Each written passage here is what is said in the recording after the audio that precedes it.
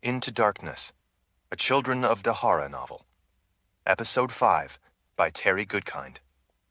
Narrated by John Skelly. Chapter 1. When hands gently lifted Kaylin from the ground, she came awake.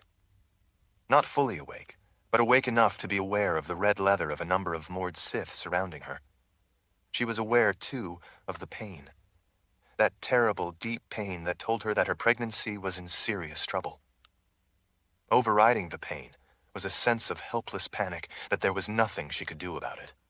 In her dim, dazed vision, she saw Shale leaning close. Kaylin grabbed her sleeve. "The babies. Are they all right?" Those carrying her by holding the edges of the blanket she was lying on paused as Kaylin desperately held on to Shale's sleeve. Even in her semi-conscious state, she caught the sidelong glance the sorceress gave some of the moored Sith. "Hurry and get her inside," Shale said to the others. Kaylin looked around as they started out again. Her vision grew dim at times, but she could see that they were carrying her into some kind of crude shelter. When she rolled her head to the side, she saw a lean-to wall at the back. It looked to have been hastily constructed of sapling poles covered in pine and spruce boughs. The moored Sith gently laid her down on a bed of grasses and fern fronds. The whole shelter was roughly made from materials at hand, but at least it helped protect her from the cold wind. Cassia knelt down beside her and laid another blanket over the top of the one already there to keep her warm. It was cold out, but Kaylin felt hot. She was already so hot she was sweating. She had to blink sweat from her eyes. Shale turned a little and cast a hand outward, sending flame into wood that had already been carefully stacked for a fire behind her. As soon as it blazed up, Kaylin felt the added warmth of the crackling flames. The next moment, she was overcome with a flash of cold shivers. The sheen of sweat suddenly felt like ice on her face. At least the lean-to helped reflect the heat back now that she was suddenly cold. Moments later, though, the heat again felt oppressive. Sweat once more poured off her face and stung her eyes. As soon as she didn't think she could endure how hot she was, she turned back to shivering with sudden chills. The breeze that made it into the shelter felt icy. When the sorceress passed close enough, Kaylin once again grabbed her sleeve. "Shale, talk to me. I'm burning up one moment, and the next I'm freezing. What's going on?" "You have a bit of a fever. But are my babies all right?" Shale patted her shoulder and flashed a brief smile. "You need to rest. That is the best thing you can do for them right now. Please, Mother Confessor, you need to lie still." Instead of following instructions, Kaylin tried to sit up. The sorceress rushed to push her back down onto a pillow made of a folded blanket. "You must not do that, Mother Confessor. Just lie still. Try to go back to sleep." "I'm not going to go to sleep until you tell me what's going on. Are my babies all right?" Shale pulled her lower lip through her teeth as she considered whether or not to answer the question. She shared looks with some of the others standing over Kaylin. "Shale, you are having some difficulty. Nothing that can't be set right." Set right? From Shale's tone of voice, Kaylin didn't know if the sorceress believed that it could be set right. Kaylin looked around. Given the moored Sith's grim expressions, she didn't think they did. "Where is Richard? Why isn't he here? He should be here with me. What happened? What's going on?" Shale sighed as she realized from the confused panic in Kaylin's voice that she wasn't going to settle for anything less than the truth. "You are having some difficulty with the pregnancy." Kaylin was already aware of that much of it. "Difficulty? What does that mean? What difficulty?" "The babies are in danger of miscarrying." Kaylin blinked. "But I can't lose them." Shale pulled the blanket up a little, tucking it under Kaylin's chin. "Lord Rawl and Vika went to find a plant I need to heal you, to save your babies. Once he returns with that herb, I will make you a medicine that should set you right." Kaylin clearly caught the word should. It wasn't a word that inspired confidence. "What plant?" "It's called Mother's Breath." Kaylin had grown up in the Confessor's Palace and the Wizard's Keep. She didn't know much about the woods and plants, except what Richard had taught her. When she had been young, wizards too taught her a little about herbs. She couldn't remember ever hearing of Mother's Breath. "Will he be back soon, then?" Shale smiled. It was clearly forced. "Just as soon as he finds me some Mother's Breath so I can make you all better. You need to lie still until then. You will make it worse for the babies if you try to move too much. Lying still is the best thing you can do right now to help them." Suddenly fearing that she might be hurting them by trying to sit up, Kaelin relaxed back onto the makeshift bed. She did feel better at hearing that Richard was going for a medicinal plant. Richard knew a lot about healing herbs. She appreciated the Mord Sith and the sorceress being there, but what she really wanted was Richard at her side, telling her that everything would be all right. Kaelin stared up at the roof of pine and spruce boughs, searching for courage to ask a terrible question. "Am I going to lose my babies?" Shale leaned in, her face tight with concern. "No, no, Mother Confessor. I don't want you to have such a thought. I'm with you, and Lord Rawl will be back with what you need. Now that we have you inside a shelter and out of the cold wind, the best thing you can do for the twins is to rest until he returns. It's important for the babies that you don't try to move right now." Kaelin felt a tear running down the side of her face. "Please, I can't lose them. I've already lost my first child." She fought to keep control of her voice. "I can't lose the twins. Tell me what's going on. Don't lie to me to try to make me feel better. Being kept in the dark is not helping me. I want to know the truth of what's happening." Shale regarded her with a long, solemn look. "All right. I suppose you have a right to know." She took a deep breath before she began. "For some reason, the babies are trying to be born before their time. It's too early. I don't know the reason this is happening. I've seen this occur before in women I've helped back in the Northern Waste. The truth is, if they are born now, they will die within minutes, if they are even born alive. With the way this kind of thing goes, that would be unlikely."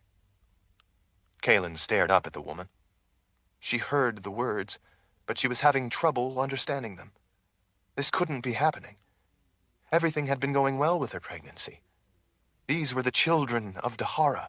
They had to be born and grow up to protect their world. Kaelin realized she was panting in fear as well as pain. "But you've handled this kind of thing before, haven't you?" she asked Shale. "You said that you attended many births, even difficult pregnancies. You've seen this before?" The sorceress nodded. "That's right. From the time I was young, I went with my mother and she taught me to use my gift to help where it was necessary. I would guess that I've attended hundreds of births. But what about trouble like I'm having? Have you helped with that as well?" Shale pursed her lips, considering for a moment. "I told you I wouldn't lie to you, and I won't. I've seen situations like this maybe 6 or 8 times. Kaelin looked up expectantly. "And were you able to help? Were you able to save the babies?" Holding Kaelin's gaze, she slowly shook her head. "I'm afraid that in every case like this that I've seen, despite what I did, not one of the babies survived." Kaelin swallowed back her fear. "What about the mothers?" Shale, with a grave look, shook her head again. "None of those mothers survived either." Kaelin's muscles went slack. Her weight sank back. The world seemed to be spinning. That was the end, then. The end of everything. Shale put a hand gently on Kaelin's shoulder. "But we have things on our side that I didn't have any of those other times." Kaelin looked up. "What things?" "In every one of those cases, someone had to come to get me, so I wasn't there from when it started. With you, I was right there at the beginning, so I was able to use a bit of my gift to try to stabilize the situation right from the first, before it was already too late, the way it was with those other women." "Can you heal me then? Heal the twins? Can you do something for us?" "Before I came here from the Northern Waste, I would have said no. It is beyond what is possible. But since I have arrived, I have seen things that I would not have thought possible. I have seen Lord Rahl heal wounds that could not be healed. I have seen you bring him back from the dead. I have seen Lord Rahl do things that I used to know with certainty could not be done. If you and Lord Rahl have taught me anything, it is that we are all more than we may think we are. That we should never give in to despair and defeat. That we should never give up. I intend to save you and the twins, even if I have never been able to do such a thing before. That is the long and short of it. I will keep all three of you alive until Lord Rahl returns with the herb that can reverse what is happening so that you can carry the twins until it is time for them to be born. Kaelin felt more tears run down the side of her face. Thank you, she whispered. Shale leaned in and placed one hand on Kaelin's forehead and the other on her swollen belly. Now, I'm going to put you into a deep sleep in order to slow down what is happening. I will do everything I can to help the twins stay in the safety of your womb until your husband returns with the mother's breath. When he does, it will heal you. Until then, you need to sleep. The next time you wake, if I am half the sorceress I think I am, half the woman you have taught me to be, you will be well on the road to being set right. Kaelin wanted to say something, but before she could, magic swiftly brought darkness that took her. Chapter 2. Richard lifted his shoulder, trying to shelter his ear from a frigid gust of wind. His fingers and ears ached from the cold. As the sun sank behind the mountains, not only was the light fading fast, but the temperature high up in the mountains seemed to be dropping even faster. The cold, though, was the least of Richard's concerns.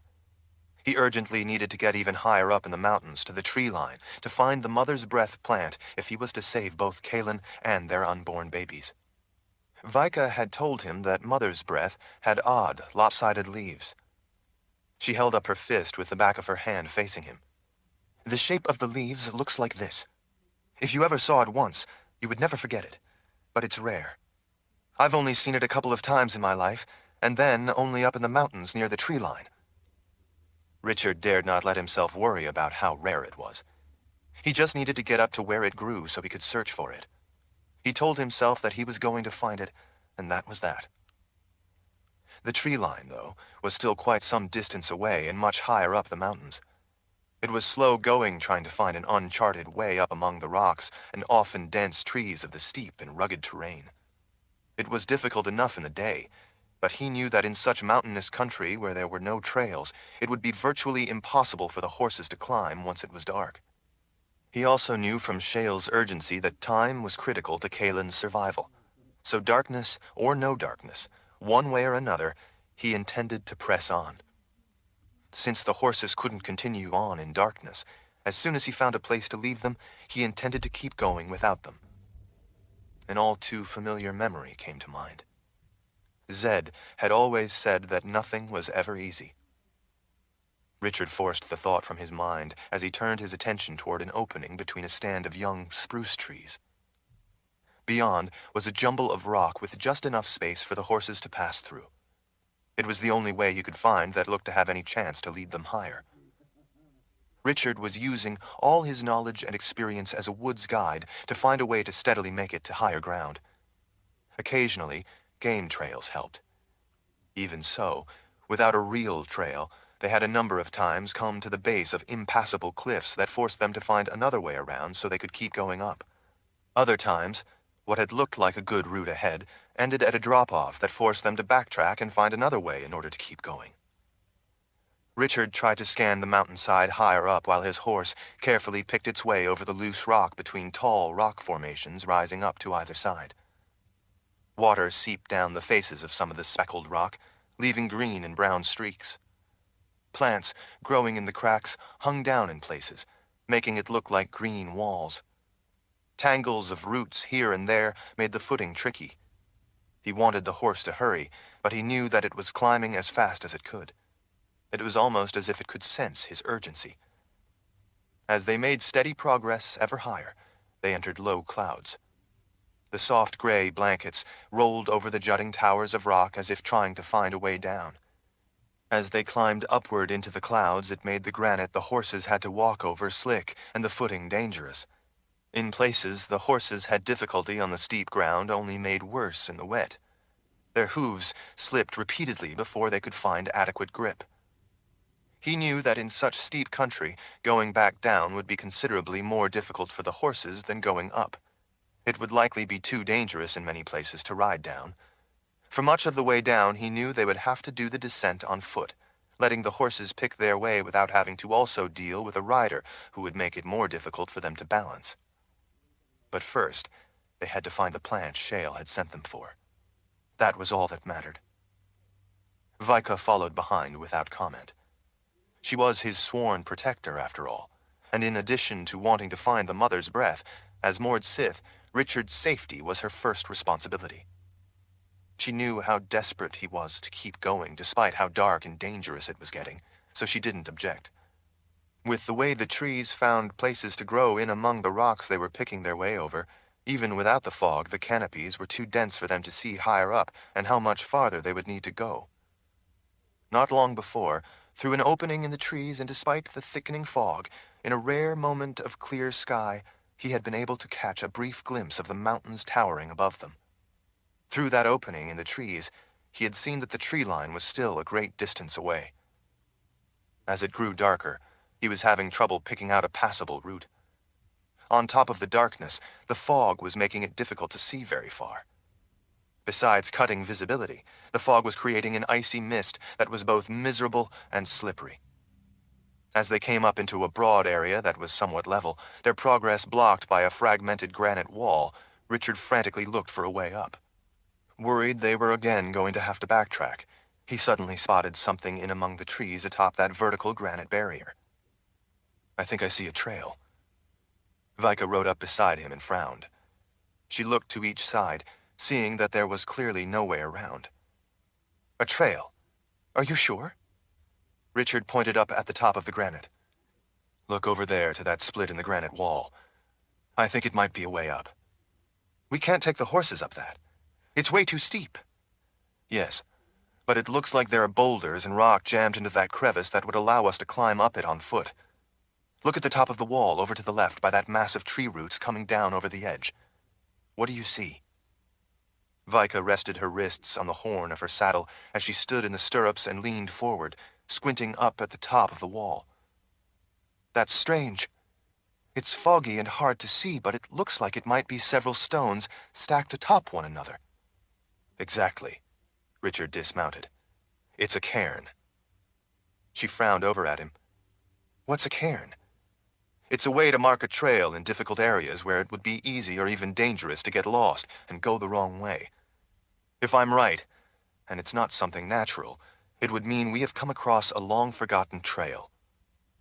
Vika held her long, single blonde braid in her fist over the front of her shoulder as she frowned up at the top of the wall. "Why would there be a trail up here?" "It could very well be an old trail leading over a pass. It has to be from before the boundary that ran up the spine of these mountains. If I'm right, it may be a way not only to get up higher to the tree line, but to get over these mountains. It could be a trail that leads over a pass and into the Midlands." "The horses can't get up there, that's for sure." "You're right about that," Richard said as he dismounted. Once on the ground, he started to unbuckle the saddle girth strap. "We are going to have to leave them and go the rest of the way on foot. If it really is a trail, this would be an incredible stroke of luck. Once we find the mother's breath and heal Kalen, then we might even be able to get over the mountains on this trail. That would save us a lot of time getting to Aidendrill." Vika scanned the area before she climbed down out of her saddle. "It's pretty flat here. But what if the horses wander off?" "It's a risk we will have to take. Let's get the saddles and tack off them," he said. "Should we take anything with us?" she asked. Richard nodded. "We'd better at least take our packs." "We should also take some dried meat and whatever supplies we can carry," she suggested. "I have some oats tied to the back of my saddle. I will leave some of it out for the horses. That should keep them around." Richard gestured to the left. "There is a little water running down off the rocks over there. It's collecting enough for them to get a drink. After we get the saddles off, we need to break out the travel candles. The light is fading fast. But if that really is a trail up there, the candles will help enough that we should be able to keep going. Vika glanced up toward the mountain they could no longer see. Candles in the tin traveling cases won't provide much light. With the fog, even if it was still light out, we wouldn't be able to see very far anyway. With the candles, you can wait at that cairn up there while I scout ahead to see if I can find the next one. When I do, you can come catch up and then wait at that one until I find the next. In that way, if it really is a trail marked with cairns, we can keep going even in the dark. Richard dragged the saddle off his horse and set it on a rock. As Vika did the same, he spread some oats on a flat area of rock. The horses were eager to eat. After giving them a pat on the neck, he swung his pack and his bow up on a shoulder. Vika untied supplies from her saddle. She hoisted her pack up onto her shoulder. Once Richard lit a strip of birch bark with a steel and flint, and it flared up into flame, he then used that to light the candles. They immediately started out into the foggy darkness, climbing up the narrow split in the granite wall. Chapter 3. Not long after daybreak, they had made it up near the tree line and left the trail to search for Mother's Breath among where the snow had started to stick in patches. As eager as he was to find the plant, he had to be careful when he moved across the rocky ground they were searching. If he fell off the mountain, he wouldn't be able to help Kaelin, and in the place they were searching, there was certainly a danger of falling. With the fog now down below them, there was no telling how far it was down some of the drop-offs. The trail they had found was marked well enough with cairns and took a route that made for much easier climbing, at last saving them a lot of time. Richard was sure the trail had to have been laid out long before the boundary between the Midlands and Dahara had gone up, because, like the mountain range, the boundary divided the lands, so there would have been no purpose for a trail over a pass that would have been cut off once the boundary was there. It was fortunate that the cairns were still standing after all that time, and even more fortunate that he and Vika had happened across it.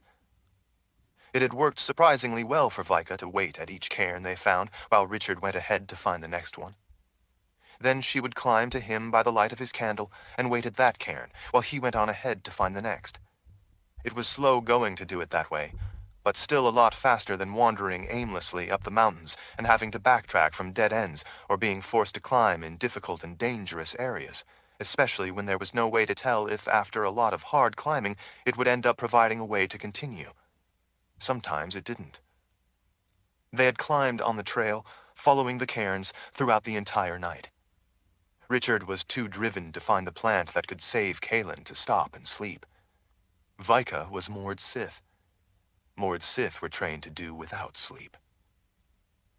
Once it had gotten light enough to see, they had been able to make much faster progress following the trail. But their method of continuing to cover ground throughout the night had helped make critically important progress.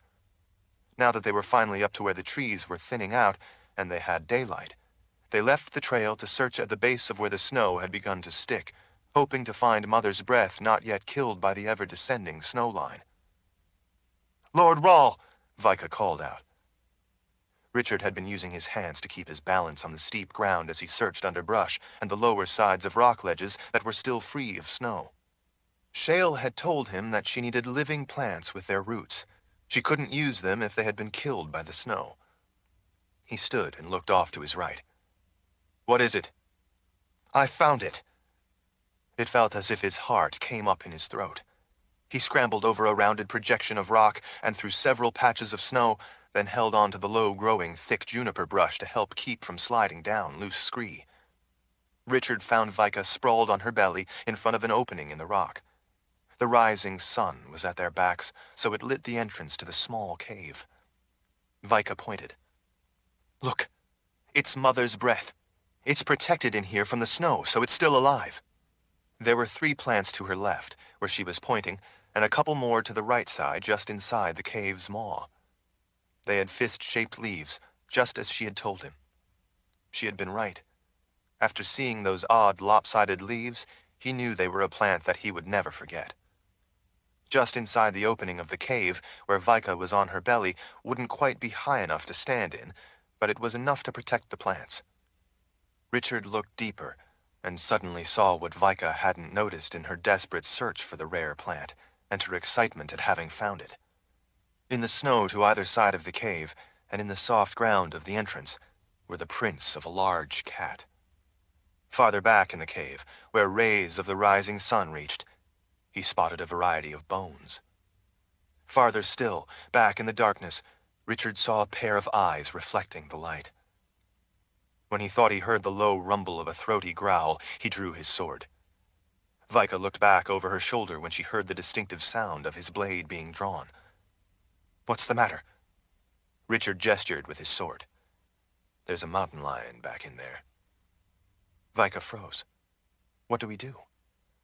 Richard carefully put one knee down beside her and leaned in, holding the blade protectively out over the top of her. He put his left hand on the back of her shoulder to keep her down as he spoke quietly, so as not to alarm the animal hiding back in the darkness. "Dig up the 3 plants right there by your left hand. Shale said she needed the whole plant, so dig out the roots. We need to get all of the roots you can dig out. 3 plants should be more than enough. Leave the other 2 on the other side to help them regrow. While you dig these 3 out, I'll watch and make sure that mountain lion stays back." "All right," she said as she quickly pulled her knife from the sheath at her side, drove it into the ground, and used it to help her start digging. With her fingers and the blade, she dug down through the relatively soft, rocky dirt, frantically flicking it back like a badger digging a den. As she worked, the animal back in the cave crept forward into the light, enough for Richard to see its face and yellow eyes. It was indeed a formidably large mountain lion, and by its low, rattling growl, an unhappy one at that. The creature drew back its upper lip, revealing big teeth, as it opened its mouth a little to let out a louder, guttural growl. As it took another step forward with a big, broad paw, Richard poked the blade toward its face, just enough to make his defensive intentions clear. It took 2 steps closer, head hunched down, ears laid back, eyes locked on him. Powerful muscles in its shoulders flexed as it growled while taking another step closer. "Don't make me kill you," Richard said to the beast. "I don't want to kill you, but I will if I have to. Just wait a moment until we're done here, and then we will be on our way." For the time being, the blade was keeping it back. The mountain lion stopped, almost as if it understood his words. More likely, it understood the blade in its way. Vika dug with her fingers as fast as she could, throwing the dirt back, trying to dig down and expose the roots without damaging them. All the while, Richard and the mountain lion stared each other down. Vika clawed at the ground and was finally able to bring the first plant out of the deep hole she had dug. It had a long, thick taproot. She got almost all of it out, shook the dirt off the roots, set it aside, then went back to excavating the other 2. Richard could see that it wasn't easy digging while on her belly, but she worked as fast as she could, letting out little grunts of effort. Her fingers were bloody, but that didn't slow her down. Richard carefully reached down with his left hand, as he kept the mountain lion at bay with the sword in his right, and set the mother's breath already out of the ground safely up on a small ledge that formed the roof of the cave. When Vika, panting with the effort, brought out the second, he took it from her and set it up with the first. Having loosened the ground as much as she needed to with her knife, she returned it to the sheath and went back to clawing out the dirt around the roots of the 3rd mother's breath plant and flicking it behind. "Got it!" With the 3rd plant in her left hand, Vika squirmed back. When she was back far enough, she got to her hands and knees under the protection of Richard's sword and collected the other 2 as he continued to guard her. After she had the 3 mother's breath plants clutched in her hand, the 2 of them slowly retreated from the mouth of the cave. The mountain lion matched their movement, slowly slinking out with them while maintaining a safe distance until it emerged from the darkness and into the light. Richard gripped Vika's arm with one hand and pulled her behind him while he held the sword out with the other. Together they moved off to the side away from the angry animal. Once they had left it enough room to escape, the mountain lion emerged from the cave, gave them a long, uncomfortable look, and then gracefully bounded off to their right, over the snow and among the sparse trees. "It's heading toward the trail," Vika said as she pulled out a blanket to wrap up the plants. "That's an odd coincidence." Richard watched where the mountain lion was slipping away. We're long and well past the realm of coincidence. Chapter 4. Quiet darkness was settling into the woods when Richard spotted Nida on watch, long before she spotted him and Vika. When she finally did see him, she ran out and whistled a bird call he had taught the Mord Sith to alert the others that they had returned. Rika then emerged from a thick underbrush behind him. He hadn't spotted her. He was glad to see that they were using the tactic of positioning one person on watch so as to be spotted and distract anyone approaching. If it turned out to be a threat, the one still hidden could then take out that threat from behind. Even though he was glad to see them using their heads, he had more important things on his mind. Richard and Vika were both exhausted from the long ride up the steep terrain, climbing the trail in the dark the entire night before, the hunt along the steep and difficult ground for the mother's breath, the tense encounter with the mountain lion, and then the difficult journey back down the mountains to where they had left Kaelin, Shale, and the rest of the Mord Sith. As they galloped into camp, Richard leaped off his horse. Berdine ran in and took the reins of both horses as Vika jumped down and handed Richard the blanket with their precious cargo. Shale was adding a stick of wood in the fire when she saw them ride in. She stood and then rushed to meet them, brushing crumbs of bark from her hands. "Do you have it?" Richard flipped open the blanket to show her. "How is Kaelin?" Shale gently lifted out all 3 plants, using it as an excuse to divert her gaze. She looked amazed that they had actually found some mother's breath. 3? This is wonderful. And you managed to recover them with their taproots intact. I had dared not hope you would find even one. This is exactly what we need. I asked how Kaelin was. Shale looked up from under her brow. The Mother Confessor is asleep. Richard gently grabbed Shale's upper arm. I asked how she is. The sorceress considered the intensity in his eyes briefly before answering. She was losing the babies, and her life along with theirs. The only thing I could think to do until you returned with the mother's breath was to use my gift to immerse her in a form of very deep sleep. I had to put her in that place between life and death. You called it the cusp. My hope is that inducing such a profound sleep will slow down all the functions in her body enough to keep her from miscarrying. It was the only way I could think of to save her and the twins. So far, she still has the babies, and she is still breathing. But she will be all right. It came out more like a command than a question. He didn't like to hear that the sorceress had pushed Kaelin to the cusp between life and death. He didn't like it one bit. But he didn't want to second-guess her decisions. He knew the extent of the emergency, and that Shale would do everything she could to save Kaelin. Now that we have the mother's breath, will she be all right? The sorceress hesitated. I hope so. At least for now, she and the twins are alive and together. With the mother's breath, we have a chance. Now, I must hurry and prepare the medicine she needs. What can I do to help? Richard asked as he followed close behind her as she hurried back to the fire. Shale paused and considered a moment, looking toward the lean-to beyond a crackling fire before gazing at the 3 plants resting in her hand. I need to prepare the remedy, but that is going to take several hours.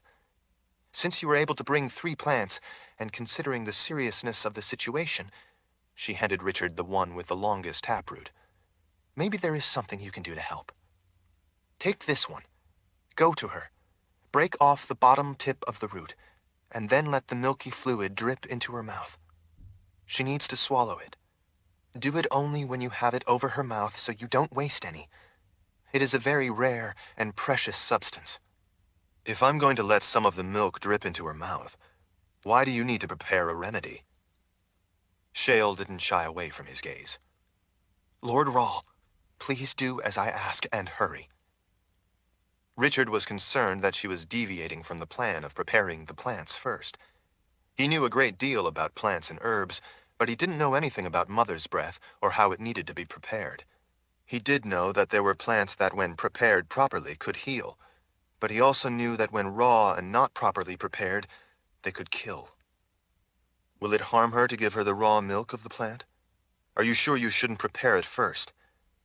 Shale touched her fingers to the hollow of her neck as she considered it a moment. It was apparently a question that worried her, too. To tell you the truth, I can't be sure.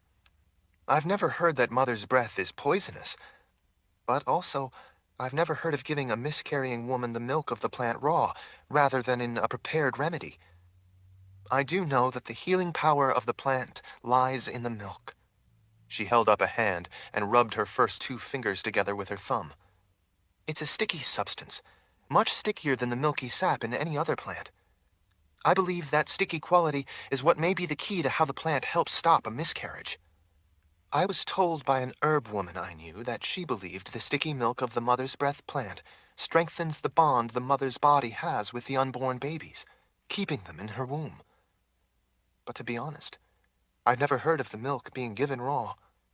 My thought is that women are always given the prepared potion, but that may be because living plants are never at hand, whereas the preparation can be made up ahead of time and kept in stock, sealed in jars, ready for when needed in an emergency. Then to be safe, why not just wait until you can prepare the plants the way you were taught? Shale gave him a meaningful look.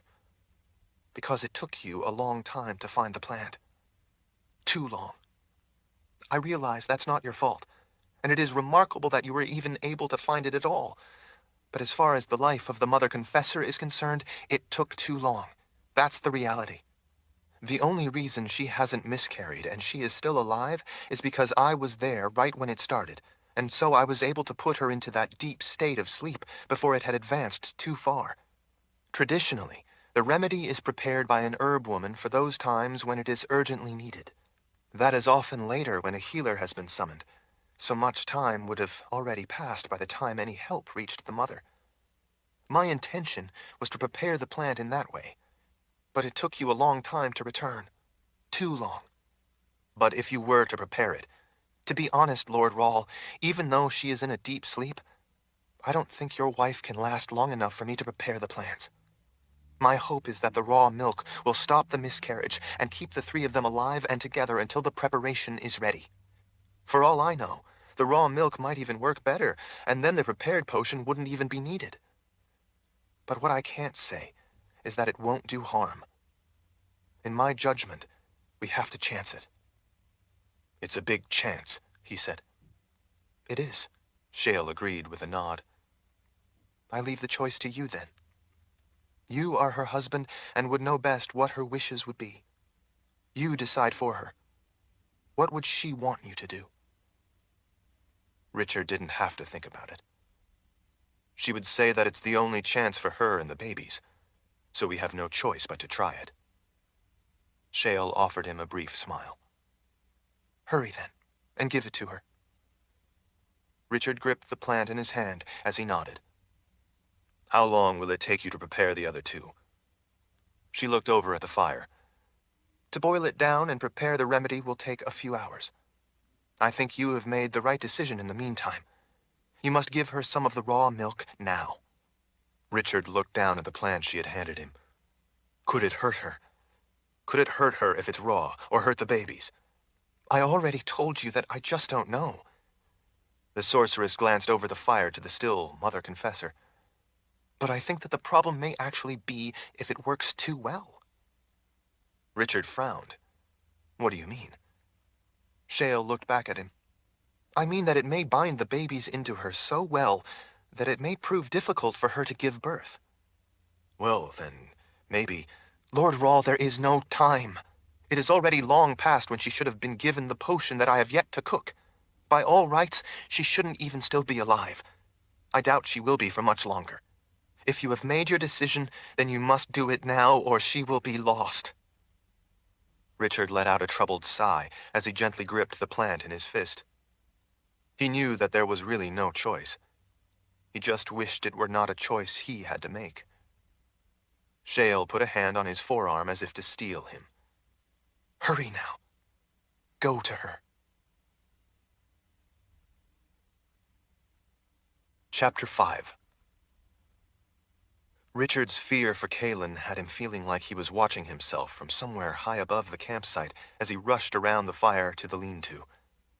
If he had made the wrong decision, he could very well be about to poison the only woman he had ever loved, the only woman he ever could love.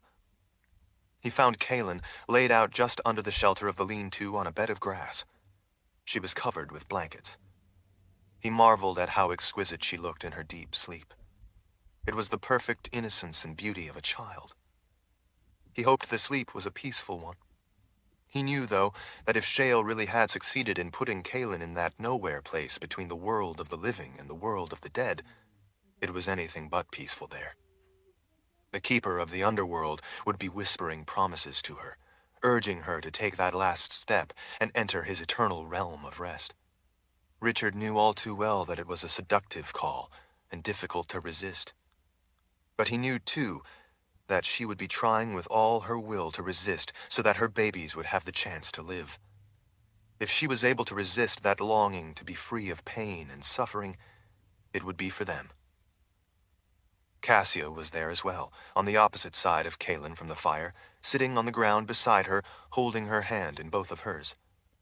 As Richard knelt down beside her, Cassia offered a hopeful smile as she moved back out of the way. "How is she?" he asked back over his shoulder. Cassia's voice was heavy with anguish. "She hasn't moved since Shale put her in a deep sleep. I was relieved, though, when she did, because the mother confessor was struggling terribly in pain. I ached myself at seeing her in such agony. At least she is breathing more easily now." Richard nodded and turned back to Kaelin. He pushed her chin down until her mouth fell open. With his thumbnail, he clipped off the bottom of the taproot. One drop of the milky white sap dripped on her cheek before he could get the tip of the root over her mouth. As he held the plant over her with one hand, letting the milky fluid slowly drip into her mouth, he swept the drop up with a finger and wiped it onto the inside of her lower lip. Even though she was still not conscious, Kaelin's tongue worked at the contact with the milky fluid. When the dripping slowed to a stop, Richard pushed up on her jaw to close her mouth. He knew she needed to get it into her stomach, so he was relieved to see her swallow. After she had swallowed a few times, he opened her mouth again, then snapped off the taproot halfway up. When he did, more fluid began running out, dripping into her mouth. Once the flow finally stopped, he closed her mouth again until she swallowed, then opened it and snapped the root off where it turned to the green stem. An even more plentiful, thicker flow started to drain from the rest of the plant. He understood, then, why Shale had told him that it had to be a living plant. A dead and dried-up plant would have no milky sap. When the flow stopped, he worked his fingers to gradually wad up the plant in his fist. He squeezed to force out as much fluid as possible. When he was sure the dripping was finished, he handed the crumpled plant to Cassia. "Take this to Shale. There may still be some milk in the plant that she can add to the medicine she's making." Cassia nodded, and then raced off to take the crumpled plant to the sorceress. Sitting on the cold ground beside Kaelin, Richard watched as Shale tore the plant into small pieces and added it to the steaming pot she already had cooking on the fire. She reached into a pocket of her trousers and pulled out a pouch. From the pouch, she added a few pinches of some kind of powdered preparation to the pot. As she stirred the boiling potion, Richard lay down close beside Kaelin to help keep her warm. He gently ran a hand over her round belly, hoping she would know that he was there with her. As much as he wanted to stay awake, he was exhausted and soon nodded off into a troubled sleep. He hadn't been asleep long when he heard Shale speaking to some of the Mord Sith. He sat up and rubbed his eyes. The brief nap had done nothing to banish his exhaustion. To his side, Vika sat on the ground, watching over him and Kaelin. He knew that she had to be just as tired as he was. "Why don't you lie down and get some sleep?" "I will," she answered, "but not until after the Mother Confessor gets the medicine Shale is preparing." He looked over at Shale, squatted down beside the fire, leaning over the pot she had set on the ground, continually stirring the preparation.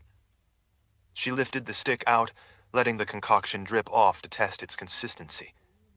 She dipped her little finger into it to test if it had cooled enough. Apparently it had.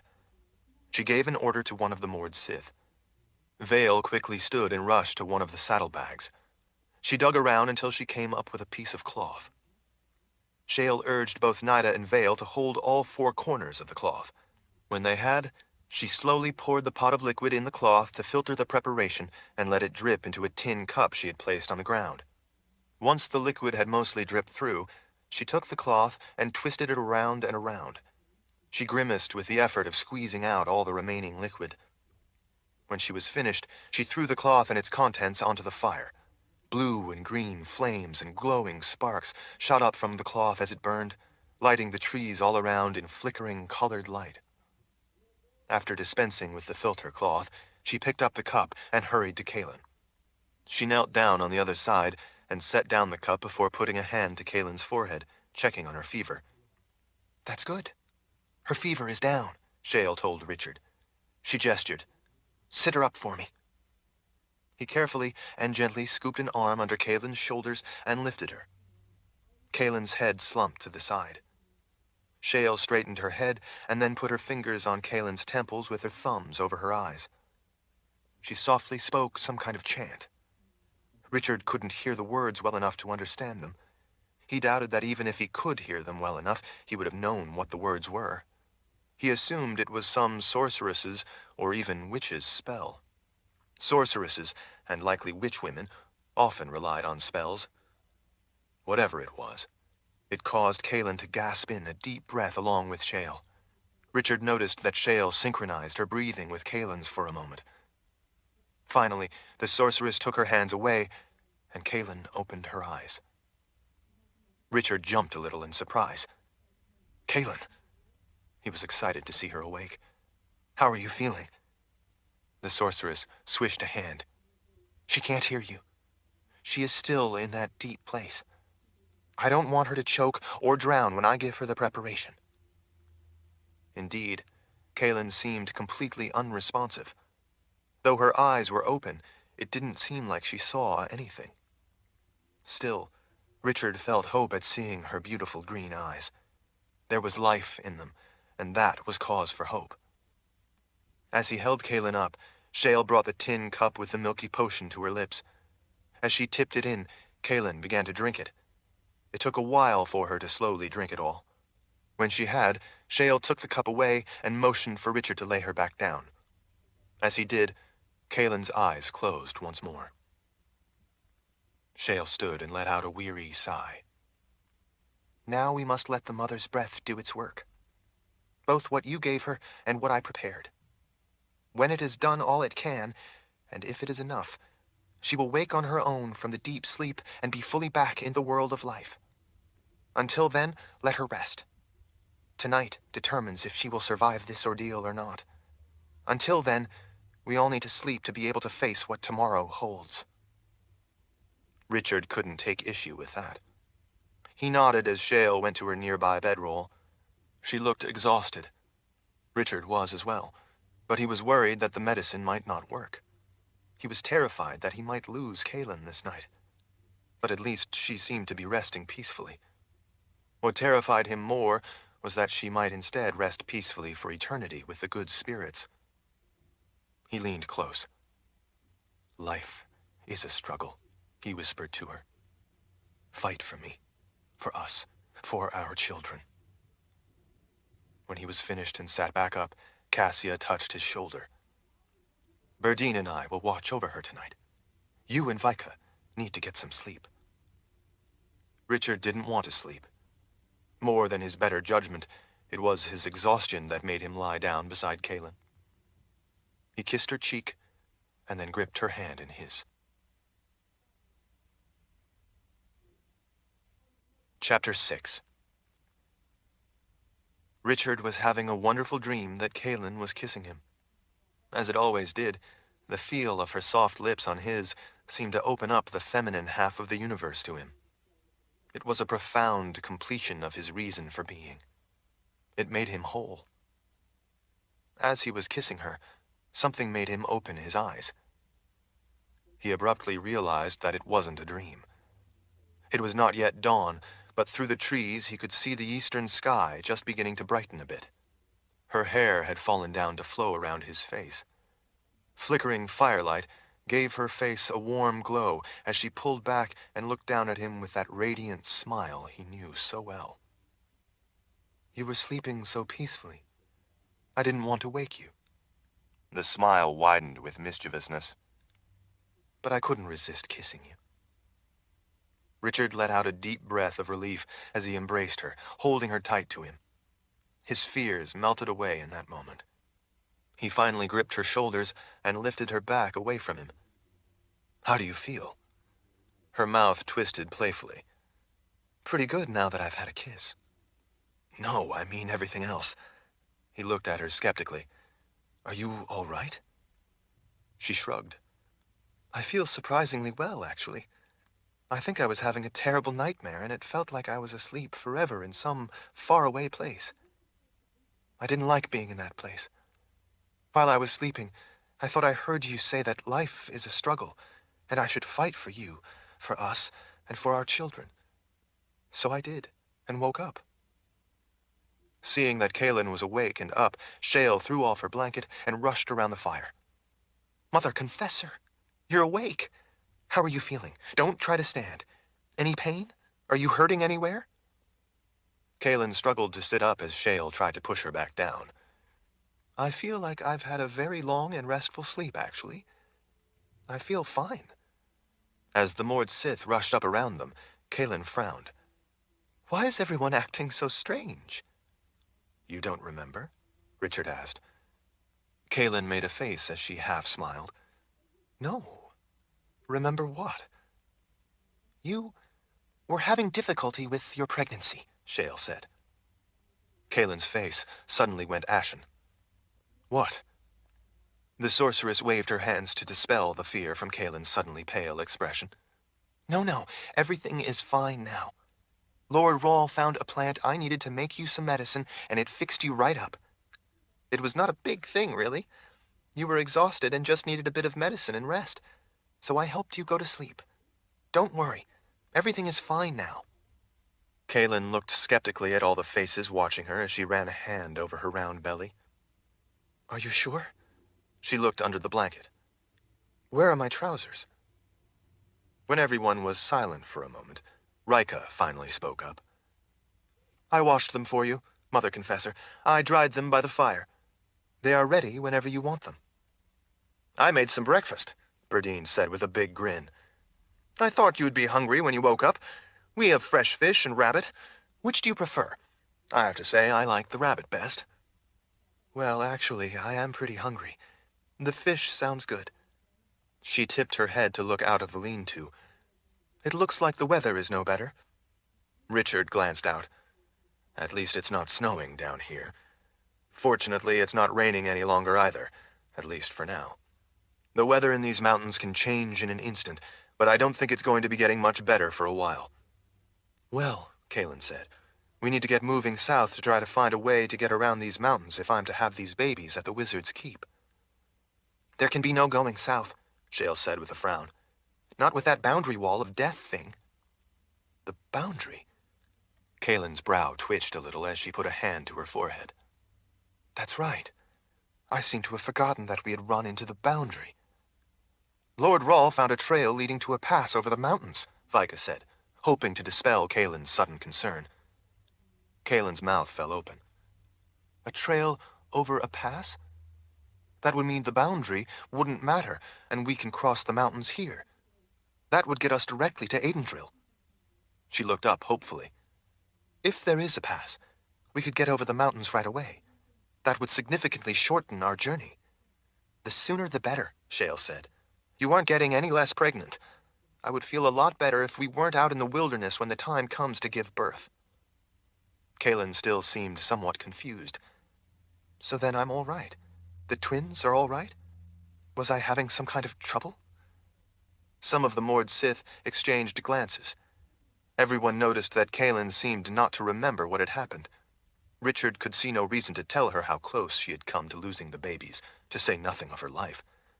It would needlessly frighten her to know how grave the situation had been. From the looks on all the other faces, it seemed that none of the rest of them thought it would be a good idea to tell her either. Berdine suddenly smiled brightly. Lord Rawl found a plant that made you all well again.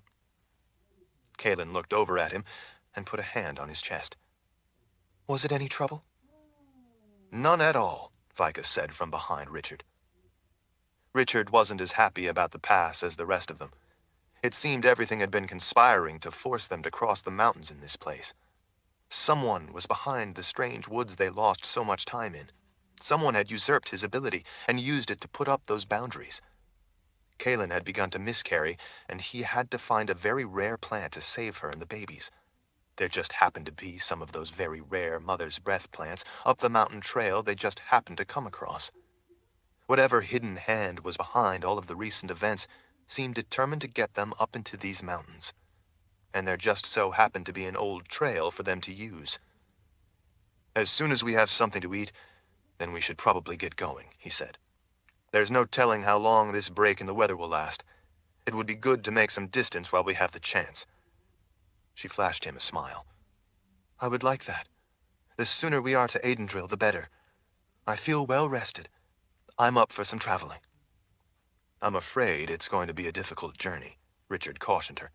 It's a demanding climb from here to get to the trail, and the trail itself is not an easy one. I'm afraid that once we get to it, there's no way to take the horses up that trail and over that pass. Well, she said thoughtfully, I expect the horses will enjoy their freedom. I'm sure they will be glad not to have to carry us and all our gear any longer. Richard smiled. Kalen always tried to find the bright side of things. He was sure she was worried about what lay ahead for them, but she didn't want to show her concern. As the mother confessor, she always tried to keep everyone positive. Richard wasn't feeling nearly so positive. As pregnant as she was, it was going to be a difficult journey on foot. Worse, he knew that they were being guided by a hidden hand. Chapter 7. Fat snowflakes drifted through the still, cold air, dissolving away the instant they touched Richard's face and the backs of his hands. Dark, brooding clouds overhead seemed to hang still in the pass, casting the day in gloomy light. Richard could just make out the smell of wood smoke. They all lay in a line on their stomachs in the fresh snow, heads just high enough to peek over the edge of the ridge in order to squint into the distance. Richard was not liking what he was seeing. Why would such a strange place be way up here? Rika asked. Nida pulled the small willow stick she had been idly chewing from her mouth. Maybe it's a stroke of luck. It's not a stroke of luck, Kalen said, clearly as unhappy as Richard was at what they all saw in the distance. Why not? Nida asked. Shelter, warmth, food, rest? That sounds like a stroke of luck to me. What could be wrong with that? It's a trap, Richard said in a distracted voice as he peered into the distance. That's what's wrong with it. Nida put her chew stick back in her mouth as she let herself slide back down the snow-covered slope a little ways, retreating from the edge of the ridge so she could sit up without taking the chance of revealing herself to anyone beyond. She planted a boot against the base of a birch tree to halt her slide. You really think so? Everything that has happened has contrived to put us up here, on this trail with nowhere else to go, Vicus said with obvious displeasure as she looked over the edge of the ridge, watching into the distance with the rest of them.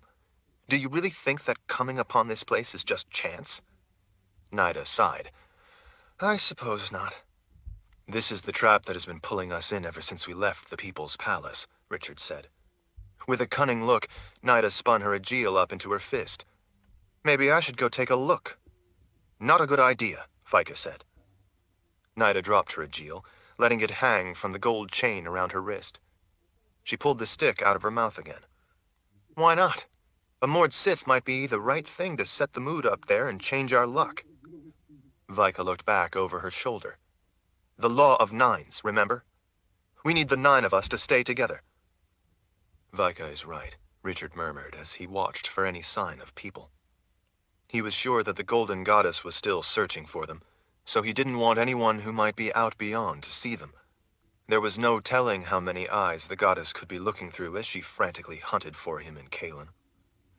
The town in the distance, off through the heavy timber, had been built hard up against the pass, spanning the broad distance from one towering bluff to the other.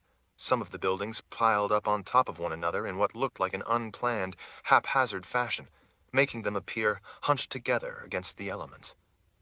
It was hard to tell at such a distance, but it looked like there was a stone wall built all the way across the pass, entirely blocking the way through.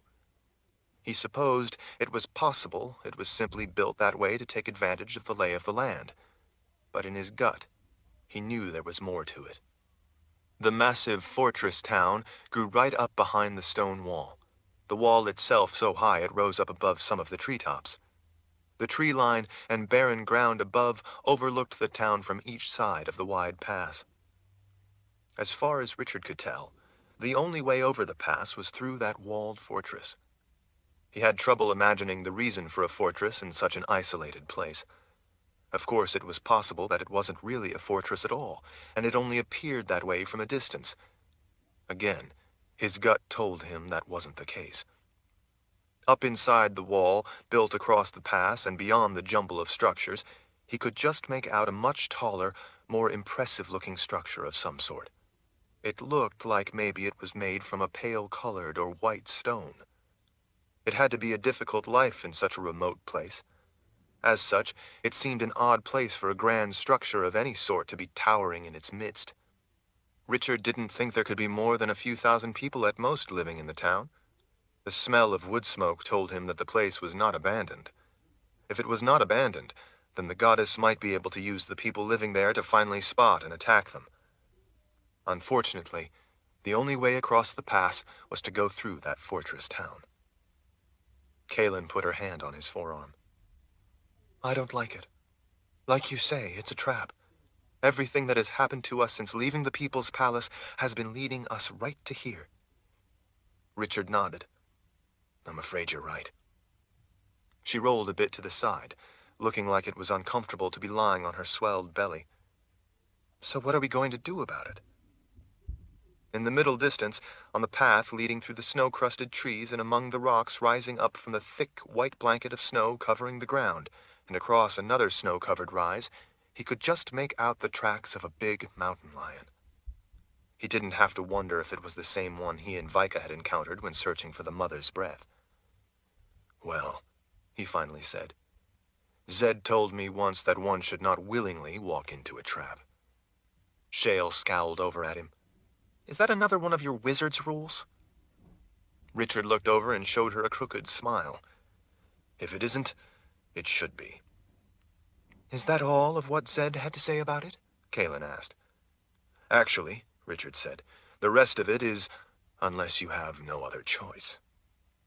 Well, it looks to me like this would qualify as no other choice, she said. They all turned to look up at the gray clouds when rumbles of thunder echoed through the mountains.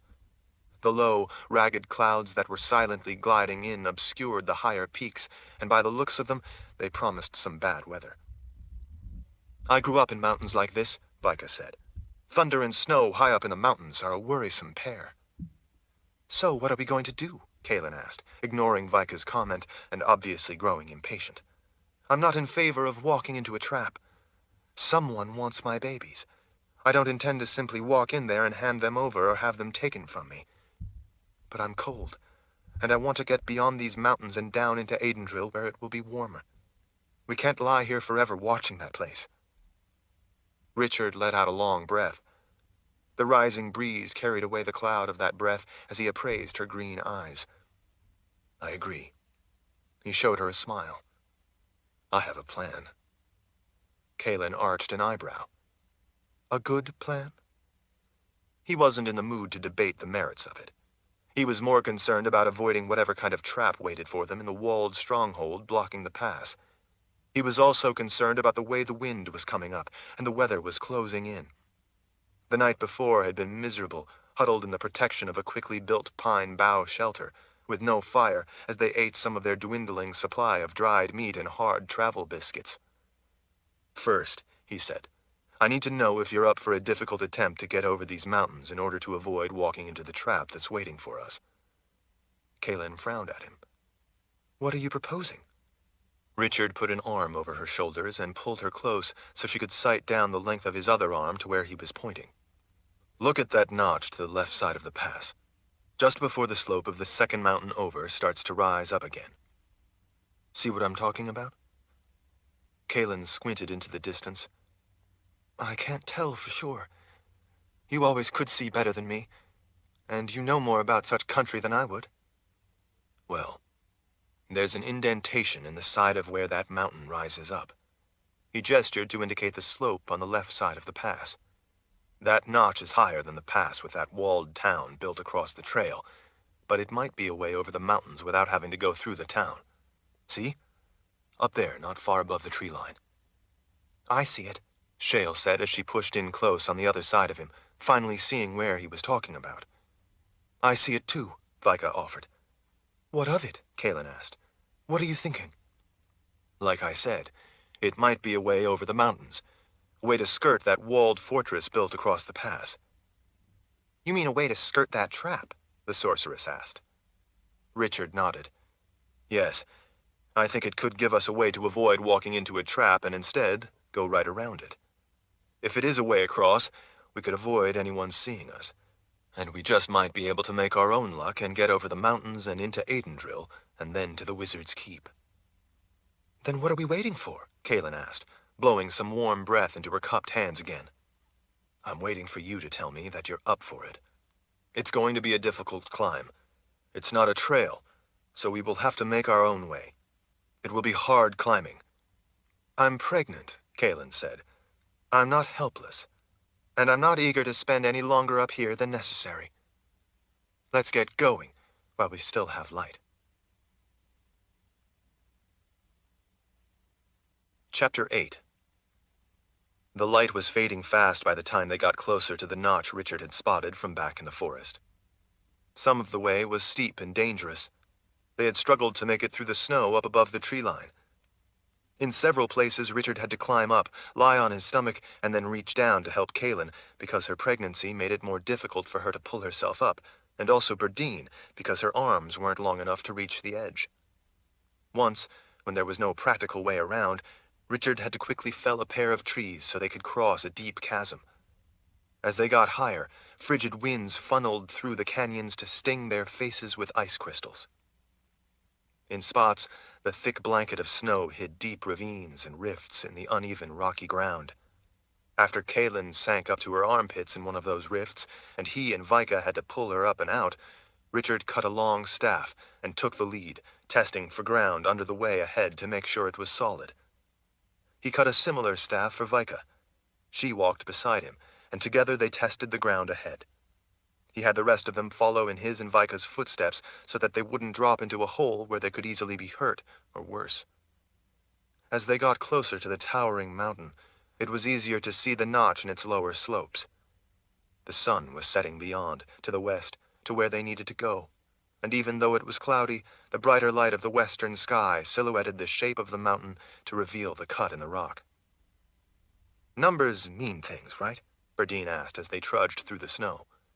I mean, like the law of nines. You said before that numbers have meaning. Richard looked back over his shoulder. Yes, sometimes. Why? Berdine squinted, shielding her eyes with a hand as she peered up at the gray sky. Well, there are 13 ravens circling us. Does that mean something?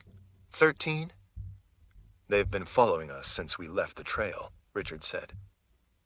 Really?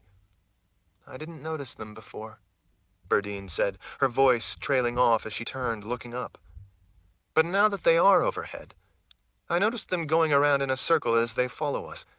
So, does it mean something that there are 13? Richard poked his staff into the ground ahead, testing. Hard to tell. A lot of numbers have meaning. Some are more important than others. It often has to do with circumstances surrounding the numbers or even the context that makes the number significant. I can tell you, though, that ravens are crazy smart, and they are as curious as cats. Oh, Berdine said, not really knowing if that answered her question or not. I just thought that maybe 13 meant something. Richard glanced back over his shoulder at the witch woman. Her face was unreadable. He decided not to get into it, and instead started out again. Like the rest of them, he was bone tired. Walking in deep snow was a lot of work. Kaylin was following behind Vika, trying to walk in her footsteps, but even though the person ahead was breaking a trail, it still took a grueling effort to pull each leg out of one hole and put it in the next. He could see that Kaylin was near to dropping from exhaustion. He wanted to stop and rest, but with the day drawing to an end, he knew she would want to keep going while they still could, and she would want even less for them to stop because of her. There was still enough light for them to see their way by the time they made it to the notch. As they worked deeper into the cut through the mountain he had seen earlier, sheer rock rose up to each side. It looked like slabs of the granite making up the mountain had broken off and fallen away, leaving the opening for them to make it through. The fractured rock created small shelves that allowed snow to build up, making white ledges that stood out against the gray rock. In the sky between the soaring granite walls, he could see the 13 ravens circling high overhead. Sometimes ravens followed hikers, hoping to snatch small animals such as voles that were flushed out by the noise and vibration of people walking. He didn't think these ravens were looking for voles. Richard was relieved to see ahead that there was easily going to be enough room for them to make it through the opening, although the snow had built up in the sheltered gap between sheer walls, making it deeper and progress even more difficult. But at least it was a way to finally get across the mountains and around the trap. With the light fading fast, they were all eager to get through the opening before they had to stop for the night, so despite their exhaustion, they pressed on through the deep snow. No one wanted to waste their breath to talk. No one wanted to give up until they were at last through. Each of them struggled to simply put one foot in front of the other. To make matters worse, the wind had picked up, and snow was beginning to fall harder all the time. It collected on their eyelashes, and it had to be blinked away to see. Every few difficult strides through the deep, packed snow, they had to pause to get their breath in the thin air of the higher altitude. They were all keen to get far enough to finally see beyond and confirm that they had indeed managed to find a way across the mountain range by skirting the trap of that strange fortress town across the pass. Richard expected that once beyond the walls to each side of the notch, and finally on the way down, they would all need to at least stop and rest, if not stop for the night, but he would prefer to press on long enough to make it down to the tree line and get back into the shelter of the forest before they stopped. He could see the tops of trees beyond, so he knew that the ground descended just ahead, and the next day they would finally be able to start down out of the cold and snow of the towering mountains, down to where winter hadn't yet fully taken hold. As Richard poked his staff in the snow ahead and took another step, the air all around unexpectedly began to glow green. There was no mistaking that color for anything else. Vika, her head down as she wearily plodded forward, was out a little ahead of him. She took another step, and a hard green wall lit in the air all around her. Richard reached out, grabbed her arm, and yanked her back before she even realized what she had almost walked into. She looked up, stunned to see that she had nearly entered the world of the dead without even realizing it. She had been so focused on making headway that she was only watching the pole she was using to check the ground where she wanted to put her foot next. They all stood stunned, staring at the greenish glow to the air before them. There was no need to talk. They all knew what it meant. They all felt the same sense of bitter disappointment. Kaylin dropped to her knees in tears. Richard pulled the blanket she had around her shoulders up tighter around her ears to keep her warm. He hugged her then, holding her head to his shoulder. He hated to see her in a state of such despair and on the edge of giving up. Shale touched her shoulder, as did several of the Mord Sith. They all felt that same sense of wordless despair, but Kaylin seemed to be the one who most exemplified what they were all feeling. "It's clear that we can't go any farther," Richard said as he looked up at the rest of them all huddled around. "We need to go back." "I'm so tired," Kaylin wept. "The sun is down, and it's getting dark fast," Richard said. He looked up at the others. "We need shelter for the night. We need to get her warmer. I'm sure we can't make it back down to the tree line. These rock walls offer some protection, but not enough." "We need to go back just far enough to be clear of this boundary of death, and then make a snow cave," Shale said. "We do that often in the Northern Waste. It's a quick way to have shelter, and it can save your life on a cold night. Still holding Kalen's head to his shoulder, Richard nodded. That would make the most sense. Shale pointed. That spot, just back there, where the snow is drifted up against the jog in the face of the rock wall, would be good. The snow will be deeper there and compacted from the wind that drove it in there.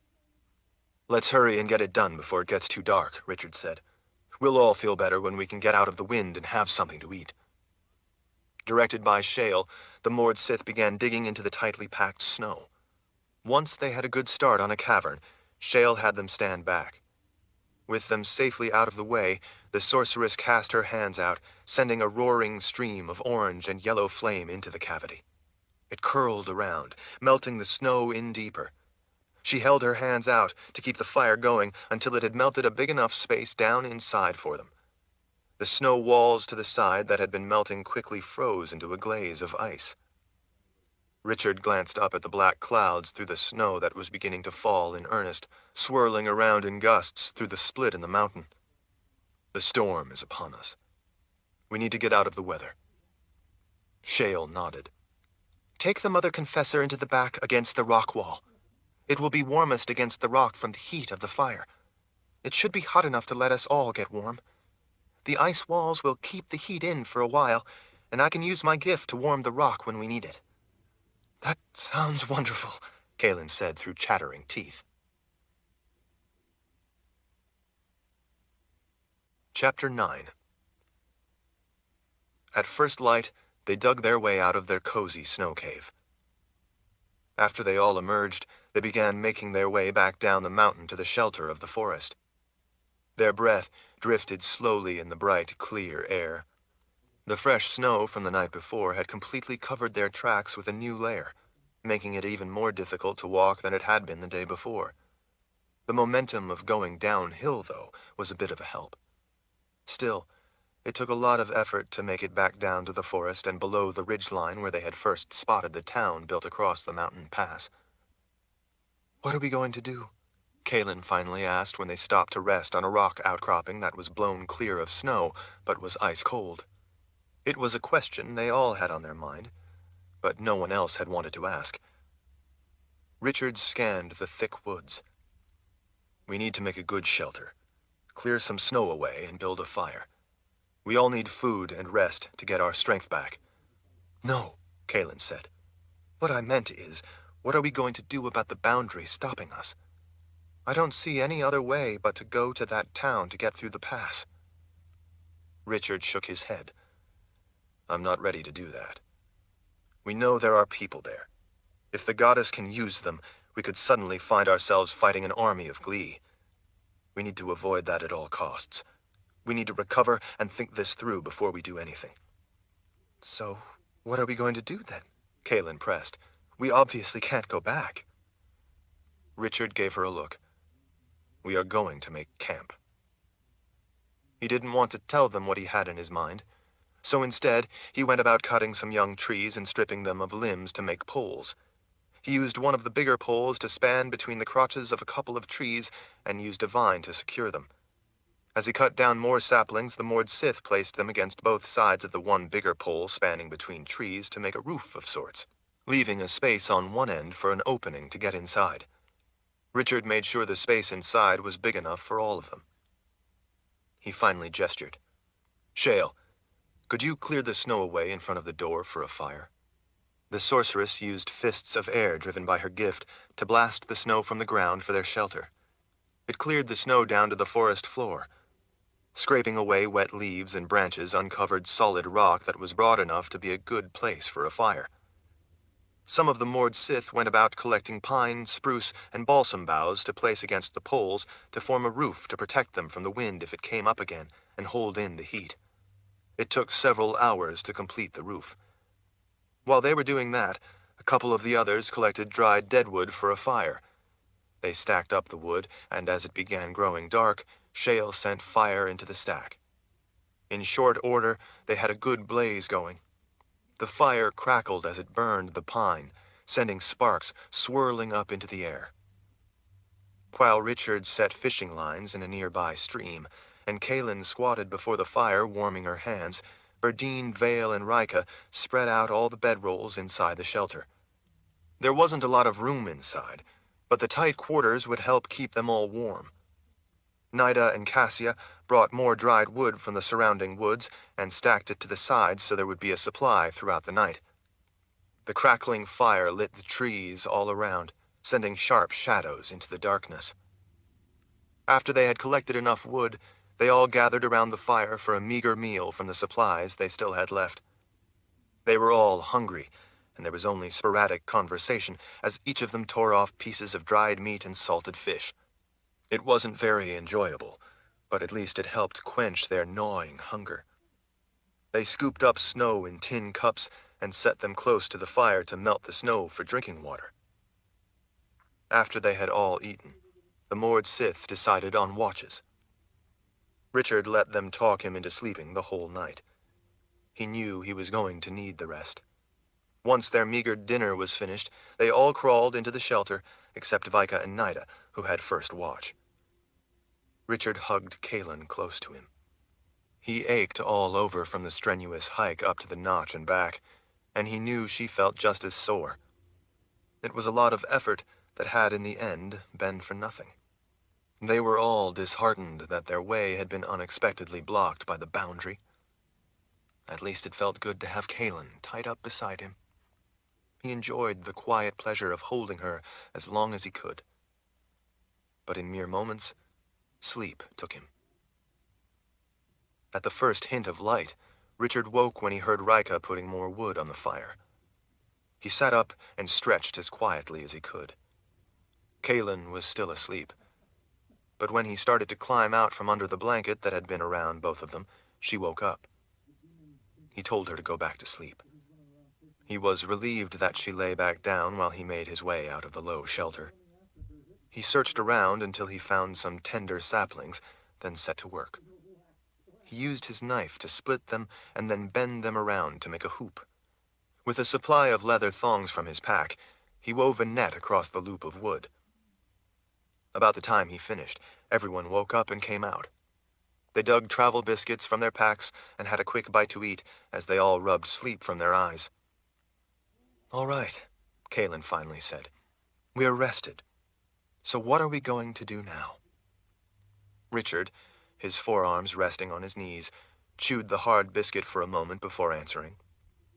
"Well, you all are going to camp here and get some rest." Shale, Vika, and Kaelin all looked up suspiciously. "And what do you intend to do while we all rest?" Kaelin asked. "I'm going to go into the mountains on the other side of the town. I'm going to see if I can find another way around." "You mean you were going to go see if the boundary is over on that side, too?" Kaelin said, obviously realizing what he was up to. "We need to know for sure if there is a way through or not." "Then we should all go," Kaelin said. Everyone else shifted their gazes between the two of them, not wanting to get in the middle of what was Kaelin's obvious displeasure at the plan and Richard's clear determination. "No," he said. "We should not all go. I can travel faster by myself. There's no reason to expose you to the dangers and the difficult hike if it turns out to be for nothing, like it did on the other side. If I find a way through, I'll come back, and by then you all will be rested and ready to travel." "You're not going alone," Vika finally said. "I'm going with you." "Not this time." "Why?" Kaelin said. "Why can't you at least take Vika?" "Because with me gone, I want everyone else to be here to protect you, that's why." Vika clearly looked upset. "Lord Rahl, I want you to stay here and protect the Mother Confessor. We don't know what dangers might be about. She carries our children, our hope for the future of our world. I want her protected."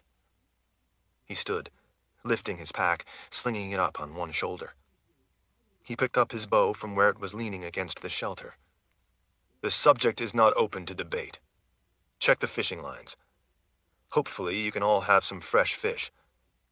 I'll be back as soon as I can." "You said that we have to all stay together," Berdine said, "for that Law of Nines thing."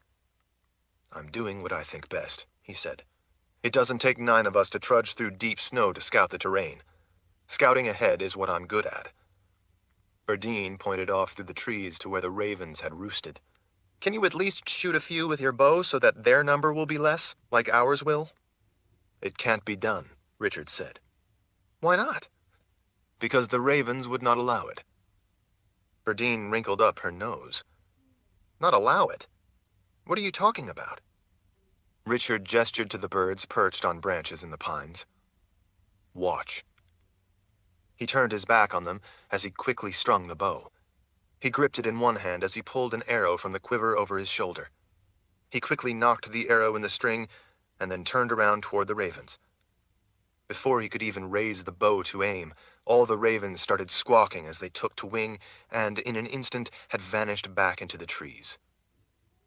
Richard cocked an eyebrow at Berdine as he replaced the arrow in the quiver and hooked the bow over his shoulder. Like I said before, ravens are crazy smart. But those are not merely ravens. I want Kaelin protected while I'm gone. His gaze swept over everyone watching him. Is that clear? Once Shale and all the Mord Sith nodded, he sat on the edge of the rocks and bent to tie the snowshoes he had made to his boots. That's pretty creepy, Berdine said as she looked again to see that the ravens had vanished. It's like they're watching us. They are. So they will be back, he said. Now, all of you watch over Kaelin for me until I get back. Please, he added. Without waiting for them to raise objections, Richard started out, pleased to discover how well the snowshoes worked. It would make it a lot easier to cover ground quickly. Chapter 10. As he expected, one of the 13 ravens left the others to follow him as he quickly made his way through the woods.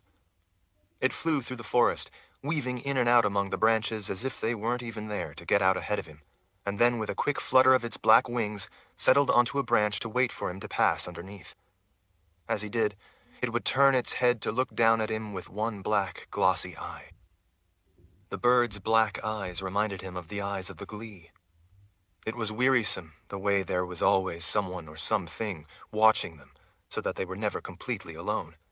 To know instead that they were always being observed for any sign of weakness, and for the right time to attack.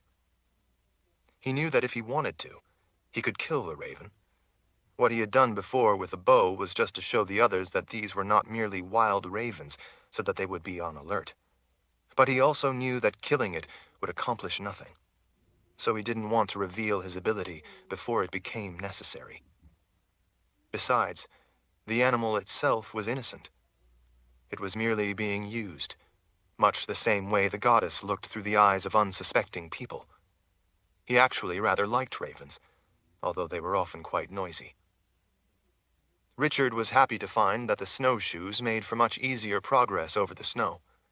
They weren't perfect, but they worked. Rather than his legs sinking in with each step, he could simply walk on the surface almost as well as he could on the bare ground. He didn't know why he hadn't thought of it the day before as they had struggled to make their way up the mountain to the notch he'd spotted. He guessed that he was letting himself become too focused with worry of what was going on and with what he had been hoping would be their way out. He supposed that he simply wasn't thinking straight. He reprimanded himself that such lapses could be fatal. They were in a lot of trouble, more trouble than any of the others realized, and he needed to think clearly. That was the only thing that was going to save them. He wasn't concerned about leaving the rest of them back at camp. He knew they weren't in danger there.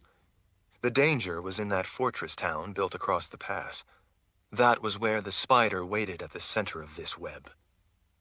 They had discovered that to the left of the fortress town in the pass, the boundary blocked their way. He needed to see if there was a way around the pass on the other side so that they could make it to the Wizard's Keep without having to go into that fortress. He had to know if they had a choice or if the boundary continued on to the right of the town.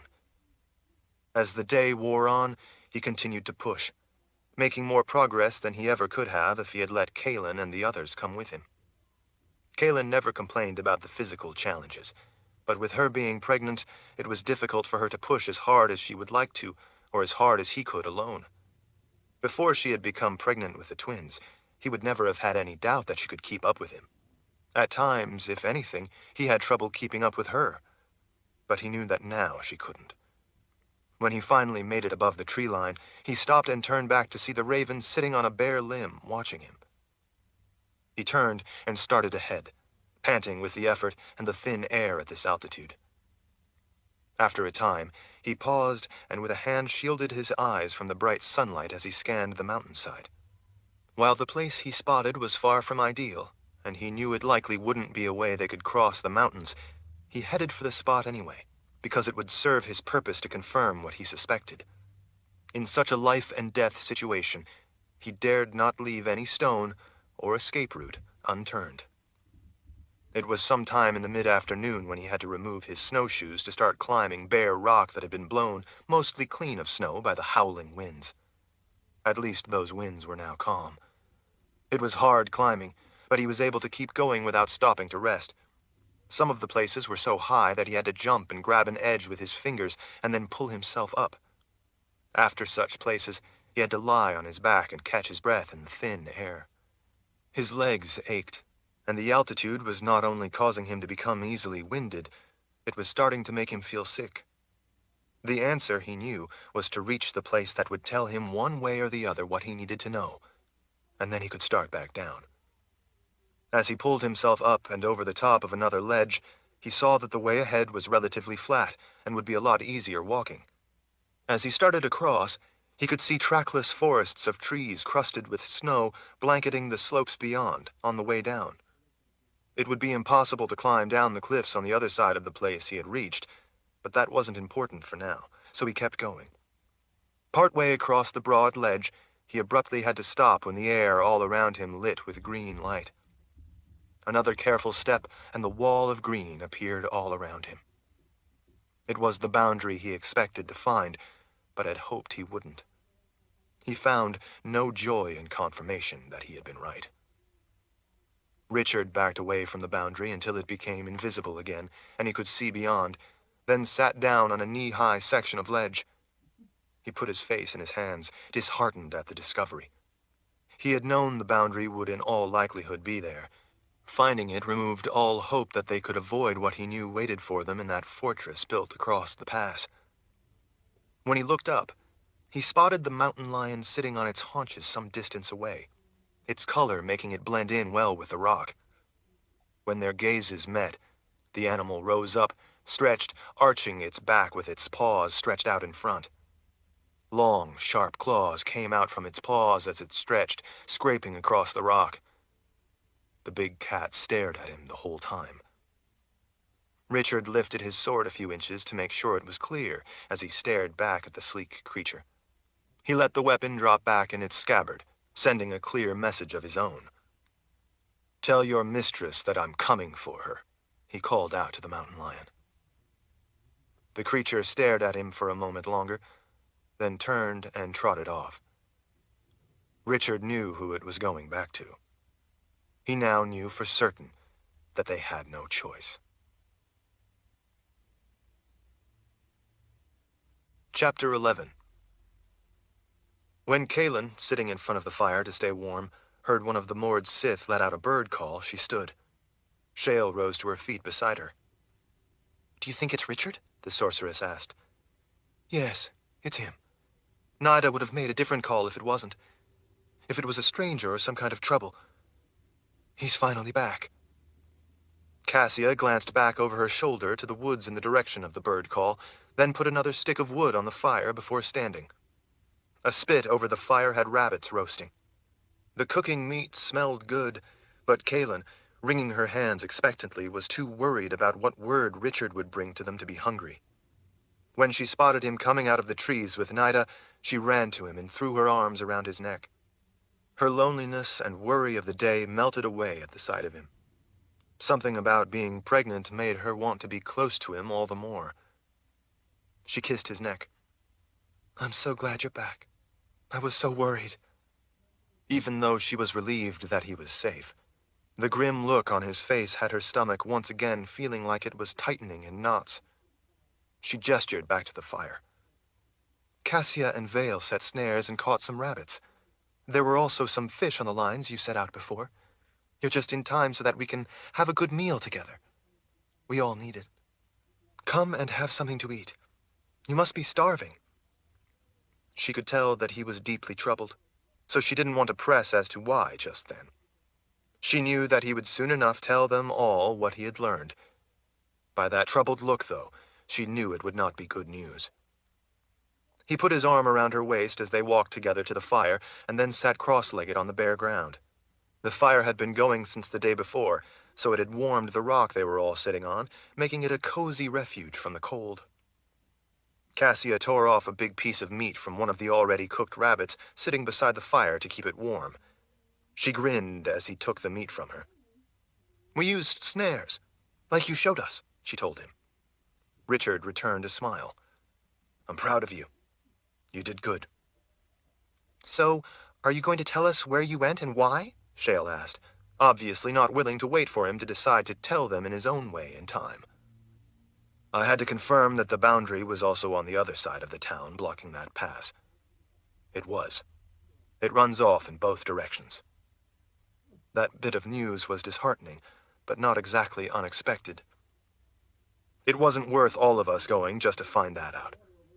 Going alone, I made good time, and was able to confirm it quickly," he explained. "That means that we now know that the boundary makes a big loop all the way around us, and likely around the people's palace as well. It's a noose, drawing tighter around us." Berdine leaned forward. "Drawing us into what?" Richard took a bite of rabbit as he looked into her eyes, and then gestured back over his shoulder with the piece of meat he was holding. "Drawing us into that fortress built across the pass. I suspect that if we stayed out here, the boundary would close in around us until we had no choice but to go in there or die. Someone in there doesn't want us getting away, getting to the Wizard's Keep, getting to where they couldn't get their hands on us." Kaelin didn't say anything. None of it surprised her. It angered her, but it didn't surprise her. "But why?" Berdine pressed as she tore off another piece of meat and handed it to him. "Isn't it obvious?" Kaelin said in a quiet voice as her gaze sank to the crackling flames. "To get the children of Dahara that I'm carrying." When she glanced up, Richard was looking into her eyes. From the look in his gray eyes, it was obvious he agreed with her. "If that boundary is covering all that territory," Shale said, "then what happens when people come upon it? There are people traveling between places. There are merchants and traders that travel between cities. Some people have business that requires them to travel. People are going to encounter it. What happens when they come to the boundary?" "If they are unlucky or foolish enough to walk into it, they die," Richard said with finality. "As you get close, the boundary starts giving off that green glow as a warning, but not everyone knows what it means. If they are too curious and keep going in to try to find out what it could mean, then once they take one step too many, it will be too late for them to turn back." "Doesn't whoever is doing this care about the lives taken by the boundary they created?" Cassia asked. "No," Richard said. "They want what they want, and that's all there is to it. They obviously don't care if it costs the lives of innocent people." Shale threw up her hands. "Who? Who is doing all of this? It has to be more than one person. No one person would be powerful enough to use your gift to put up that boundary of death. You said before that gifted people could join their gifts to do things that none of them alone could do. It has to be a number of people doing it. But who?" "Someone seriously committed," was all Richard would say. Kaelin knew that he knew who waited for them in the fortress town. Shale lifted her hands and let them drop into her lap in frustration. "It's not just the boundary. It's also that strange wood we were lost in for so long. I suspect they not only created that, but also started the Mother Confessor miscarrying to keep us from getting far. I just don't know who could be doing all of this." Richard gave her a look. "You will find out soon enough." He turned to the Mord Sith gathered around. "Pack up everything. We're leaving." "Now?" Kaelin asked. "It will be dark pretty soon." "I'm done wasting time, and I'm done letting other people control us. The skies are clear. The moon will be up soon. The moonlight reflecting off the snow will easily provide enough light to see our way. We're going in there now when they won't be expecting us, and putting a stop to this. Chapter 12. The snow crunched underfoot in the cold, still air as they made their way up to the path marked by cairns. Kalen could smell wood smoke mingled with the aroma of balsam and spruce. Richard and Vika led the way, poking their staffs into the snow ahead to make sure it didn't hide any deep holes. Kalen and Shale followed behind them, with the rest of the moored Sith guarding the rear. If the fortress up in the pass had sentries, they hadn't seen any yet. The moonlight on such a clear night was proving to be more than enough to help them see their way. It was a little harder to make out the lay of the land in the dark pools of moon shadows as they passed under dense canopies of trees, but with the light reflecting off snow, they were still usually able to make out the trail well enough. In a particularly dense, dark section of the woods, Richard had Shale light a torch he made so they could see. Since they were going to the town in the pass, they would be seen soon enough, so it no longer really mattered if they were spotted by the light of that torch. When they once again emerged into bright moonlight, Shale turned the torch down and doused it in the snow. It turned out that the fortress town they had spotted from that ridge the day before was a lot farther away than they had initially thought. As a result, as they finally drew closer after a long and strenuous hike and were better able to see the details of it, it became obvious that it was not only much larger than they had initially thought, but more complex. At parts of the wall to either side, the wall itself continued up to become the walls of multi-story buildings, their square windows looking out over the approach to the pass. Those windows looked to be more domestic than watchtowers. A great many more structures were crowded in behind them, rising up higher on the ascending slopes to each side, like building blocks stacked tightly together.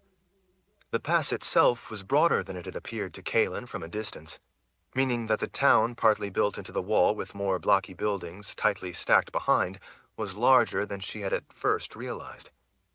The imposing wall stretched from the sharp rise of the mountain on the left to a similar soaring mountain on the right.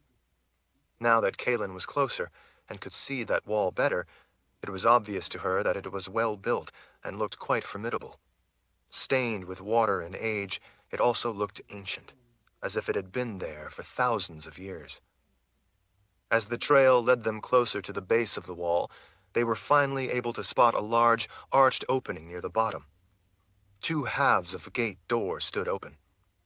The massive doors were made of wood, held together with iron straps. Inside, beyond the doors, there was a portcullis made of crossed iron bars, but it was drawn up enough to easily allow admittance. The portcullis had spikes along the bottom to crush anyone if the heavy gateway were to be suddenly dropped on them. Through the tunnel that was the arched opening in the wall and beyond the portcullis, Kalen could see broad steps bathed in moonlight. Vika pointed with her staff. "What kind of tracks are these?" Kalen looked down and saw that in the trail they were following there were a lot of tracks from a big animal. "Mountain lion," Richard said without even needing to look down. "That's what I thought." Vika frowned over at him. "They go right into that opening in the wall up there. Why would a mountain lion be coming and going from this fortress?" "I guess we're about to find out," he said, clearly not yet wanting to say what he seemed to already know. Kalen didn't especially like his answer that wasn't really an answer. He knew more about what was going on than he was saying. She had to admit, though, that she did as well. She guessed that she was no more eager to put words to her suspicions and fears than he was. She glanced up from time to time, but didn't see any guards patrolling along the top of the wall. As they went into the arched tunnel under the massive wall, it revealed at last how massively thick it was. The buildings up on top were obviously as broad as the wall itself. Everyone continually scanned the area, looking for trouble. Kalen thought it was just a little bit too easy for the gates into the wall to be wide open and the portcullis drawn up out of the way, like the maw of a beast inviting them in. As they started climbing the broad hill of stairs, Richard gave the moored Sith a hand signal. They spread out, some racing up the stairs, with others dashing off diagonally to the sides as they ascended. When they finally reached the top of the long rise of stairs, Kalen was stunned by what she saw. Spread out before them were row upon row of plants to each side of the wide path. Off in the distance beyond the fields of low plants were more of the blocky buildings, presumably homes. They were stacked along the base of the mountains to either side, all on top of one another, stepping their way up the steep slopes. Richard paused and bent to lift a big leaf of one of the plants as he looked up at Shale. There was a long row of the plants with the same fist-shaped leaves. The sorceress stared in disbelief. Mother's breath. Beyond the row of mother's breath, there were expansive rows of many other herbs, some tall and spindly, some short and lush, some with blue flowers and others with yellow. Bright blue butterflies flitted along over the plants in the moonlight, pausing at flowers, presumably to drink nectar. There were vast rows of different kinds of plants stretching off to each side of the cobblestone path. Kaelin recognized some of the herbs, but not most of them. Some of the plants were exotic, crooked shapes unlike any she had seen before. Far out ahead, beyond the fields of herbs, up against the buildings, there were pens with animals. Kaelin could see pigs and sheep. Given the size of some of the other pens, she was sure that there must be milking cows in some of the buildings that had to be barns. The place beyond the fields of herbs and the animals was not a village. It was more like a small town. There were square buildings built of stone stacked up along the rising ground to each side of the pass. Out ahead in the flatter ground, beyond all the fields and animal pens, there were yet more of the blocky buildings crowded together. While most of the buildings were small, some were larger, with 2, 3, and in some cases 4 stories. But it looked to Kaelin like it was possible that each of those square buildings was an individual home. Like the stone walls themselves, all of the windows were square and devoid of any exterior decoration. Nor were any of the buildings at all fancy or adorned in other ways. The roofs were uniformly tile, making all the buildings appear simple and much the same. A few of the windows had lamplight coming from inside, but most were dark.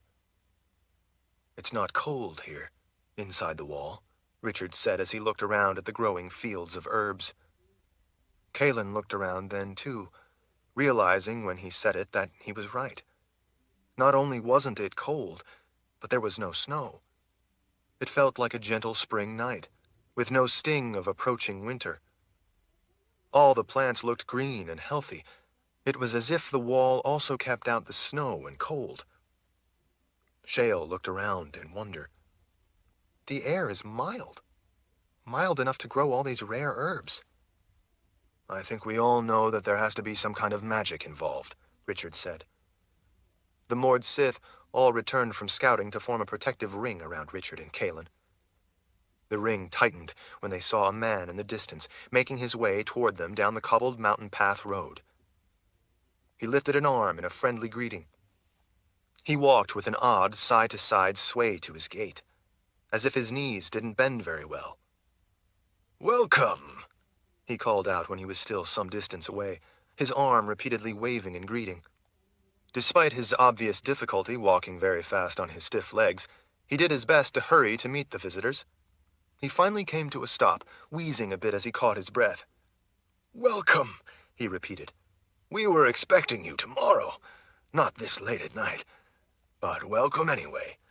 I'm Iron Jack." Kaelin could see where he got his name.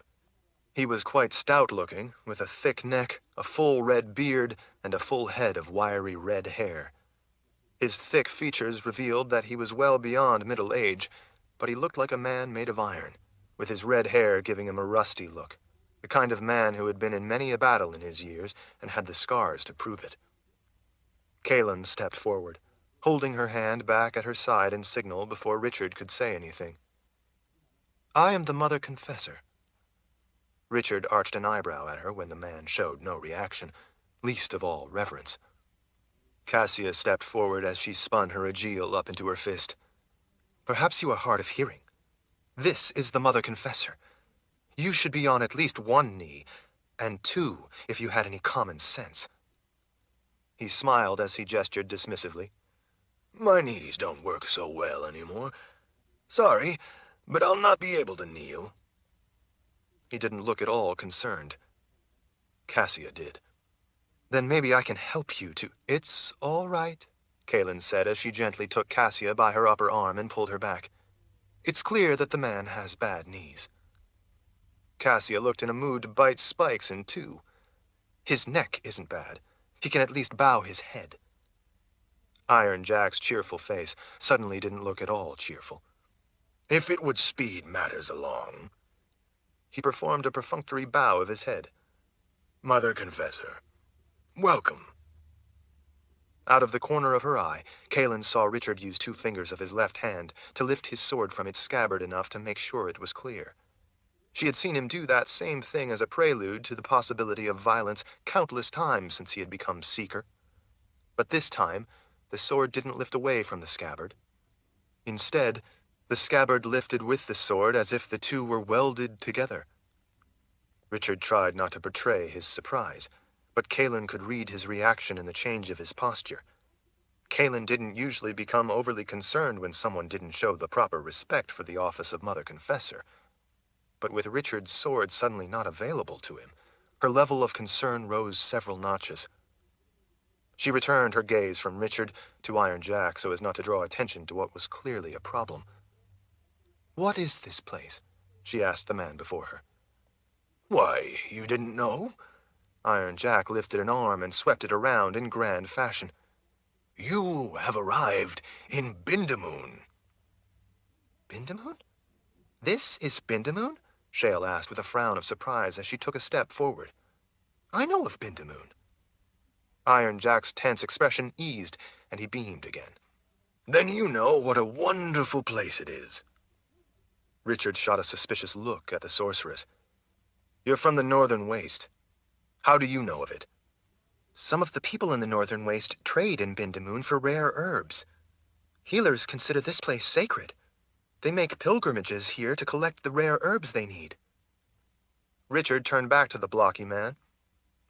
"You said that you were expecting us." "That's right," the man said as if no explanation were needed. Richard clearly wanted to hear that explanation. "How is it that you were expecting us?" "The Queen told us that you were coming." "The Queen," Richard repeated in a flat tone.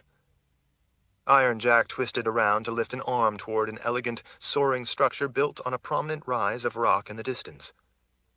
"Yes, the Queen. That would be her winter palace up there." "We need to see this Queen," Richard said.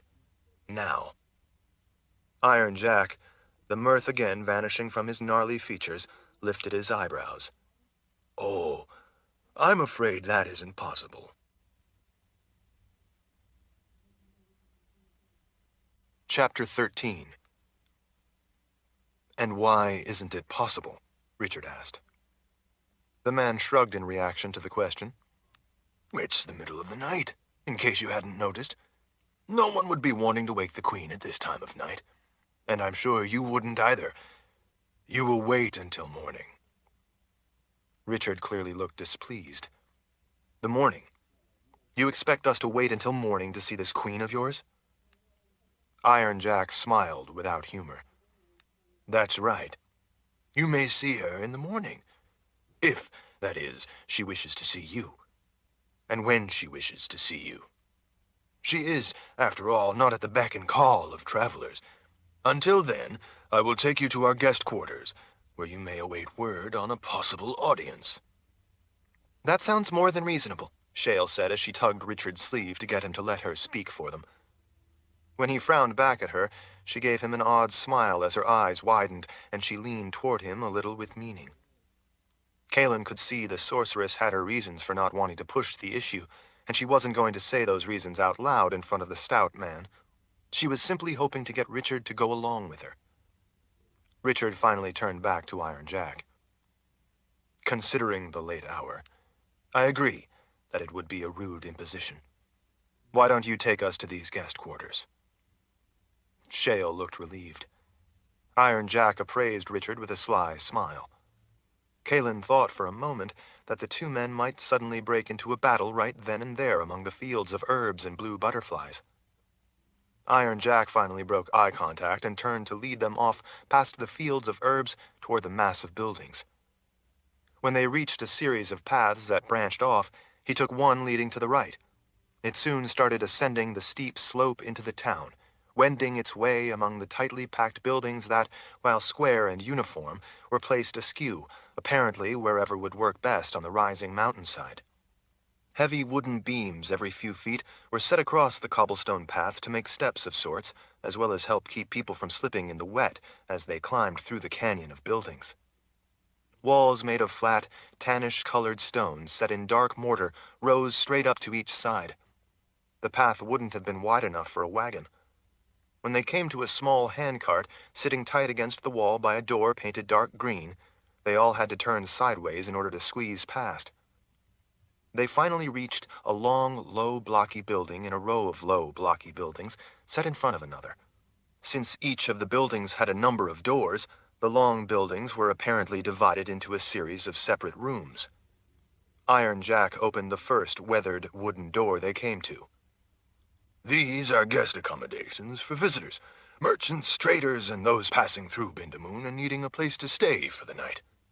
He pointed to the row of doors in the low stone buildings. "There is a different room for each of you.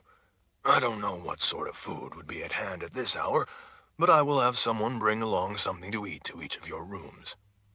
"Thank you, Iron Jack," Shale said, stepping in front of the others before anyone else could say a word. "We could all use a bite to eat, and some rest." He bowed his head with another sly smile as his gaze passed among all those watching him. "Have a good night's rest, then. I will come by in the morning to take you to the Queen, if she is of a mind to greet visitors." Once the man was gone, Richard ushered all of the Mord Sith through the open door rather than letting anyone go to one of the other rooms. He then urged Kalen and Shale inside and, once inside, shut the door. The sorceress lit a lamp on a small table and another on a shelf in the stone wall. There was a bed, and other than a table with a bench on each side, not much else, not even a window. "I don't want us splitting up and going to different rooms," Richard said. "I have to agree with your sentiment," Shale said. "All is not right here, and not what it seems." Berdine arched an eyebrow sarcastically. "You don't say." The sorceress turned from Berdine to Richard. "Iron Jack is gifted. Maybe a sorcerer or possibly even a wizard. I don't know exactly what he is, but I do know he is gifted." Richard shared a look with Kalen. "He's a wizard?" Kalen asked. "You mean like Richard?" "No one is a wizard like Lord Rahl," she said. "But is he powerful?" Kalen asked. Shale shrugged unhappily. "I don't know a great deal about wizards and such. All I can say with any certainty is that he is powerful enough to cause us a world of trouble." Richard slipped the baldric off over his head. He held the point of the scabbard out to Vika and Cassia. "Take hold of the scabbard while I try to draw the sword." Despite their looks of confusion, the two Mord Sith gripped the scabbard and together spread their feet. Richard held on to the hilt and pulled the sword with all his might. The two women bent their knees and backs into it. As Richard pulled and they held on tight, their feet slid as he dragged them both across the wooden floor. Kalen was alarmed that the sword would not come free. She could see that the scabbard wasn't bent or dented. Richard finally conceded that it wasn't going to work. Shale frowned with concern. "Here, let me see it." When he handed her the sword with the baldric still attached, she held it in one hand and ran her other hand down the length of the elaborately engraved silver and gold scabbard. She finally handed it back. "I can't tell the exact nature of it, but I can tell you that the blade has been locked in by a spell of some sort." Richard tried jiggling the handle in an unsuccessful attempt to draw out the sword before looking up at her. "Can you break the spell?" Shale arched an eyebrow. "You're a war wizard. Can't you break the spell?" Richard's only answer was to smile. Kalen couldn't understand the meaning behind the look. Before she had time to consider his expression, Shale shook her head in sympathy. "It would take more power than mine to overcome the magic holding the sword in the scabbard. It was likely a relatively easy trick for someone gifted to merely weld it in, as it were, so that it can't be drawn. It would be a much simpler way to disable the magic of the sword itself than to actually defeat such immense power." Richard simply nodded as he slipped the baldric back over his head anyway, apparently not willing to abandon the weapon, even if he couldn't draw it for now. Kaelin had a hard time believing that he couldn't pull it from its scabbard. "The Seeker is the weapon," she reminded him. "The sword is just a tool." Richard smiled at her. "You're right." "Iron Jack may be gifted in some way," Vicus said, "but Lord Rahl is a war wizard. Lord Rahl is more powerful and can handle that red-haired fool. He has killed legions of Glee with his power. He can certainly pull the head off that obnoxious Iron Jack if he has to." Shale sighed. "I hope you're right. And I don't mean to discount Lord Rahl's ability. I've certainly seen things that I can't begin to understand. But I think there is more to Iron Jack than meets the eye." Kaelin stepped closer. "Like what?" Shale shook her head, clearly distressed. "I don't know, but think about why we are here." "You mean the Boundary?" Kaelin asked. "Yes, and don't forget about the strange wood, among other things. The Boundary was put up by someone or some group of people using Lord Rahl's gift. If they are that powerful, then..." Vika planted her fists on her hips. "Then you think Lord Rahl isn't powerful enough to handle them?" Shale looked anguished to be taken the wrong way. "I'm not saying that. I'm only bringing up the fact that people powerful enough to steal his ability and use it to create the Boundary are at the center of this. So it seems obvious they manipulated us in order to get us to this place. I only mean to say that we are dealing with something profoundly dangerous, and we should not assume anything. Not about Iron Jack or anyone else we might meet here. Bold people often end up dead." Vika's glare eased. "Well, I would have to agree that Lord Rahl is often too bold for his own good. He would usually be better off if he let us handle things." "Whatever is going on," Richard said, seemingly irritated by the way they were talking about him, "it is profoundly dangerous. And we need not to have tests of magic with anyone until we know what we're up against." Shale nodded with relief. "That's all I meant." Before they had time to discuss what they were going to do next, there was a knock at the door. When Richard opened it, a shy woman, holding a tray, looked inside and blinked in surprise. She then leaned back to look to the other doors. Richard leaned out for a look himself. Kaelin could just see through the open doorway that there were other women also carrying trays at the other doors, confused that their knocks weren't being answered. They all wore the same formal brown dresses with white aprons of servants. "You aren't all in your rooms," the woman said with obvious surprise and uncertainty as to what she should do about it. "They will all be going to their rooms in a bit," Richard told her in a friendly tone to ease the worry on her face. "We're all in here talking about our arrival at this amazing place of Bindamoon." His words did the trick to put her at ease. The young woman finally smiled. "Bindamoon certainly is an amazing place." "And how do you like the Queen?" he asked, offhandedly. The smile evaporated. She bowed her head, fearing to look up into his eyes. "I am but a nobody, sir. I have never met the Queen, so I would have no reason to have any thoughts on her, much less an opinion." "I see," Richard said as he took the tray with a bowl of soup. Relieved of her tray, she took a step back to motion the others to bring theirs. As they filed in, several of the Mord Sith took the bowls of steaming soup, pots of hot tea, and cups, and placed them all on the table. Once they had emptied the trays, they glared at the women. The women, fearful of meeting the gazes of the Mord Sith, bowed their heads as they tucked their trays under an arm and filed out. The one who had come first bowed deeply several times. "Please enjoy your meal." After she hurried away, Richard shut the door. "I don't want us splitting up and going to separate rooms. I want all 9 of us to stay together." "I couldn't agree more," Vika said. The rest of the Mord Sith all nodded that they were of the same opinion. Shale, over at the table, turned back to the rest of them after staring down into the soup. She stirred a finger over one of the bowls. "I don't advise eating any of this." "Is there a problem with it?" Kaelin asked. "I believe that I can detect some kind of nasty magic floating around in it." You mean the food has been spelled? Richard asked. Yes, I believe so. But I don't know what kind of spell it could be. It's possible that it could merely be an innocent spell to help us sleep, but I think it best if we don't eat it and find out too late that it is something more. With the heel of his hand resting on the hilt of his sword locked into the scabbard by some sort of magic, Richard drummed his fingers on the wire-wound handle. He frowned in thought as he looked around at the others. Why are we here? To see the Queen? Berdine asked. Richard shook his head. No. We came here because the boundary left us no other way around the mountains.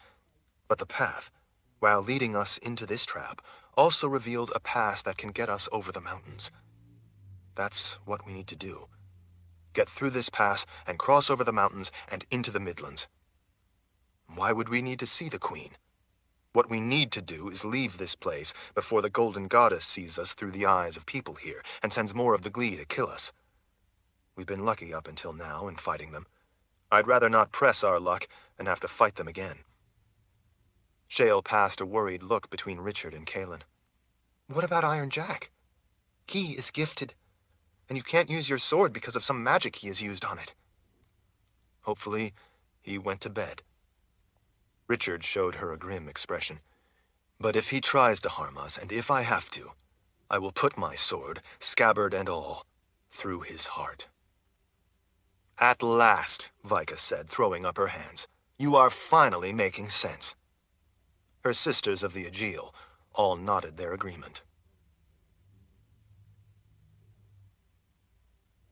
Chapter 14.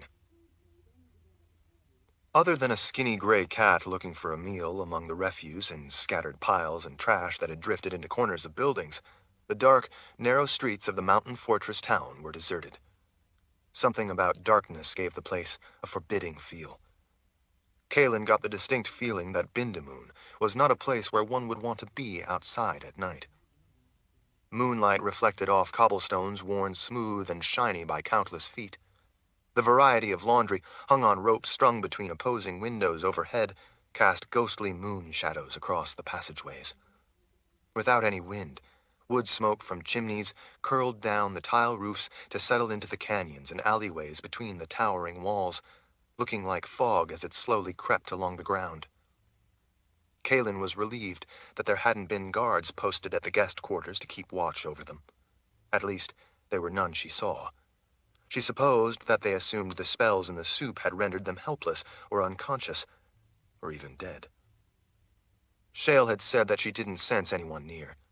Richard, worried about how the gifted might be able to use magic to conceal their presence, and not exactly sure of the extent of Shale's ability to determine such things, had gone out alone to scout the area anyway and make sure they weren't being watched. Once he was satisfied that there was no one about, he and Vika took the lead as they left the buildings Iron Jack had taken them to.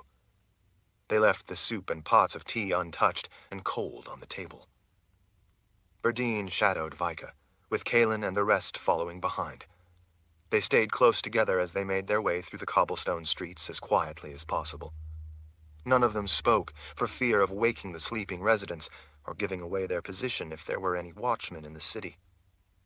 She also knew of magic that could detect and even overhear distant voices, so they used hand signals when necessary. The windows overlooking the tight, winding passageways were all dark. While there was a main road leading through the town, Richard didn't want to take it for fear of being spotted out in the open, so they took a route through the tight cluster of buildings, stepping up the steep rises to the side of the pass. As far as Kaelin could tell, other than the main road through the pass, there were no large thoroughfares among the densely packed buildings, just a maze of narrow streets and alleys. Those narrow streets and alleyways weren't laid out in any particular pattern she could discern. It seemed that the buildings were simply built where they could fit in atop the rocky terrain. That meant that to go in the desired direction, they needed to take a zigzag route among the stone buildings. Every once in a while, they caught a view of the moon as they continued making their way generally west by way of twists and turns. As difficult as it was to navigate among the tightly packed buildings, Kaelin found it preferable to being out in the open on the main road through the pass. If they could be spotted by any of the people of Bindamoon, They could also be spotted by the goddess. Richard pointed up at a window as he tiptoed under it. With his back close to the wall, he crossed his lips with a finger in warning. Kalen glanced up, and in the moonlight saw a heavy-set man in a dark window, scratching the back of his fat arm as he yawned. He stepped close to the window to look out at the mountains. He probably couldn't sleep. Kalen wished she could. She was exhausted, and, on top of that, being pregnant with the twins meant that everything required extra effort. Her fear of being caught by the menacing and gifted Iron Jack kept her moving without complaining as she, too, put her back up against the wall while passing under the window. At the first opportunity, Richard hurriedly turned them all to the left around a corner and down a different street. He put a hand to their backs as they went by, urging each of them to hurry along so that the man wouldn't see them if he happened to look down. Kalen breathed a sigh of relief to have made it past unseen. The maze Richard took them through led them ever higher up the slippery cobblestones.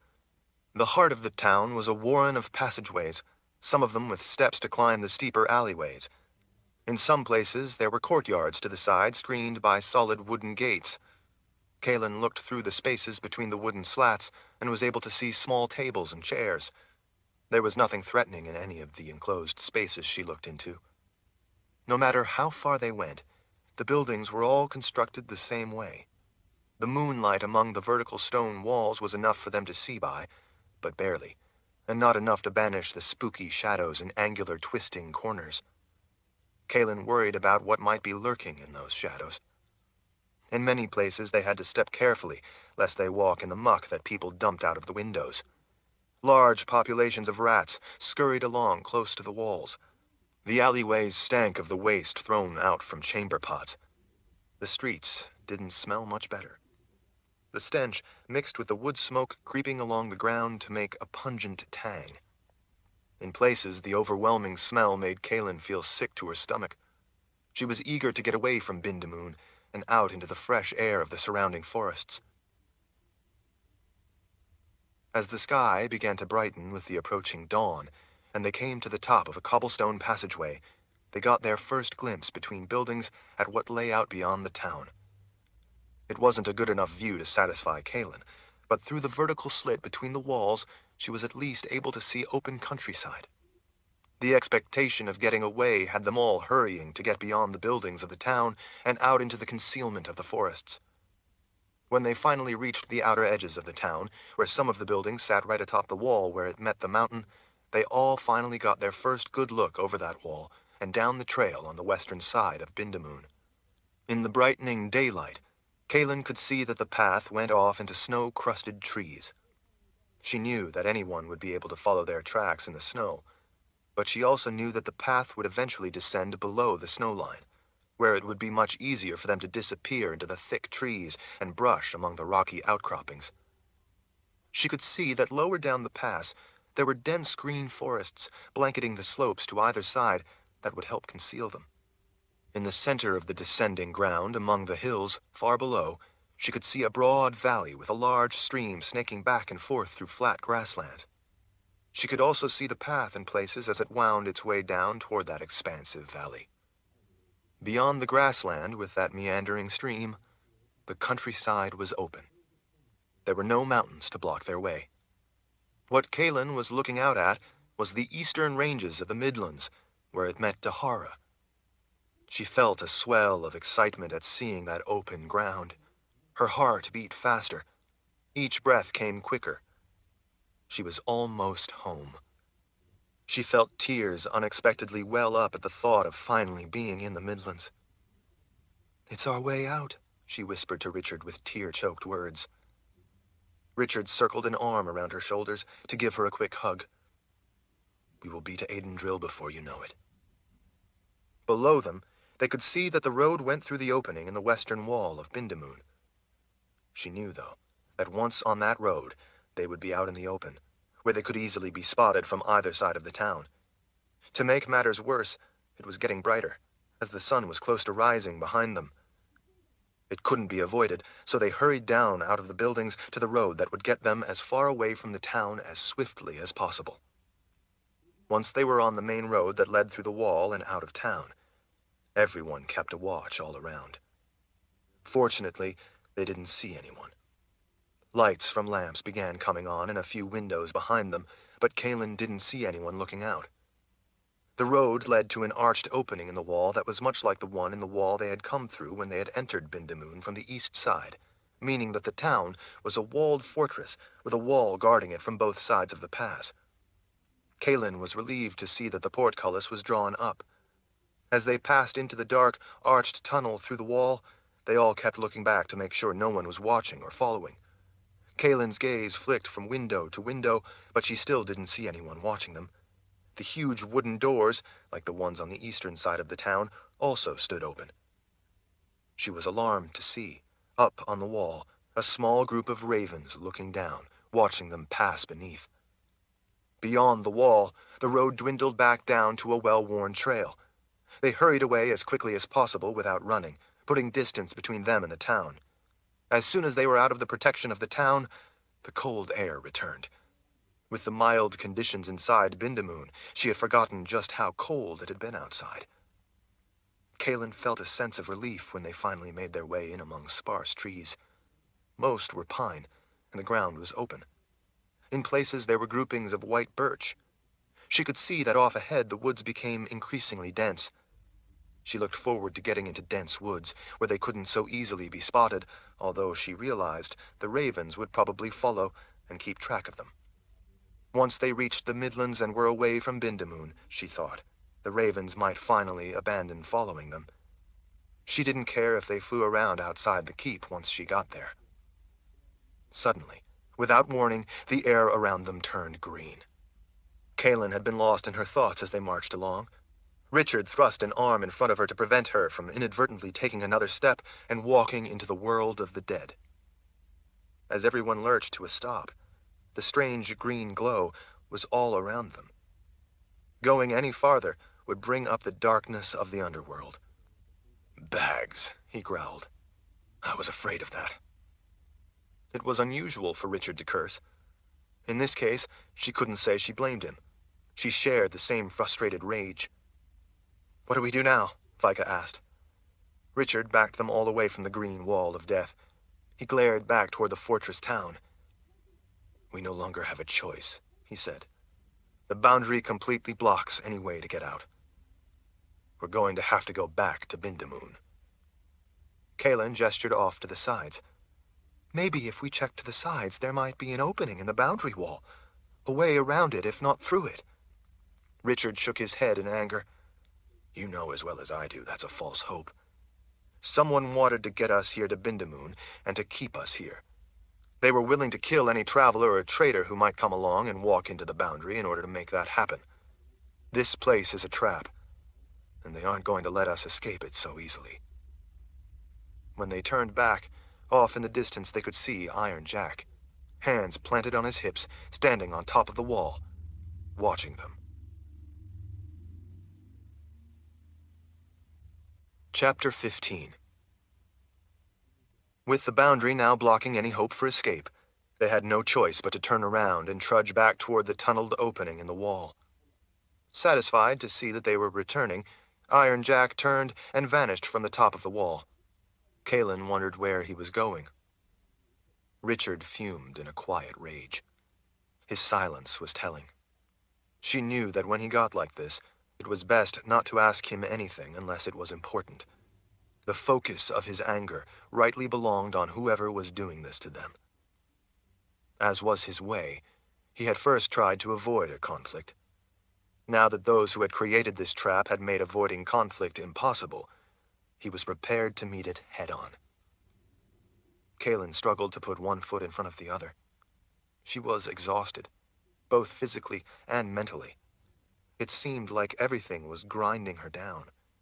Her worry, though, was for the twins, not for herself. It seemed like forever ago that they had started out from the People's Palace, and yet the distant Wizard's Keep seemed no closer. In her mind, the keep had come to seem more an impossible dream than a place they would ever reach. They had been traveling for so long, her belly had grown quite large.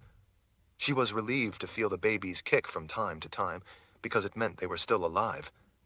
Everyone sacrificed their own food to give to her, knowing she needed it for the growing babies. Because they had lost an unknown stretch of time in the strange wood, she was no longer sure of when the babies would come, other than knowing that it was still a ways off. But with as big as she was getting, that time was clearly getting closer, while the keep wasn't.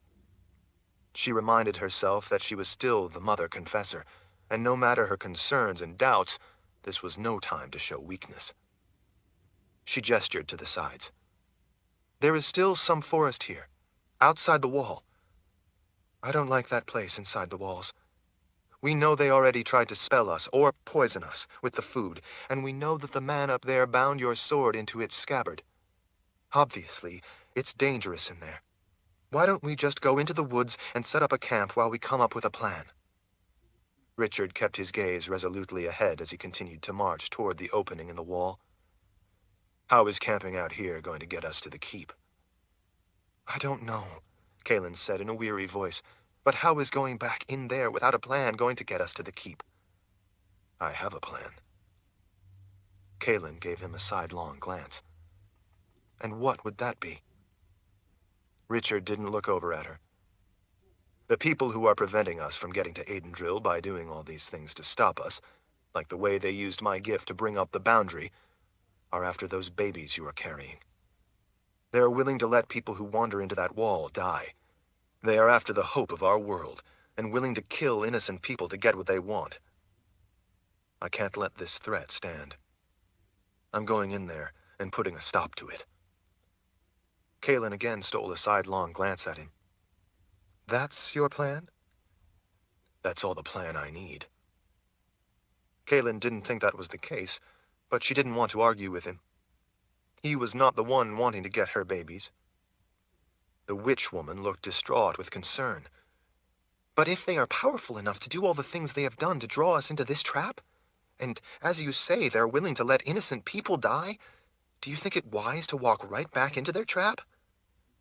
Richard shot her a quick glare before looking ahead as he continued on. They think they are smart and powerful because they have contrived to use my gift to put up the boundary to lure us to this place. What they have actually done is to attract lightning. And that lightning is about to strike them down. Out of the corner of her eye, Kaelin saw Vika and some of the others smile. They were eager to face the threat and put an end to it. Kaelin was as well, but it wasn't likely going to be as easy as it sounded.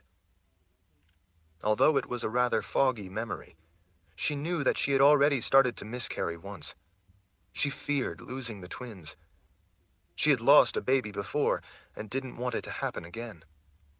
In the past, she never would have hesitated to back Richard, but now that she was about to be a mother, it added a complication to everything. She had always been willing to put her own life on the line, but now she had to consider putting the lives of the twins at risk, to say nothing of all the people of their world. On the other hand, if they were to protect their children from the Glee, they needed to get to the keep, where it would be safe to give birth. Of course, while they might be safe there, the rest of the world would not be. That meant that to protect her children, and everyone else, the situation actually demanded that she fight more ferociously than ever before. How they would eliminate the overriding threat posed by the Glee she couldn't begin to imagine, but she knew that the worst thing they could do would be to hide forever in the keep while everyone else faced the onslaught of the Glee. They had to stop the immediate danger, and once it was eliminated, they needed to find a way to stop the Golden Goddess. That thought added resolve to her determination. It was time to show whoever was stopping them exactly why she was the Mother Confessor. Richard was right. Whoever had trapped them in this place had to be stopped, one way or another. As for the threat of the Glee, she couldn't imagine how they could overcome predators who could simply come into their world at will. But in the back of her mind, she knew that such a threat could be faced only by a war wizard. The more she thought about it, the more she realized that Richard was right. They had to go back into the town and end the threat, or they would never make it to safety and then be able to find a way to stop the goddess. Their world would never be safe until they did. Unfortunately, she was pretty sure who was at the center of all their current problems, and that was the one thing she truly feared to face. But this time, there could be no backing down. They all marched resolutely through the dark tunnel and emerged again inside the town. None of the narrow streets and alleys were straight, so it was hard to know the best route. There was often a warren of sharp corners and wedge-shaped intersections confronting them. In some places, they had to pass under arches with parts of the buildings crossing overhead, and in other places go under lines with laundry. Richard didn't seem deterred by the maze. He took them on a route that headed ever closer to his destination, the tall, white palace. As they came around a corner of a wider passageway, they were confronted by Iron Jack, fists on his hips, standing to block their way. To the sides behind him, it looked like there was a converging intersection of several narrow alleyways. Kalen had been wondering how long it would take him to make an appearance. He obviously had guessed where they were headed. "I will escort you back to your guest quarters," Iron Jack said in a threatening tone. "We're not going to any guest quarters," Richard said. "We are going to see the Queen. Either you take us there, or we will go on our own." The burly man gripped his kinky red beard as he cocked his head to the side and peered at them with one eye. "That would require an audience." "That's not a problem," Richard said. "I am the Lord Rahl, leader of the Daharan Empire, and I intend to grant your queen an immediate audience." "That's not what I mean," the man growled. "No, but it's what I mean." "I'm the gifted man who rendered your sword useless," he reminded Richard. "You would make a very big mistake if you think to defy me." Richard didn't look to be moved by the threat. "You can take us to this queen, or you can stand aside, and we will go see her ourselves." Iron Jack's sly smile grew wider as his eyes narrowed. "I'm afraid that I can't allow that. If you try, I will put you down." Richard marched ahead. As he did, he rammed the heel of a hand against the man's big chest, slamming him back up against the wall of a building with enough force to make his teeth bang together. "Good luck with that," Richard said on his way past.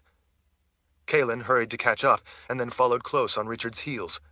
Vika and the rest of the Mord Sith, each with an Aegil in a fist, also rushed to keep up, adding their glares at Iron Jack on their way past. Kalen was glad to see that Iron Jack didn't follow them. She hoped he had gotten the point and wouldn't challenge them again. Shale leaned closer to Kalen and spoke in a low voice. "That man worries me." "Why?" "Because while I can't determine how gifted he is, I don't think I have the power to stop him if he comes for us." Kalen didn't look at the sorceress as she hurried along. "Richard does." Chapter 16. When Kalen looked up between buildings, she finally got a good glimpse of the soaring palace. It wasn't dark and sinister looking. Instead, it looked light and elegant. While the base was obviously quite large, it didn't have a lot of grounds around it the way a typical palace would have had. It did, though, seem impossibly tall and graceful. Small round spires, each with a conical tile roof and an arched window, stuck up here and there in various places along the towering height of the palace. Colorful pennants flew from each of those pointed roofs. When they got closer, Kalen spotted a flock of black and white wood storks, slowly flapping their broad wings and then soaring together in the clear morning air. She realized from how small the birds looked against the white walls of the palace that the place was both bigger and taller than she had thought at first. The scale of it didn't seem real. She also realized, now that she was seeing the town for the first time in daylight, that most of the buildings were actually washed with faint color. There were a light mint green, pale pink, light blue, and soft yellows. All of the colors had faded over time so that the stone showed through. Bindamoon was in many ways cramped and unappealing, even with the long, faded, colorful paint, but the palace, glowing in the early morning sunlight as it overlooked the town, was actually rather magnificent. She realized that it was a mistake to ascribe a sinister aspect to a building inhabited by what could only be sinister people. Considering all the twists and turns they had to make, there clearly wasn't a direct route through the town to the palace. That left them to try to find their way through the maze of structures as they worked their way ever closer to the palace rising up above them. The buildings of the town seemed to have sprouted around the soaring palace like mushrooms around a tree trunk in damp weather. As they got close, they didn't need the view between buildings. It loomed over them.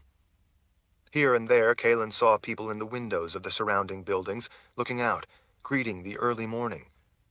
In a few places, women leaned out to pull in laundry that had dried overnight. Occasionally, in the distance, she saw people hurrying among the buildings, but she didn't see anyone nearby. As they were going up a cobblestone street that rose gently toward the palace, Iron Jack suddenly stepped out from a side alleyway to once again block their path. "This is as close to the palace as you will be getting until the Queen says otherwise," he announced. Richard grew calm in a way that she knew all too well. Trouble was about to begin. She saw, then, several more men waiting in the shadows behind Iron Jack. Without being obvious about it, she pulled her knife from its sheath at her side. She saw Shale do the same. She was surprised to see Richard reach over and grip the hilt of his sword.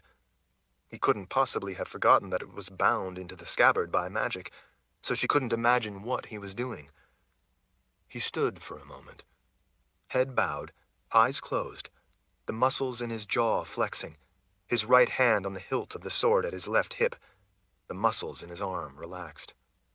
She realized he was letting the power of the sword flow into him, letting its rage join with his.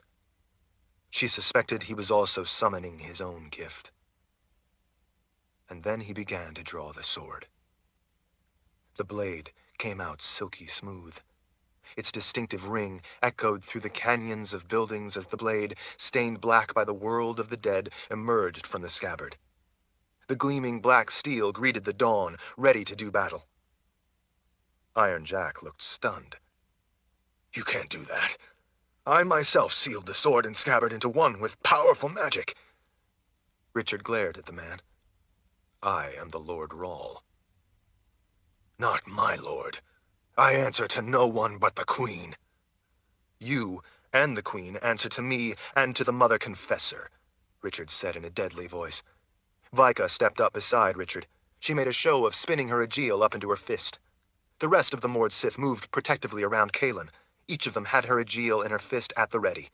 They looked fed up with Iron Jack's nonsense and seemed more than pleased that Richard was as well. So was Kalen. Growing up, she had never had any interest in flaunting her authority. Her mother instilled a sense of responsibility as a confessor, not self-importance. It was simply something she had been born with, not something she had that she would hold over others. As Mother Confessor, she knew how to wield that authority when it was necessary. And when it was necessary, she found that she didn't especially like that authority dismissed or disrespected, because respect for the Mother Confessor was not about her. It was about everything she represented. Richard was much the same. He had never lusted after power. He never sought to be the Lord Rahl. But he had come to accept the responsibility, and he too was fed up with his authority being ignored in something so important. He was, after all, the leader of the D'Haran Empire, and as such, he ruled over these people, including Iron Jack and the Queen. They were about to find out why. As Iron Jack watched, Richard drew the sword across the inside of his forearm, giving the blade a taste of blood, something that made the sword's anger lust for more. Kalen could see the sword's magic dancing in the Seeker's eyes. Richard brought the blade up to touch his forehead. He closed his eyes. "Blade, be true this day," he whispered. "Is that supposed to scare me?" Iron Jack asked. "This blade can't harm an innocent," Richard said. "It can only harm an enemy. I suggest you decide for yourself if you should be afraid."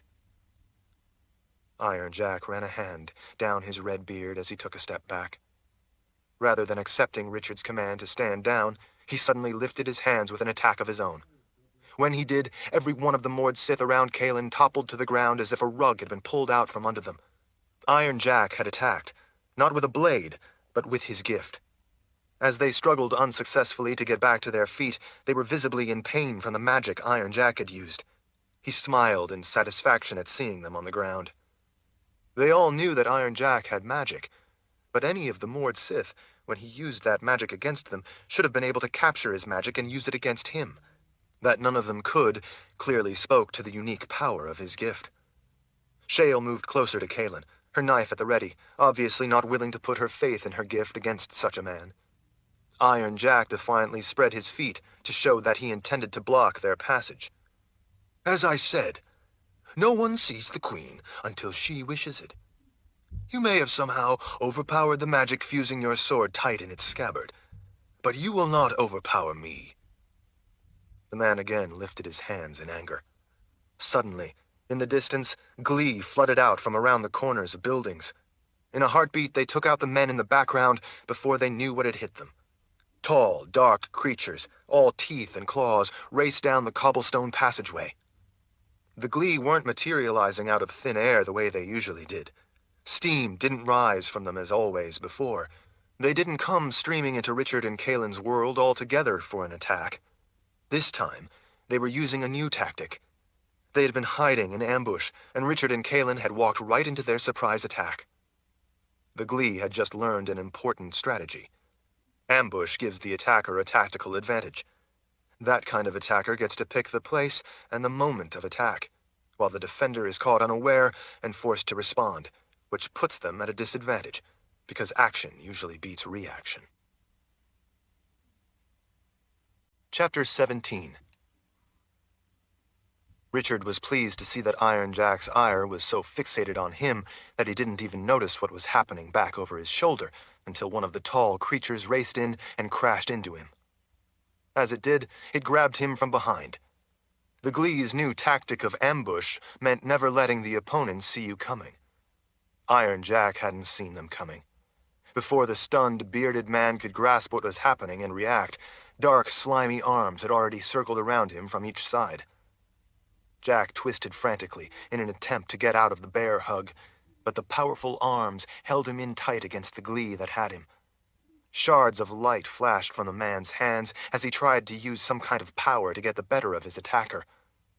The glee bent its head first one way and then the other to avoid each of the flashes of light. But another creature nearby was torn apart by the release of the man's gift and fell dead.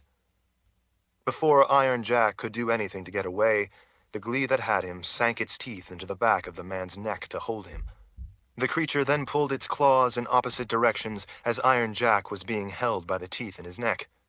One claw ripped open Iron Jack's chest.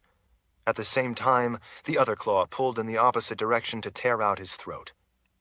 He didn't even have time to cry out before the glee dropped him in a bloody heap to come charging for Richard. Fortunately, because they surprised Iron Jack first, Richard was ready, and the magic coursing through him from his sword was ready to respond with swift violence. As the glee charged in, Richard had already begun his counterattack. The tip of the blade came around with such speed that it whistled as it sliced through the air. When the creature saw the sword, it reflexively lifted its arms to defend itself. Richard gritted his teeth with the effort of the swing. The blade took off both the creature's claws and its head in that one lightning-quick strike. Richard held the blade up straight and took a step back, at the same time turning sideways and out of the way. The momentum of the clawless, headless body carried it past him to stumble across the cobblestones and collapse. With Iron Jack dead, the Mord Sith were suddenly able to scramble to their feet, and none too soon. More glee charged down the street. The Mord Sith raced to cut them off before they could get to Kaelin. Needle-sharp teeth clacked in anger. Most of them held an arm and claws cocked back, ready to strike. They were met with either an aegil in one hand or a knife in the other. Claws flashed through the air. Mord Sith ducked under those claws as they swept by overhead and then sprang up to drive in for the kill. The glee were clearly as vulnerable to an aegil as any person would be.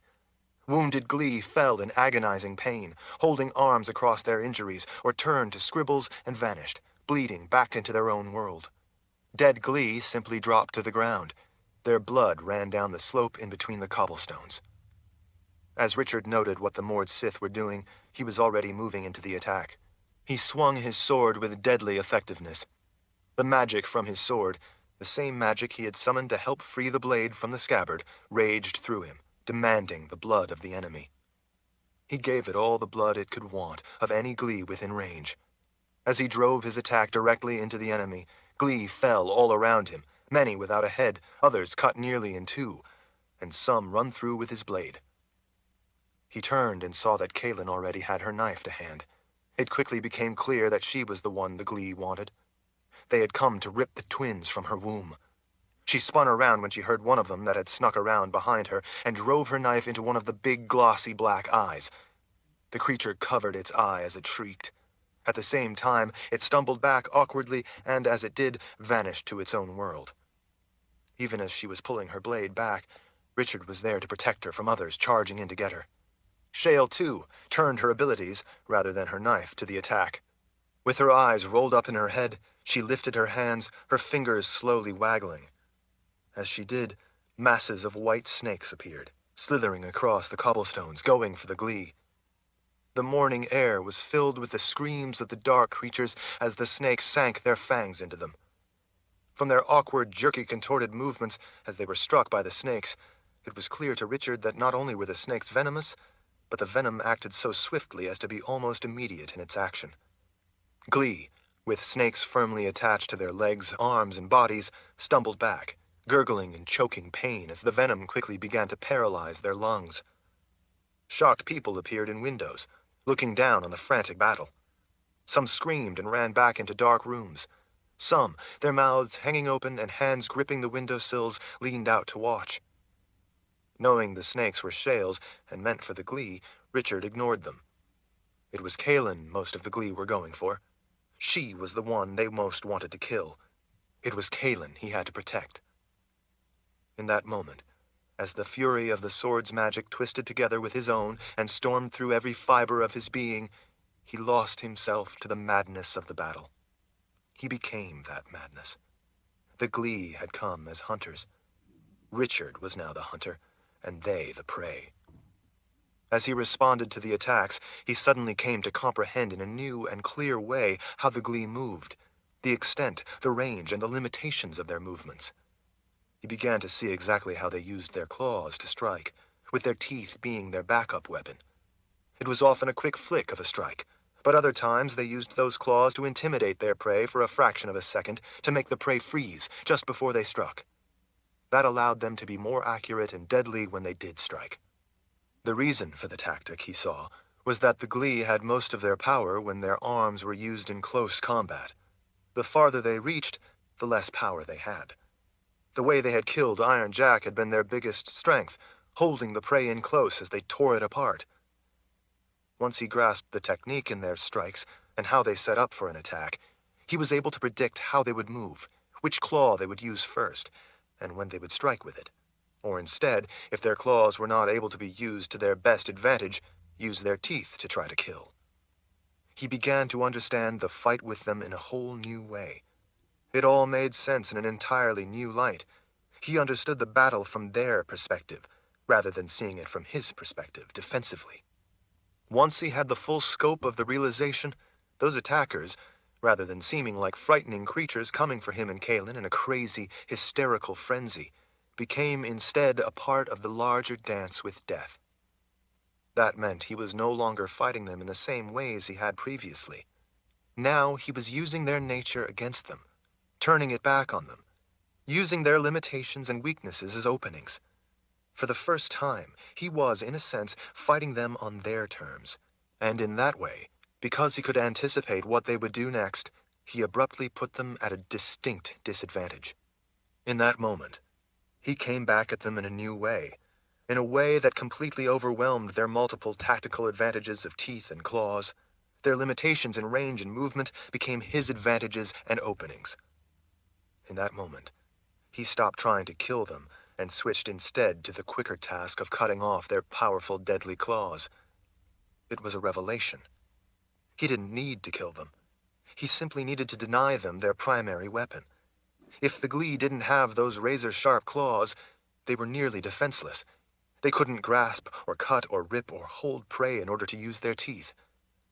His sword spun through the air without pause, cutting at a dizzying pace. He moved around Kaelin, protecting her, disabling any enemy that came for her. She took out several with her knife as he momentarily moved around the other side of her. His sword lopped off claws as fast as they came within reach of his blade. He understood now where and how those claws would be coming, and which of the two were the actual threat. Severed claws tumbled through the air as he lopped them off at the wrist or forearm. The still twitching claws littered the ground. The creatures shrieked as they lost their precious claws. Some held out stubs in disbelief and tried to reach out to grasp so they could attack with their teeth.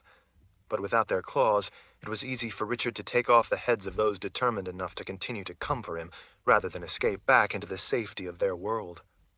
Seeing what happened when they came in at him, and seeing so many of their fellows with stubs of arms and no claws as they vanished back into their own world, they began to rightly fear to swing their own claws and lose them. As they hesitated, the snakes struck and sank fangs into them. Once they had their fangs in the soft black skin, they would not let go. As that happened, Richard spun through their midst, taking the claws off at the ends of their arms.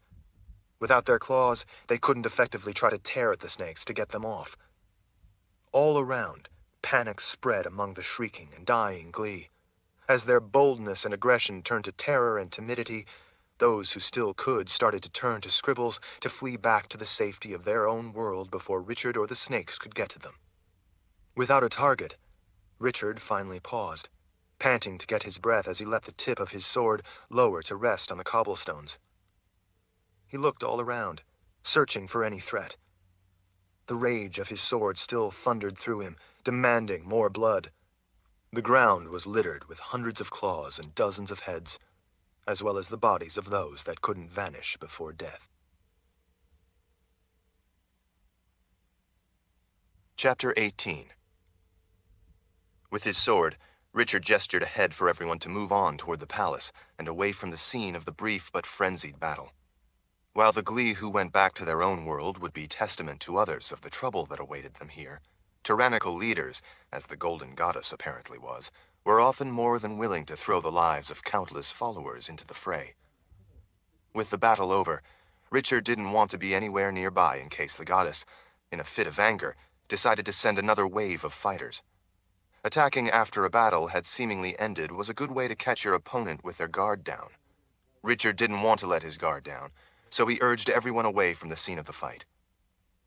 Though he might have won this skirmish, he knew that he had to solve the vastly bigger problem of stopping the goddess from sending any glee at all. Winning a battle was of no use if he couldn't win the war. Every battle exposed them to the possibility that this time they might lose. If they lost, everyone in their world would ultimately lose. Even if Richard and Kaelin could get to the safety of the keep, that wouldn't provide any safety for everyone else. They would continue to be vulnerable. In the end, that was his weakness as a leader, and the goddess's strength. There was virtually no way for normal people to protect themselves, especially if the glee came in massive hordes, and Richard couldn't protect everyone. People everywhere would be prey at the mercy of savage predators. He took Kaelin's hand to help her balance as she stepped over the thick, tangled ring of severed claws and slimy bodies surrounding her. All those claws were now still, but it was a very visible reminder that they had been meant for her and her unborn babies. He knew that more would come. The glee were relentless. He felt sick at not knowing if he was ever going to be able to stop them once and for all. Richard let go of Kaelin's hand so she could help Shale, who looked weak and exhausted after unleashing masses of white snakes. The snakes she had conjured were gone now, either withdrawn by the witch woman after they were no longer needed, or taken back to the home world of the glee as they fled with the snakes still attached to them. Those snakes were in a way part of her, so when they were taken away with fleeing glee, they were in a sense ripped away from her connection to them. In the aftermath of the effort, the witch woman looked like she might collapse. Cassia rushed in on the other side and helped Shale stay upright as she stepped among the mounds of claws and the remains of the dead. With the sword still in his hand, the magic of it still surged through him, filling him with rage. The sword hungered for an enemy. That was its way, its purpose. With the threat so fresh, the shrieks and howls still echoing through his head, Richard was not quite ready to relinquish the rage of the sword's magic spiraling through him. He wanted it at full force and at the ready just in case. As the moored Sith started up the narrow cobblestone street, closely protecting Kaelin, he held back to reassure himself that there were no more threats lurking around any of the corners. Seeing none, he finally sheathed his sword and, in so doing, extinguished the rage. Once that fury of magic was finally cut off, it left him feeling weak and exhausted from the effort of the fight. When the hair on the back of his neck tingled and stiffened, he looked up and saw a single Glee standing in the sun atop a 2-story building, looking down, watching him. Somehow he had known that it would be there. The rest of those with him were helping each other and talking among themselves as they made their way up the narrow street. They didn't see the Glee. He didn't think that this lone creature wanted anyone but Richard to see it. As he stood, staring up at it, the Glee opened its arms a little and spread its claws to reveal webbing between its razor-sharp claws. Richard felt that it was a sign, that it was trying to convey the message that it meant no threat. And then it bowed at the waist, as if out of respect. He spotted then, in those slow movements as it bowed, something he had never noticed before. There was a slight, iridescent greenish sheen to this Glee's skin. It reminded him a little of the iridescent green sheen on the backs of some black beetles. He hadn't seen this quality to the flesh of any Glee he had fought. Even though he hadn't noticed this slight greenish sheen on this particular Glee before, there was no doubt in his mind that this was the same individual he had seen several times before, when on previous occasions it had also signaled that it intended him no harm. When the Glee stood back up, it shared a long look with Richard. From time to time, as it stared, its third eyelid blinked across its big, glossy black eyes. It cocked its head a little, possibly as if appraising him. Richard felt a sense of peace with this creature. He reminded himself of one of his most basic beliefs, that an individual was not guilty because of the crimes of others. It was something very personal for him, because he had once been hated as the Seeker because of how corrupt people before him had been when they had possessed the sword, its power, and the post. Because of their notorious behavior, it was assumed that all Seekers were evil. He had likewise been condemned as evil because of the sins of his father. He knew that although all the other Glee he had seen and fought had been trying to kill them, this one individual had not. So he had to remember not to judge it by their actions. And then it turned to Scribbles, and in a fleeting moment was gone. Richard wished there were a way to talk to that Glee, to find out its intentions and what it wanted. Kaelin paused a ways up the narrow street and turned back. "Are you coming?" "Sure," Richard said, as he sprinted to catch up with the others. "So," Shale finally said as they moved on up an even narrower alleyway to continue to make their way toward the palace. "Tell me how you managed to get your sword out of the scabbard when it had been welded in there by Iron Jack's magic." "Wizard's first rule," he said. Shale paused to turn back and give him a squinty-eyed look. "What?"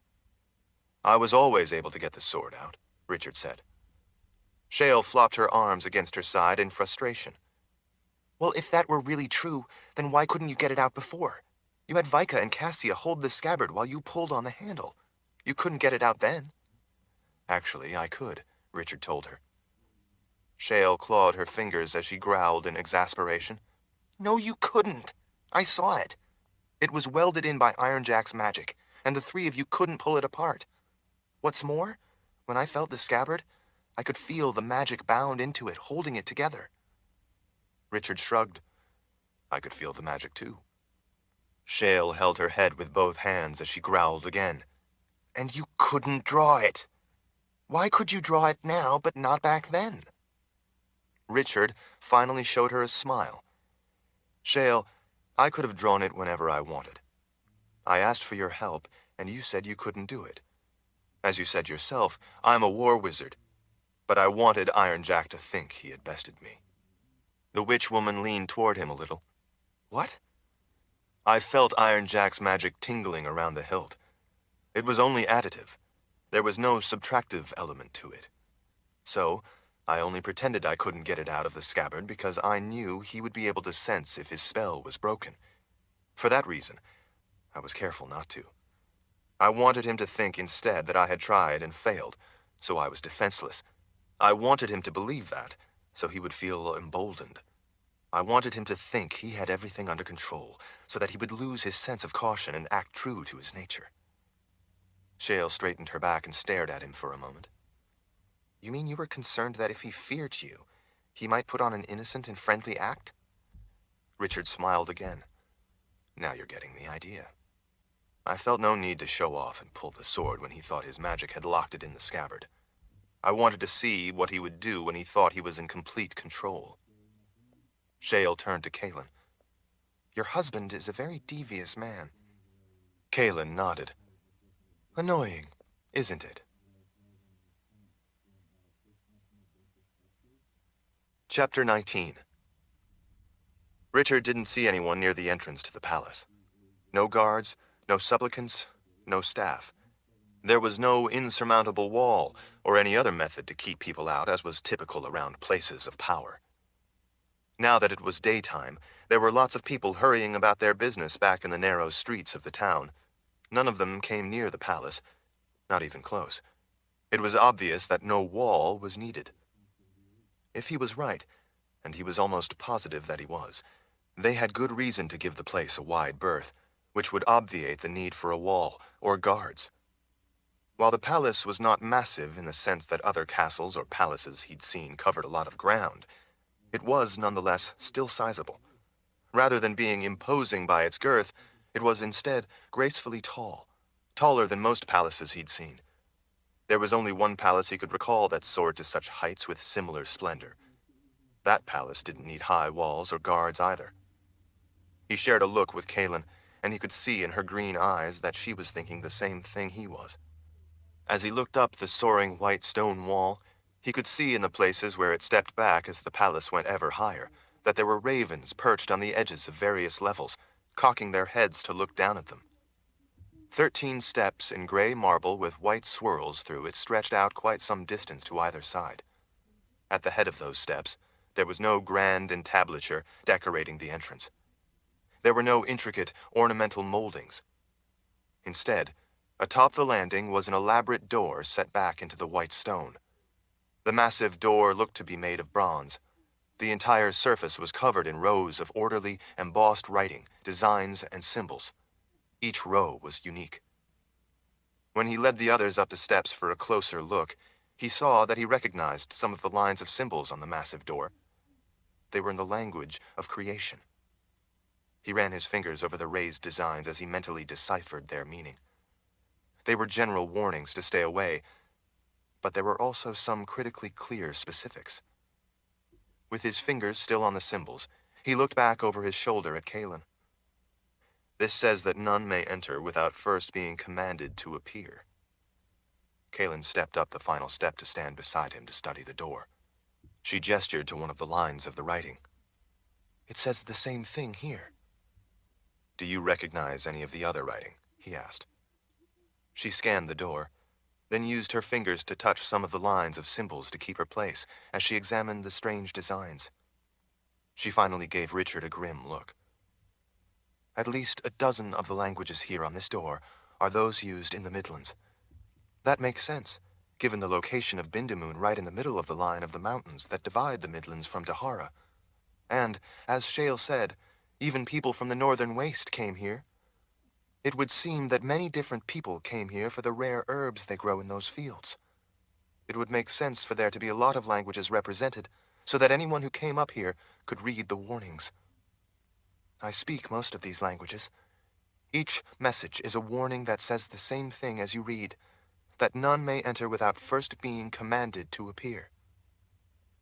Richard glanced back at the others. I guess it's pretty clear by everything that's happened that we have been commanded to appear. With all those languages being clear warnings, Shale said, do you think it wise to go in there?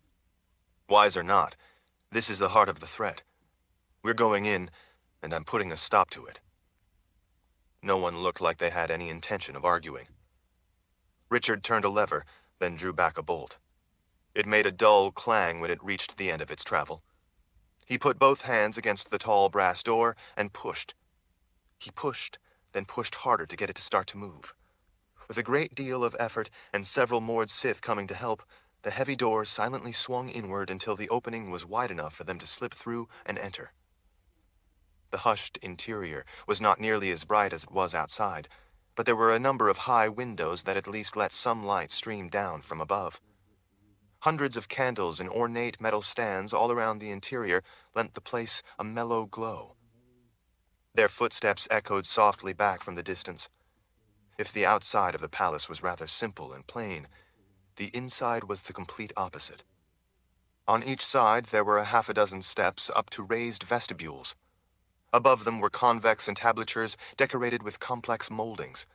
The massive stone structures were held up by rows of fluted stone columns that enclosed each of the areas. The capitals atop those columns were intricate, curling acanthus leaves carved from a pale greenish-gray stone Richard had never seen before. Between the entablatures were enormous arches leading deeper into the side wings. Each end of those massive arches was held up with 4 fluted stone columns composing a single support structure. The bases of those arches were so sizable that they had small internal arches on all 4 sides of their bases, each held by a stone column, all of them together holding up the more massive main arch. The whole thing was so complex, it sent the eye dancing over the elaborate, involved, and interconnected shapes. The windows beyond those arches were made up of what had to be hundreds of small pieces of beveled glass in a gridwork of stone mullions. That beveled glass sent prisms of colors scattering all across the walls and columns. Beneath and beyond those windows, Richard could see ornate side chambers, lit by countless candles. In the center of the room, the arches before those antechambers formed a perimeter to support a central dome.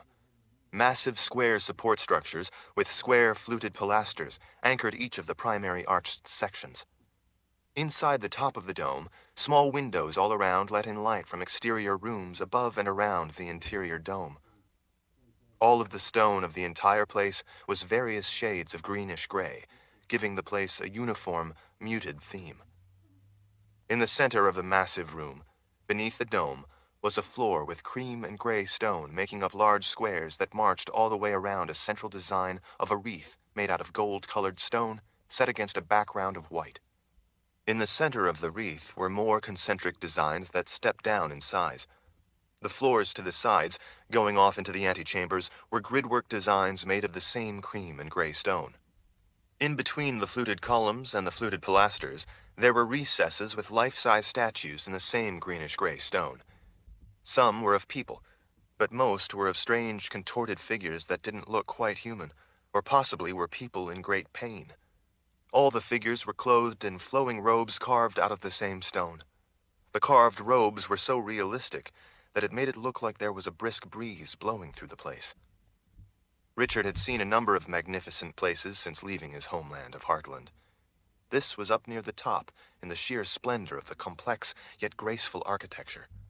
He had never seen cold stone looking so warm in its intricate stateliness. The whole place made him feel small and inadequate. He supposed that was really the purpose and the point of it all. Those who entered should be humbled before the master of this domain. Richard and those with him, all standing in a close cluster, stared around at the ornate stonework of the arches and the dome. It was achingly beautiful, but at the same time, it was a clear statement that they were in the place of powers not to be trifled with. In the center of the circular design in the floor, under the dome, the mountain lion sat on its haunches, watching them, its tail slowly sweeping back and forth across the floor. When the mountain lion was sure that they had all looked around enough, it stood. As they all watched, it turned and started walking away deeper into the palace, clearly expecting them to follow.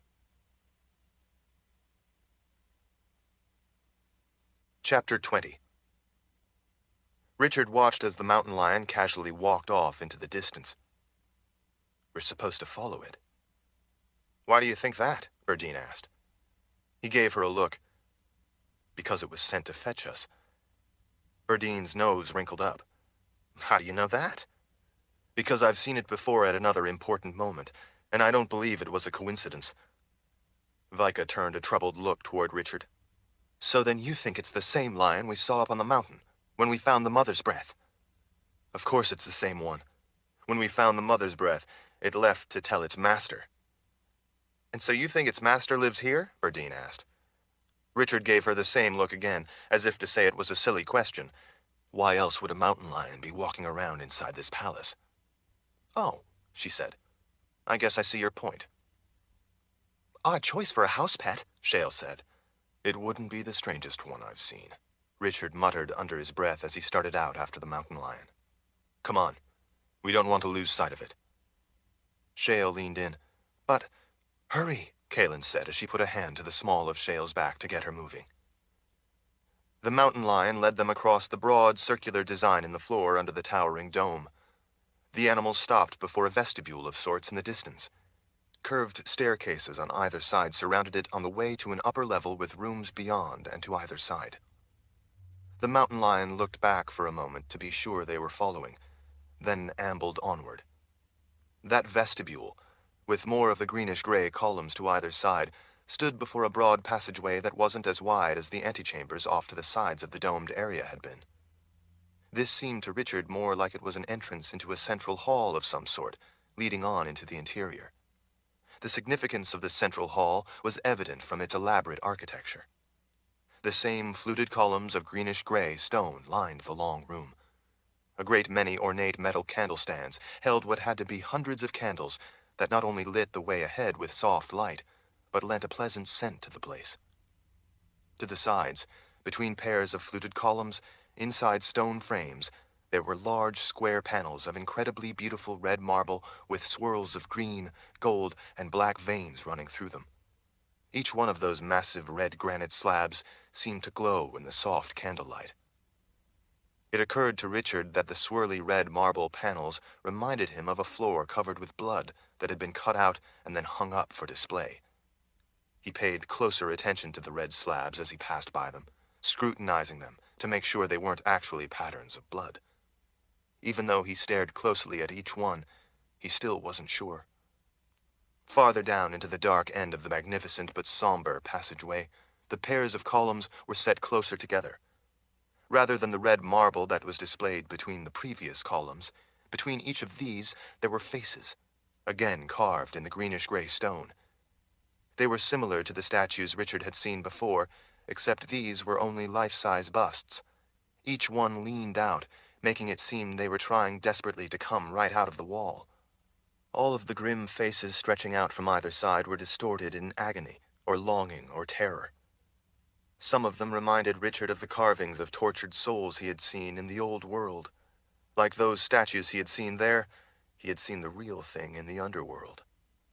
Other faces looked like they might be human, but if they were meant to be human, they were ghastly examples of torment and torture. The others, the ones that weren't human, Richard couldn't even guess at, but they too had horrified expressions, with mouths opened wide as if they had been frozen in mid-scream. The farther they went into the ever-darkening passageway, the more grotesque and distorted the faces became, with flesh carved to look like it was torn open so that the bones and teeth beneath the ripped cheeks were visible. The wide hallway was enough to sap the courage of anyone who got this far, but it didn't dim his determination. If anything, it reinforced his resolve to stop the person responsible for depictions of such horrors, but more importantly, those responsible for what they were doing to Kaelin. Shale looked from one side to the other, staring for a moment at each one of the faces, looking like they were trying to push themselves out of the walls to escape. Why would anyone carve such awful things? Richard glanced back at her. Well, I like to look at beauty, but there are people who choose instead to look at ugliness. That alone tells you a lot about them, don't you think? Shale looked from Richard back to the busts. She shook her head in disgust. I fear to think what this tells us about the people who live here. At the end of the long passageway, farther away from the light of the high windows and lit only by candles, Richard realized that the hallway didn't simply get dark. It actually ended in a dark opening, but not the kind of opening that went with the rest of the palace. It was a hole, crudely chiseled into the stone of the mountain the palace had been built into. It looked like nothing so much as the rough opening into a mine, or the underworld. Unlike everything else he had seen in the palace that was ornate and highly detailed, This was merely a roughly round opening cut into the rock with crude tools used for excavation. The mountain lion vanished into that dark maw. He saw the tail flick up briefly, and then it was gone down into the darkness. When they got close enough, they could see that there was a bit of flickering light inside from somewhere far down below. As Richard paused at the opening to try to see where the mountain lion had gone, he saw that there were steps leading down. "I don't think this is a good idea," Shale said. "We're walking right into the heart of this trap." Richard turned back to her. "And how do you propose we free ourselves of that trap unless we face it and put an end to it?" Shale's features twisted unhappily. "I don't know, but I don't like it. There are remnants of a spell of some sort lingering here." Richard frowned at her. "What kind of spell? Can you tell?" Shale shook her head. "It's just a trace of something, but I can't tell what." She sniffed the air. She frowned. "I can sense them, but I can't tell what sort of spells they might be. Whatever it is, it's interfering with my sense of smell." "Well, we know that this trap was set with powerful magic," Kaelin said. "So there are bound to be spells lingering about this place. Sometimes magic does that, leaves traces." Vika stepped ahead of him into the opening. "Rika, Vale, come with me. The rest of you wait here. We will go down first and see if it's safe." Richard gripped her arm and forcefully pulled her back before she could start down. "Are you out of your mind? Of course it's not safe. Now stay behind me."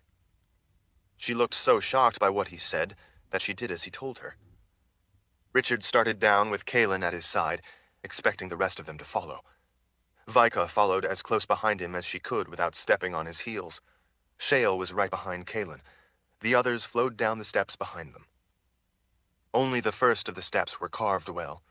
On the way down, they soon became rough-hewn slabs in some places, and steps simply carved directly out of the stone of the mountain itself in others. Their uneven shape made footing treacherous. The treads and risers were different depths and heights, requiring care with every step they took. Sometimes it was a long stride, and sometimes so short that they almost fell. Richard held on tightly to Kaelin's hand as he held his other out behind, to urge the others to be careful. He didn't want them falling on top of him and Kaelin, and causing them all to go tumbling down to somewhere far below. As they cautiously descended the curving, irregular run of steps, he realized that the stairs followed the uneven excavation down along the rock walls. When they got farther down, he was finally able to see that they were descending to the edge of what was a vast, roughly circular chamber. He was astonished by how immense it was, both in width and height. Like the opening above, the walls had been cut with excavation tools, leaving a rough, unfinished surface. It looked to Richard that in places on the walls, great slabs of rock had collapsed down, actually aiding in the excavation. It resembled a mine more than a room, except that it was huge beyond any normal room, or any mine for that matter. He had seen chambers in natural caves that were this immense, but this was not a cave, and not natural. He couldn't imagine its purpose. Rather than it getting darker, they began to see flickering firelight from below that helped them see the steps better. Keen to find out what this place was and what was going on, he had to force himself to be careful and not to hurry. The fact that it was a trap, with the mountain lion leading them into it, also tempered his urge to hurry. He started to realize that this strange, underground chamber had to actually be the true purpose of the palace. The place above was merely a facade. Like a man irresistibly drawn to a beautiful woman with an evil heart, Richard felt that he had first been charmed by the beauty of the palace architecture, but he was now being drawn to the evil heart of this place. The stairs turned as they approached the bottom. He saw then that they were coming down behind enormous statues of ravens that were at least 3 times his height. Their wings were extended in front to hold stone bowls of flaming oil that provided light. The smell was similar to that of burning pitch. It also left a haze to settle in the cool air of the pit. When they reached the bottom of the rough stairs, and they came around one of the ravens, he saw that there were more of the stone ravens all around the room in a circle, 13 in all. They all faced inward to the center of the chamber. Between and beyond the stone ravens, he could see that there were caverns all around the base of the room, going back into the stone of the mountain itself. Torches lit the tunneled passageways, but he couldn't see what they led to. Off in the middle of the room, he saw a line of intimidating people watching them approach. They were all women. In the center of that line of silent women sat a tall, elegant throne. He could see the light from the burning pots dance and flare on the gold leaf vines, snakes, cats, and other beasts carved into the arms and framing the tufted red velvet-covered back. A canopy draped with heavy red brocade and trimmed with gold tassels jutted out overhead, making an imposing statement. The mountain lion sat beside the throne. Richard had seen that throne before. As he cautiously closed the distance, he recognized the woman sitting in the massive structure. It was his mother. Chapter 21. Out of the corner of her eye, Kaelin saw Berdine's jaw drop. Mama? Rika lifted an arm to point. No, that's my mother. Vale went to her knees as her eyes welled up with tears. Mother, is that really you? This is impossible, Shale whispered, even as Kaelin knew that she too would be seeing her own mother. When Nida reached out in longing and started to rush ahead, Richard swept an arm around her waist and yanked her from her feet. He set her down beside him. Kaelin caught Rika's arm to stop her from going any farther. Everyone stay where you are, Richard said in a commanding voice, before any of the others could rush to the woman they all wrongly believed was their mother. Most of the Mord Sith looked in stunned confusion between the women and Richard. The woman sitting on the magnificent throne smiled benevolently. Kaelin knew that Richard too was seeing his mother. The only difference was, like Kaelin, Richard knew who this really was. Shota, stop it, Richard called out in a voice that cut through the hiss of the burning lamp oil and echoed around the chamber. Kaelin had been pretty sure for quite some time who it was that had been drawing them into this trap. Richard had known as well, but like her, he had not wanted to put words to that belief, lest that somehow make it true. They had both hoped they were wrong, and that it would turn out to be something else. Kaelin's mother smiled, then, in a loving way. But Kaelin had already steeled herself against Shota's cynical deception. This was a witch woman playing her games. It was not any of their mothers. She didn't allow herself to let her emotions be twisted by what she knew to be an illusion. Shale looked at Kaelin in wordless confusion. That spell you felt at the opening to this place? Kaelin whispered to her. Yes? What of it? Shale asked. It was to keep you from smelling witches. Realization swept away the confusion in her features. Shota, Richard said again, stop this cruel hoax. Once Shota saw that Richard and Kaelin weren't about to play along, and that they weren't going to let any of the others be sucked into the deception, she stood and descended the 3 platforms the throne sat atop. Her variegated gray dress gently billowed, as if lifted by a gentle breeze. When she caught one of the points of the skirt, it was as if the breeze died out and it settled down. As the dress went still, her fabricated looks also died out, melding back into the face of the witch woman Kaelin knew all too well. She was glad, at least, that Shota was no longer taunting her with the image of her mother. Kaelin glanced at the women lined up to either side of the throne. Their piercing glares were chilling. Even though they all looked very different, they all radiated the same aura of mystery and danger. A self-satisfied smile spread across Shota's full red lips. Her almond eyes sparkled with her smile. Kaelin had always thought of the stunning woman as a rose encrusted with ice crystals. Shota glided across the room toward them, her eyes fixed on Richard the whole time. Kaelin found it irritating the way Shota had always acted a little too charming toward Richard. Richard, of course, didn't respond to her charms, but it nonetheless irritated her. Cruel hoax? Shota asked in her silky, smooth voice.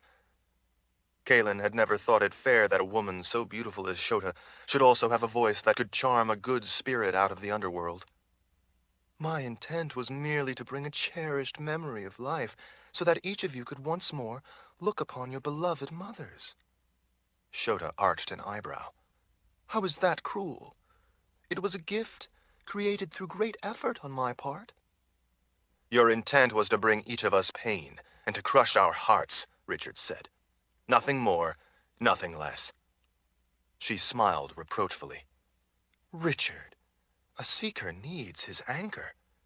If you will recall, I've warned you before not to let it cloud your judgment. And yet, it is a mistake you have made too often in the past. Richard didn't go for the bait, and instead glanced around. What is this gloomy pit? Why aren't you at Agaddon Reach? Shota swept an arm around in a grand gesture, as if to show him the massive room, all the while smiling at him. This is my winter palace. Isn't it splendid? Do you like it? Richard never took his eyes off her, the same way he wouldn't take his eyes off any lethal threat. Not really. I think I prefer the swamp you live in. It's more honest. Ah, well, the Reach is nice, I must admit, Shota cooed. But I come here to Bindamoon on rare occasions when I have important business to conduct. We met the man you sent to welcome us, Richard told her. Shota's brow twitched. Man? The bearded fellow with the gift. A gift he intended to use against us. Realization came over her features. Ah! Her expression soured. Iron Jack. That's the one, Richard said. She flipped a hand dismissively. A sycophant. A stooge. He fancies himself useful to me, thinking it will earn him favors. He is always trying to impress me. He doesn't realize that he merely impresses me as a worthless freak. He is a bothersome little man. He won't be bothering you anymore, Richard told her. He's dead. Shota shrugged as she smiled. Good. Kaelin was a bit surprised by the reaction. She had thought that Shota had sent him. Richard didn't mention that Iron Jack had been killed by the Glee. Kaelin gestured, indicating the palace above them. And so you have that place above now, so that you can call yourself a queen? What are you queen of, exactly? Shota turned a cold look on Kaelin. That is what the people in this palace prefer to call me. Queen. Kaelin frowned. Why? Shota regarded Kaelin with the kind of penetrating gaze that only added to her menace. Shota had never liked Kaelin, and she took every opportunity to make that clear. Shota glanced down at Kaelin's swollen pregnancy. It was not a look of approval. The witch woman's perfect shape made Kaelin feel fat and ugly in comparison. Against her will, she could feel her face start to go red. They chose to call me the queen because they fear to say my name aloud. The smile again spread on her lips, but failed to reach her eyes. She arched one eyebrow. With good reason. Frowning, Shale leaned closer to Richard. Mind telling me what's going on? He held out an arm in introduction. Shale, this is Shota, a witch woman Kaelin and I know all too well. Deluded by prophecy, she swore that if we ever dared to have children, she would kill them. That is the witch's oath that all along has been at the center of everything. This is the true witch's oath that has shadowed us, nearly gotten us killed, and in the end brought us here. The witch's oath had never been created by Myshek. It had been Shota's all along. Shota smiled at Richard and bowed her head in recognition of him grasping Myshek's role. He was a useful idiot. Shale looked baffled. But why? Because, Richard said. She fears our children. Isn't that right, Shota? Shota's eyes turned hot and dangerous. I guess I can't fool you, Seeker. Kaelin had noticed from the beginning that all the women to the sides of the throne were glaring right at her. She did her best not to look at them, but it was next to impossible not to. Each one was different, and each one in her own way looked intimidating. Shota, annoyed that Shale had spoken before being spoken to, slowly stepped closer to her, her boot strikes echoing around the massive stone chamber. She came to a halt before Shale. She lifted her chin a little to look down her nose as she studied the sorceress's face for a moment. Well, well, what have we here? She asked as she leaned forward then to peer intently into Shale's eyes. A half-breed? How utterly revolting. She straightened back up. Had you any shame, my dear, you would have long ago killed yourself. Shota's disapproval turned again to a mocking smile. Not to worry. She cocked her head. I will help with that when I'm finished with you. I can only assume that you are responsible for the boundary that appeared to force us to come here, Richard said to draw Shota's attention away from the sorceress. That means that you are responsible for the loss of any innocent lives of the people who have been killed when they walked into it without realizing what it was. I want that terrible boundary brought down right now. Richard leaned toward Shota, fixing her in his raptor glare. Right now. Shota shrugged. As you wish. She twirled a hand around overhead. Done, she said in a voice that might have been used to announce dinner was ready. Richard looked a little surprised to have her so easily agree, and a little dubious that she had actually undone something of such massive power. More than that, though, he was not at all happy about the boundary being put up in the first place. How many innocent people do you suppose you murdered with that thing? Shota regained her imperious attitude. I regret the loss of any innocent lives, but it was unavoidable in order to prevent what would be a much greater loss of lives. So in that sense, you two are actually the cause of such deaths. Richard continued to glare at her. How do you figure that? Shota walked slowly to her ornate throne to stand for a moment as she gathered her thoughts. She lifted a finger without looking back. You saved me from the Keeper once. And this is how you show your gratitude? Richard asked in a rising, angry voice. After a moment, the witch-woman turned and strolled back to stand before Richard and Kaelin. I told you both that because of what you had done, I would be forever grateful. I meant it. She touched her fingertips to the side of Richard's face. I actually rather like you. You are a noble individual. You and the Mother Confessor both. You both have fought for the survival of your people, and in so doing fought for my survival as well. You have done good and brought peace to the world. For all that and more, I respect you both, and wish you no harm. Chapter 22. So you decided to trap us here because you like us? Richard asked. You put lives of innocent people in danger because you like us? You more than likely caused the deaths of unwitting travelers because you like us? Shota gently gripped Richard's throat as she glared with menace into his gray eyes. I warned you that all the children a confessor bears are confessors. Over time, it came to pass that most give birth only to girl children. I told you that if you give the Mother Confessor a child, it would be a boy, and that boy child would be a confessor. Beyond that, even a girl child with confessor power and the gift of a war wizard from 2 lines of wizards, one with subtractive magic, would be an abomination. I told you that for those reasons you must not have a child with this woman. So you're back to that, are you? Richard folded his arms against his chest. Back to the nonsense about prophecy. It is hardly nonsense. Fathers wed to confessors are supposed to have been taken by her power, so that if by chance she happened to bear a boy, the husband would without question end its life. You changed all that by finding a way to be with her without being taken by her power. As a result, neither of you has the will or the strength to kill the tainted children the 2 of you conceive. She paused a moment as her grip on Richard's throat tightened. I have the will. I have the strength, and I am willing to use it. I gave you my word on that. I gave you a witch's oath on that, and you both defied me. It's our lives, Richard said in a surprisingly calm voice, as if trying to reason with her. It's our children's lives. You have no dominion over any of our lives, and no right to deny our children the right to live their lives.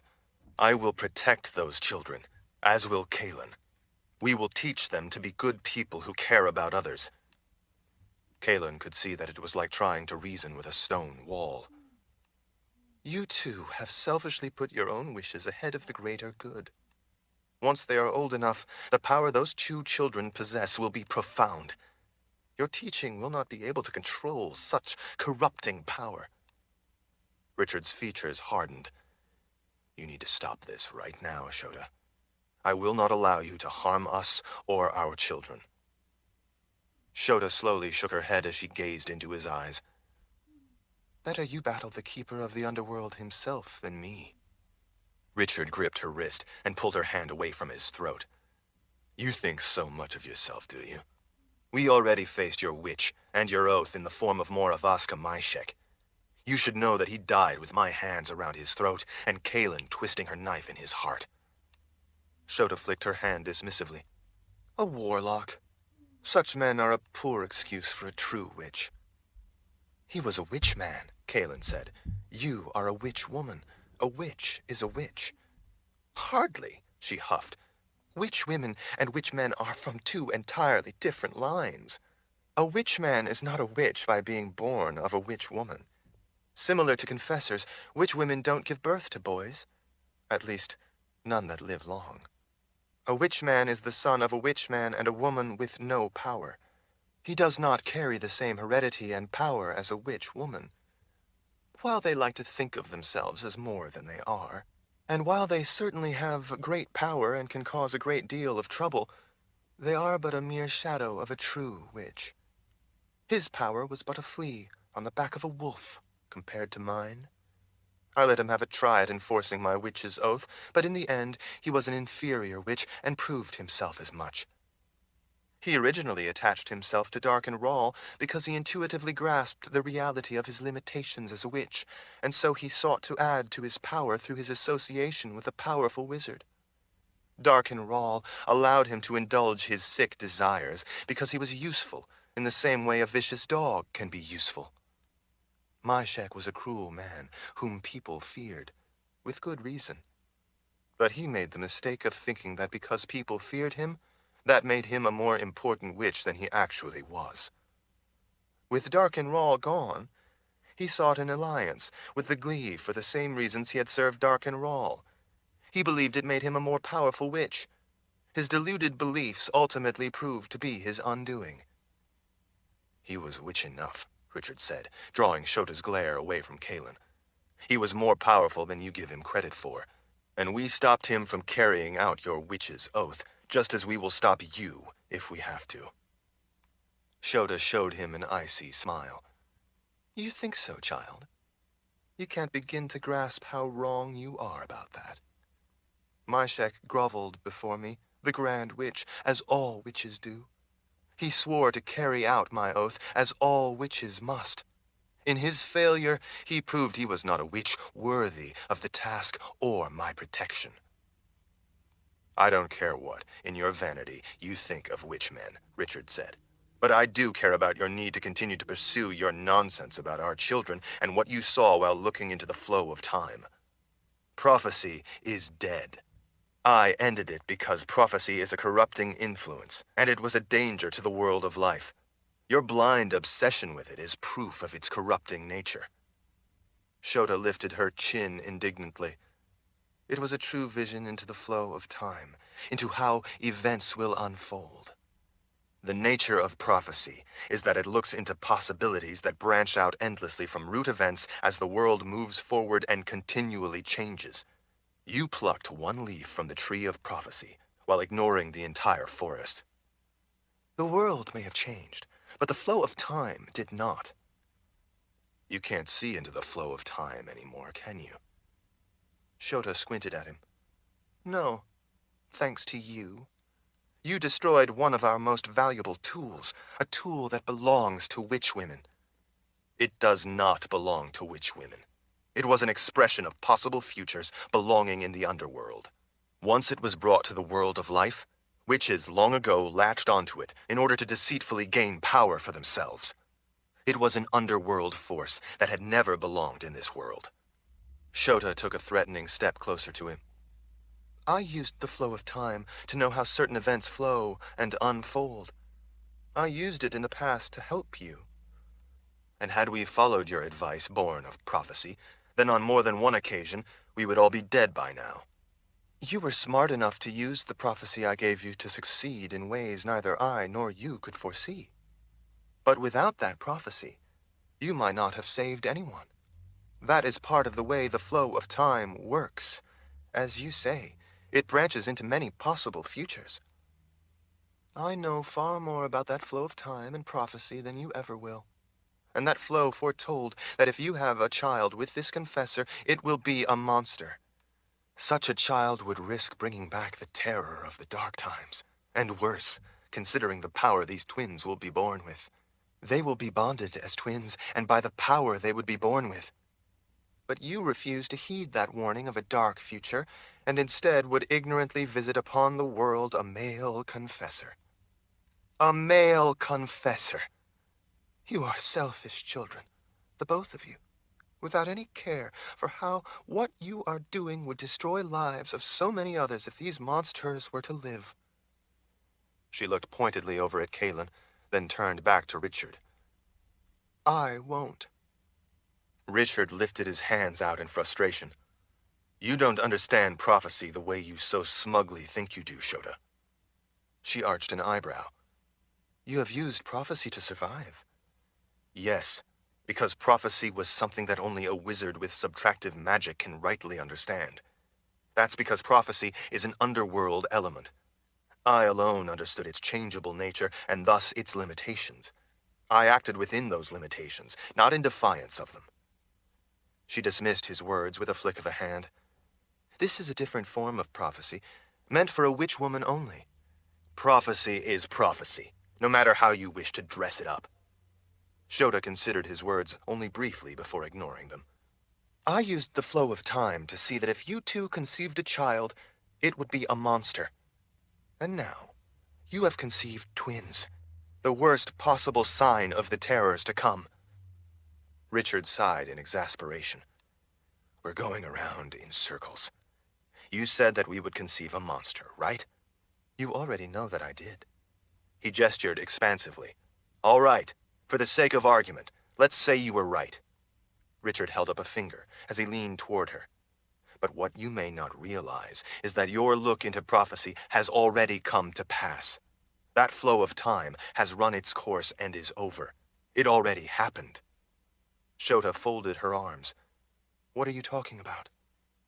When the chimes caused magic to fail, caused the magic of the necklace you gave Kaelin to fail. We didn't know that your necklace wasn't working as you designed it, and as a result, we conceived a child. Unfortunately, Kaelin lost that child before it could be born. If your prophecy is true, that means the first child conceived, the one Kaelin lost, was in fact the monster you so fear, the very one you saw in the flow of time. That means that the prophecy you saw in the flow of time has already happened and has already been fulfilled. Since Kaelin became pregnant but lost that first child, that means the child you saw in the flow of time that would be a monster is already long dead. The world has already been saved from the dark times you saw in the flow of time caused by that monster. Richard gestured at Kaelin as he went on. This pregnancy is now a different one. This time, these children Kaelin now carries are exactly what the world needs to survive. They are not the monsters that would destroy the world, but rather they are the other side of that prophecy. The balance to it that magic requires. The saviors of the world. Shota scowled at him for a moment. It is not possible for them to be the saviors of our world. Yes, it is. Because without them, our gift, mine and Kaelin's, will eventually pass out of existence when we die. The grace each of us was born with will carry us and our gift beyond the veil. Right now, our gift, Kaelin's and mine, is what is holding magic together and preventing the Golden Goddess from completing her lust to take our world and kill everyone in it. Don't you see? Without our magic carrying on through these children of Dahara, the Glee will be able to ravage our world. If you think the dark times were bad, you have not seen the terror visited upon people by the Glee. We have seen a small bit of it, and I can tell you that no one will survive. If these children don't live, then no one will. If you were to kill these children, you would, in essence, be killing everyone. With her hands on her hips, Shota regarded Kaelin for a long moment before looking back at Richard and again folding her arms. That's a nice story, but I can't risk the world on a nice story. I won't risk it. I know of the Golden Goddess. What you don't see is that she is not my concern. She unfolded her arms to poke Richard's chest with a finger. The Glee are your concern, your responsibility as the Lord Rahl. It is up to you to protect our world, and as such it is your responsibility to deal with the threat posed by the Glee. It is as simple as that. My concern is the monsters you have conceived. It is my responsibility, since you abdicated it, to make sure the twins you two have conceived never come to be. Richard's hands fisted at his sides. I don't have any way to fight a threat from another world. Any hope for the future will slip away without these gifted children. Richard took a settling breath to compose himself before going on. Shota, your fault, your flaw, is that you are so focused on your narrow belief that you are not able to see the bigger picture. You are fighting the last battle from dark times long forgotten. It is you who are not seeing the big picture and the obvious solution, she said. You simply need to stop the threat from the Golden Goddess and her kind, wizard. When you do that, then our world will be safe from the Glee. That is your duty as Seeker and as the Lord Rahl. Do your job. My concern is that these children are not allowed to live in this world. That is my job. Had you not ended prophecy, I would be able to look into the flow of time and see if anything has changed and if your theory could possibly be true. But because you took it upon yourself to end prophecy, that opportunity is lost to us.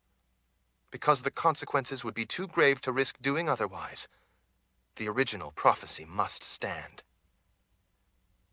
My witch's oath stands. It will be carried out. Richard's eyes took on the hawk-like glare that Kaelin knew so well. Shota, he said in a low, dangerous tone, if you have forced us to come all this way, so that you can kill us along with these innocent children yet unborn, you have made a very big mistake. You have no right to their lives or ours. And as the Lord Rahl of the D'Haran Empire, I am telling you to once and for all to end your obsession. Believe me, you do not want to fight me. He gestured to Kaelin. Nor do you want to fight the Mother Confessor. Have you ever seen a mother bear protect her cubs? I have. She is ferocious. You cross her at great peril. Chapter 23. Kaelin felt solace at Richard's words. Shota, however, looked like she was having none of it. Kaelin wondered how long the witchwoman's patience would last before she decided to simply kill them. Shota opened her hands as an empty smile spread on her lips. Richard, just as you have so often misinterpreted my actions in the past, you misunderstand my resolve to be of assistance in this difficult time. You must believe me when I say that I have no malice toward you or the Mother Confessor. Nor do I have any desire to do battle with either of you. Most of all, I certainly have no intention of harming either one of you. I already told you, I am grateful to you both. Everything you falsely interpret as threatening is merely my desire to help you both. Richard glared with incredulity. You expect me to believe you are only interested in helping us? You want us to think that by murdering our children, you are helping us? Shota stepped close so she could rest an arm over Richard's shoulder. She smiled warmly and batted her eyelashes as if trying to charm him. Kaelin had absolutely no doubt that Richard was not charmed or attracted to the witchwoman. Even so, it made her blood boil to see her trying to seduce Richard with her charm. Think of me as doing a difficult chore for you. One that must be done, so that you don't have to do it, she said with a shrug. She idly ran a finger of her other hand down his chest, making Kaelin fume all the more. I admit that my insistence on being of service to you could be taken the wrong way, but be assured, I certainly intend you no harm. If you intend us no harm, then why did you force us to come here? Kaelin asked, drawing the witchwoman's attention away from her husband. Shota withdrew her arm from where it was resting on Richard's shoulder and turned to Kaelin, clearly annoyed to be interrupted in mid-seduction. I brought you here so you could give birth to the children you carry. I will see to it that you will be safe and comfortable while you are here until then. Once you give birth, both you and Richard and... She gestured offhandedly beyond Richard without taking her eyes off Kaelin. Your gaggle of Mord Sith will be free to leave and go about your lives. My children will not be born here, in this vile place, so that you can slaughter them. Shota's grin widened. I'm afraid that you are once again getting the wrong idea. You see, you have no say in this. We will do our best to make you comfortable for the duration of your visit to my palace. After you give birth, as I said, you will be free to leave. But you will not be leaving with those children. Kaelin's hands fisted with fury. You can't have my babies so that you can murder them. Shota pressed the tips of her fingers together and bowed her head for a moment, as if patiently thinking of how to explain something to a stubborn child. Her head finally came back up. You claim to be protectors of your people. Well, so am I. Although we disagree about aspects of it, our goals are actually the same, the safety of our people. That is, in fact, what this is all about. You are blinded by maternal instinct, which is only natural, but it prevents you from having the vision and strength to do what is necessary for the greater good. I have both, so I am going to help with what must be done. Kaelin fought back tears of rage. The greater good? Shota's expression turned dark and dangerous as she leaned in. I am finished with trying to reason with you two foolish children. It shall be as I say. Kaelin knew how dangerous this witchwoman was, but she was at the end of her patience. Shota, if you do not withdraw your witch's oath and let us go, there will be no turning back for either of us. Know that, as the Mother Confessor, I will grant you no mercy and allow none. Shota looked amused. You think your Law of Nines will help you? I'm afraid that it no longer applies. Richard glanced around at the group with him. The Mord Sith, all in their red leather, looked not only resolute, but positively dangerous as they watched the conversation, waiting to be let off their chain. What are you talking about? He asked. Shota lifted her arm out behind, indicating the odd-looking group of women lined up to either side of her throne. You see, I have come here to Bindamoon, to my winter palace, to convene a coven. Kaelin scanned the line of grim women to either side of Shota's throne. There were 6 on one side of it, and 5 on the other side. Although all of the women looked very different from one another, they had one thing in common. They did indeed all look like witches. They all fit the stories she had heard as a young girl from the wizards who taught her, and they certainly all looked dangerous. She suddenly realized the flaw in Shota's grand scheme. I don't want to tell you your business, Kaelin said, but a coven is 13 witches. With you and the rest of these ladies here, there are only 12. You're missing your last witch. Do tell, Shota said with an amused smile. Kaelin shrugged. We killed Moravaska Myshek, your 13th witch. Without the 13th witch, your call to coven can't authenticate the essential dictate so that you can initiate its power. Myshek? A witch man? In a coven? Shota said with distaste. She huffed dismissively. Don't be ridiculous. He could not possibly be part of a coven. He's of more use to me dead than alive. She once more smiled as she leaned toward Kaelin. But thank you for the suggestion of using him.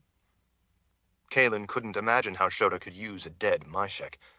Ignoring the distraction, she gestured to the women standing in the background. Well, I hate to tell you, but in that case you're a witch short of a coven. Like I said, including you, there are only 12 witches. Without 13 witches, you are not able to invoke the power of coven. Shota smiled without humor. Yes, I know. That's why I had you bring me the 13th witch. Kaelin blinked, suddenly worried about Shota's calm confidence. What are you talking about? Her eyes flashing with menace, Shota walked over to Shale. With her face mere inches away from Shale's, she pointed back behind. "Go and take your place with your sister witches." Kaelin suddenly realized that Shale had been oddly quiet almost the entire time. Kaelin saw, then, that she seemed to be in a trance of some sort. She stared ahead without blinking.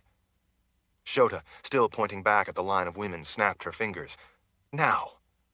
Without a word of protest, or question, or even acknowledgement, Shale walked woodenly toward the women standing to the sides of the throne. When she reached them, she took up a place at the end of the line of 5 on one side of the throne, making 6 to match the 6 on the other side. With Shale bringing the number in the line to 12, and Shota making the total 13, Shota now had the witches she needed to invoke the power of Coven. "Shale," Richard called out. "What are you doing?" When he started to charge toward her to get her back, Shota lifted a hand toward him as if she were dismissing him. Kaelin didn't know what kind of power she had available to her with a Coven, but she knew from stories wizards had told her that it was formidable. Suddenly, Moravaska Myshek materialized as if his corpse had been pulled directly up from the underworld. He looked as intimidating in spirit form as he had in life. Kaelin regretted now even having mentioned his name and giving Shota the idea. The dead man was semi-transparent in his spirit form, but the part that was visible looked like half-rotted remains. Blood that had gushed from the wound in his chest where Kaelin had driven her knife into him covered his front, and his intestines hung out from a gaping belly wound, dragging across the floor as he advanced. His mouth opened with a roar that shook the room and made Kaelin feel as if her eyeballs were rattling in her skull. Myshek abruptly shot across the room, not on his feet, but through the air as if he had leaped, his intestines fluttering out behind him. He struck Richard with enough force to catapult him back so powerfully that he stopped only when he slammed into one of the stone ravens. As he did, the spirit of Myshek, his summons completed, dissolved back into the world of the dead. Richard scrambled to his feet, refusing to be shaken by what Shota had conjured. "Shale," he called out, "don't do this. Don't let Shota do this to you. Come away from them." Kaelin could hardly believe that the woman who had saved her life several times would suddenly join with Shota against them.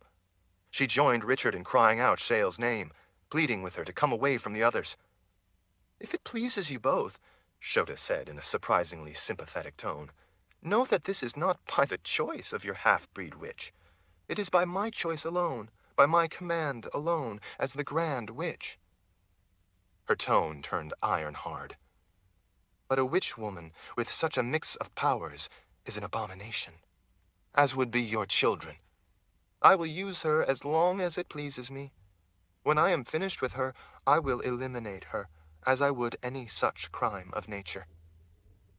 Kaelin could feel the blood draining from her face. "Shota, you can't do this. A Coven invokes the underworld and with it subtractive magic. You said yourself that a witch with a mix of powers is a crime of nature." Shota leaned toward her with a deadly look. "I warned you before.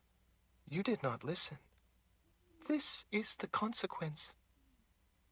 Kaelin knew that even in the best of circumstances, her gift and Richard's didn't work against witch women the way they did against others.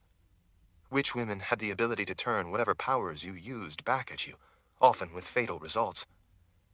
But now that Shota had invoked Coven, her power would make using their gift against her next to impossible. She hoped that Richard remembered the warning Nikki had once given when explaining the complications of the magic involved when trying to use their gift against a witch woman. Even so, they were being put in the position where trying might be their only option, since not trying would mean their death anyway.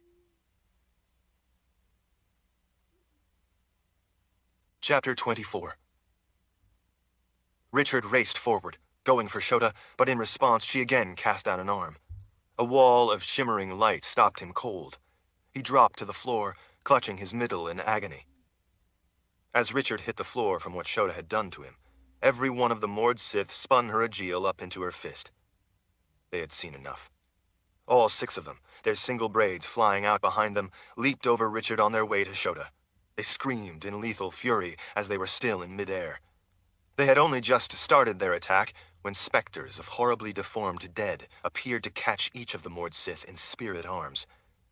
Like Myshek, they appeared semi-transparent, but they were solid enough to snatch up the Mord Sith.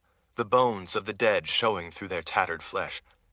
Even as they were being lifted from the ground, each of the Mord Sith attacked the specters with their Aegil in one hand and a knife in the other, but it had no effect on the phantoms from another world. All of the Mord Sith were swiftly carried backward, powerless to stop the underworld beings holding them, until each of the six were smashed into a stone raven between its opened wings. A stone wing of each of the six raven statues swept around the Mord Sith to trap them there. The spirits, their task completed, vanished back into the world of the dead. The other wing of each of the six ravens held out its stone bowl of burning oil.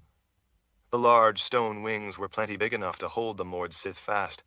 Dust and bits of stone drizzled down from where the stone wings had broken as they turned in order to grab and hold the Mord Sith. Out of the corner of her eye, as Richard struggled to get to his feet or possibly to conjure some kind of power to fight back, Kaelin saw two of the witches leave the line of their sister witches and start toward her. Shota continued to hold the hand out toward Richard, as if pressing him to the ground, her power preventing him from getting up or doing anything else to stop her. She brought her other hand up when she saw Kaelin try to run to Richard. Whatever kind of magic Shota was using, she was effortlessly able to bring up a solid wall of air to prevent Kaelin from moving any closer, despite how desperately she tried to push against it. As Kaelin struggled to move through the thick air, her feet sliding against the floor as she shoved her shoulder against it, two women rushed up from behind and seized her arms.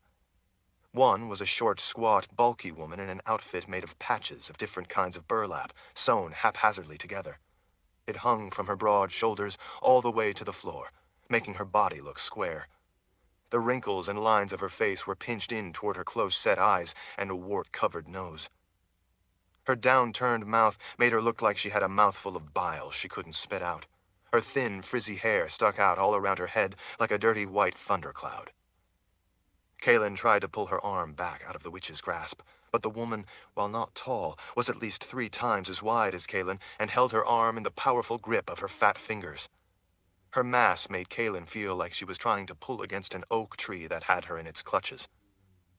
The witch who grabbed her other arm was as thin as the other was burly. The tattered, hanging dark dress she wore looked like she gutted fish in it daily, and the filth had never once been washed off. The skin of her bare arms was wrinkled and withered, almost looking like tree bark. Her bony fingers had long, sickly yellowish fingernails that were ragged on the ends and scratched Kaelin's arms. The witch also had filthy rags wrapped around her head, one part around the top to hold in her shock of unruly, inky black hair, and another part down and around her head, going under her chin and tied back on top as if it was trying to keep her jaw from falling off. A number of long strings of bones, teeth, and feathers hung around her neck, swinging back and forth and clattering as the witch yanked on Kaelin's arm. She had similar strings of collected animal parts around her wrists, some of them still in the process of rotting. The gagging stench of dead things was overpowering. Her large, round black eyes did not look human. She had the dead stare of a corpse. Although she was much smaller than the woman who had Kaelin's other arm, she was, with that dead stare, more frightening than the blocky, angry-looking woman on the other side, and by the hand clutching Kaelin's arm, just as strong. Together, the women began dragging Kaelin backward with an urgency she wouldn't have thought either could muster. She fought against them, but she was no match for their strength, and they were not even using their powers. Looking back over her shoulder, Kaelin could see that they were dragging her toward one of the dark openings at the bottom of the towering wall. As they went past the throne, another witch left the line to join the other two and walk, leaning in, facing Kaelin as she was being pulled backward, her heels dragged across the stone floor. This witch, unlike the two who had iron grips on her arms, was not monstrous. She was, in fact, shapely and, in a dark sort of way, pretty. She wore a black, form-fitting bodice that was cut low and edged with black lace. Her skirt, which hung nearly to the floor, was made up of what had to be hundreds of knotted and beaded strips of leather. Some of the beads sparkled and reflected the light of the burning bowls of oil held by the stone ravens. They allowed her bare knees to part the strings and show through when she walked. Around her neck she wore a broad black lace choker. Her hair was red, long and stringy. It mimicked the look of her strange, stringy skirt. The veil of small, ropey strands of hair hung down in front of her face the way the skirt veiled her legs. Beyond the screen made of the strands of hair Her pale blue eyes, lined with black, despite their beauty, were far more menacing than any of the others' eyes. As she walked close in front of Kaelin, leaning in, while she was being dragged backward by the two older witch women, the strands of her skirt swished around her legs, allowing the beads to clatter together, making a distracting, enchanting, almost musical sound. That beguiling sound for some reason made it difficult for Kaelin to think clearly. As they walked face to face, the young witch leaned in more, to within inches of Kaelin's face, with a look that made goosebumps race up Kaelin's arms to the nape of her neck. "Stay green for me," she said in a low, smoky voice that matched both the beauty and the menace of her blue eyes. "Until I can cut those squirming little brats out of your womb and twist off their heads and eat them while you watch." Kaelin didn't know what "stay green" meant, but the intent was clear enough. Kaelin was helpless as she was dragged backward toward one of the cave-like openings at the bottom of the towering wall and into the labyrinth of tunnels beyond. With the third witch leaning in, her face inches away, the musical jangle of the beads wove a tune that made Kaelin feel limp.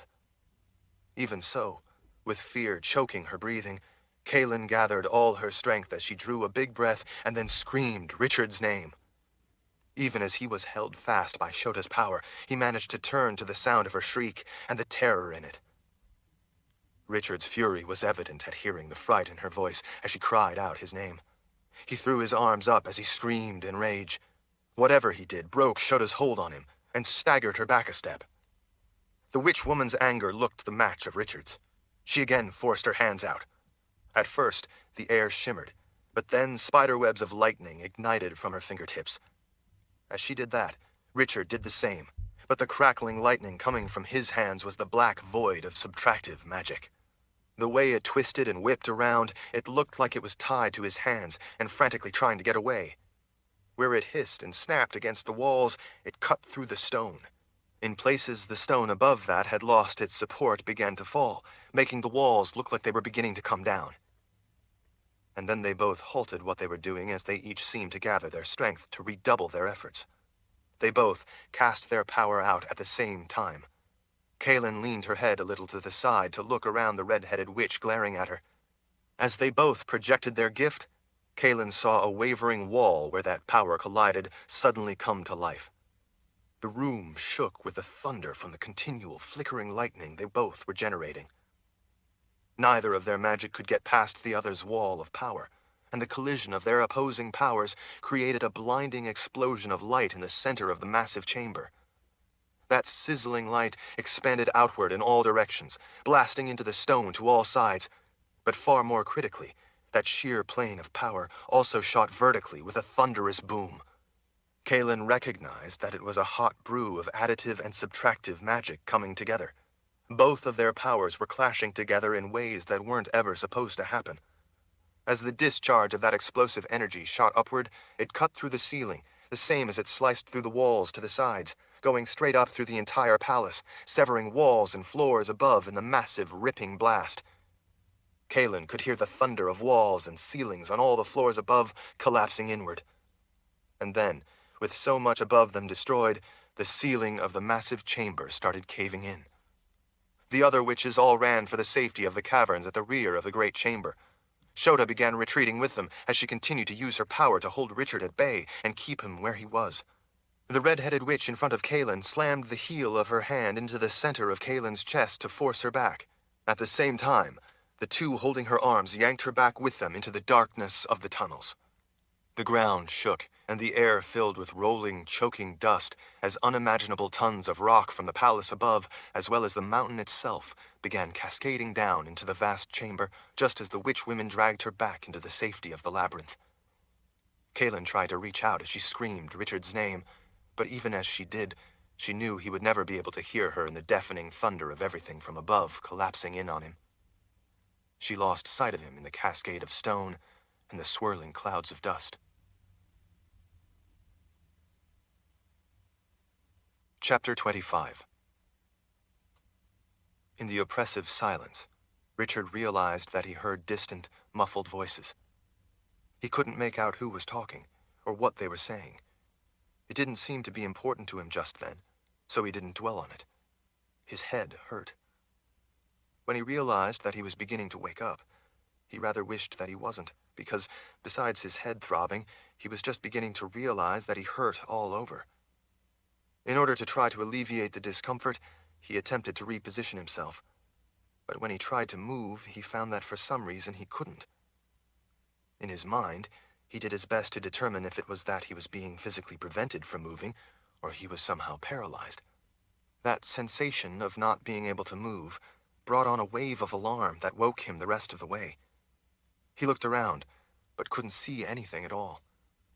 He felt with his hands, trying to figure out where he was.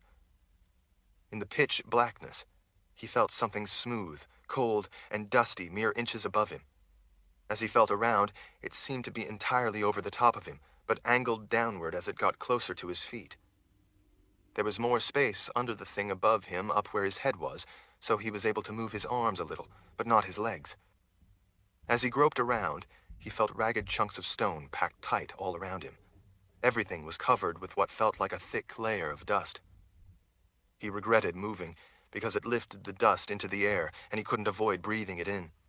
He coughed, trying to get it out of his lungs. By the taste, he knew that it was stone dust. As he was regaining consciousness, or waking up, he wasn't sure which, he began to remember seeing Shota unleash subtractive magic. He had known that if he didn't act quickly, he would be killed. But he remembered that it seemed at the time as if his legs wouldn't move the way he needed. Maybe it had simply been sheer terror that kept him in place and prevented him from running. He wasn't entirely sure what he had done at that point, other than simply reacting out of instinct. His gift as a war wizard, from somewhere deep inside him, came forth and did what was necessary to save him. But he did remember being alarmed at how the explosive collision of subtractive magic had cut through the walls and ceiling. He didn't know how far those voids went off into the side of the mountain, but he realized that they instantly cut all the way up through the entire palace.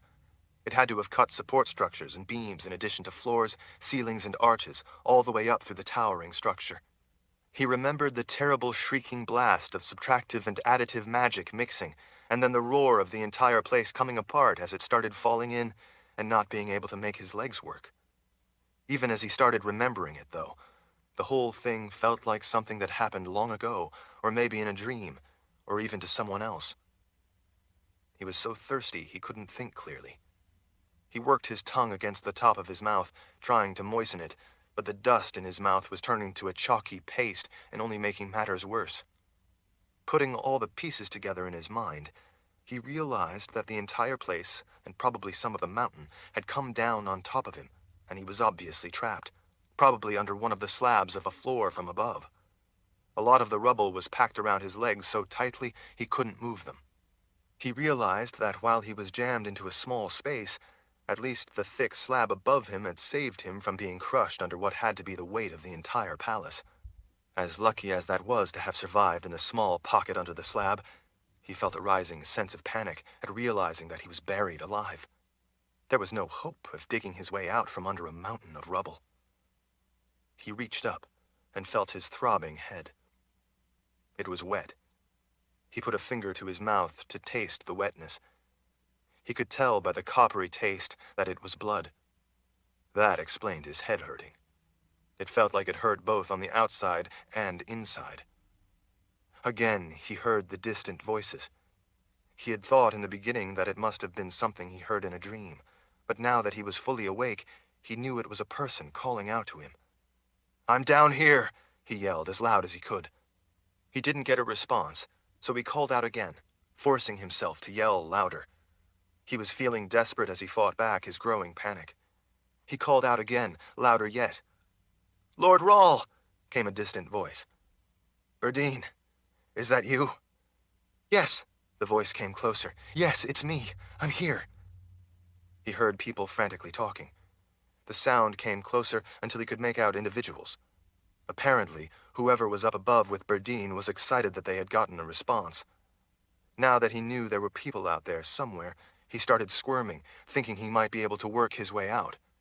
He soon realized, though, that it was simply impossible. The stone was packed in so tight that none of it would budge. He couldn't make any of it move so much as an inch. He was stuck solid in the rubble. He began to remember his alarm as the entire palace above them had started to come down. Shota had somehow managed to touch off subtractive magic. The only way to prevent her from killing him had been to use a mix of additive and subtractive magic to counter it. It had been his only chance. When those powers had come together, it had created a knife-like blast of subtractive magic that had cut all the way up through the palace and at the same time to the sides through the mountain under the palace. He hadn't known that a witch woman could do such things. Apparently, from what Kaelin had been saying, a coven amplified her power and gave her additional abilities. For all of her assurances that she had no intention to harm them, she was quick to attack him with lethal power. He remembered, too, that gifted people could join their abilities to amplify their power. The joining of the power of all those witch women had obviously managed to bring forth the boundary. That alone was a demonstration of the power that Shota now had at her disposal. He could hardly believe that Shale had joined them. No, it wasn't her doing, he reminded himself. She was being used. He remembered that Shota had said as much. He could tell by the empty stare that Shale was not acting on her own. Lord Rahl! Berdine's voice was closer and more desperate. Even so, it still seemed like it was some distance away. Lord Rahl, are you still there? Mostly, I think. There's a big slab of floor, or ceiling, over the top of me. It created a pocket and kept me from being crushed. But my legs are encased in the rubble and I can't move them. How long have I been stuck down here? This is the end of the second day, came the response. 2 days. Richard was stunned. Is Kaelin with you? This time the answer was slow in coming. I'm afraid not. We haven't been able to find anyone other than you. That answer sent a shiver of panic and pain through his heart. She had to have escaped. He told himself that she had gotten out in time. Who's with you? He called out. All of us. When everything started collapsing, the falling ceiling toppled those big stone birds. They sheltered us all from the stone falling in long enough for all of us to run into the tunnels and escape. We only just made it in time. We had hoped you were right behind us. The entire palace fell into the underground room, and with all the dust and falling debris, we couldn't see if all the witch women escaped. Escaped with Kaelin, she meant. Richard didn't know which would have been a worse fate, to have her die quickly, or have the witch women take her away to do what they intended.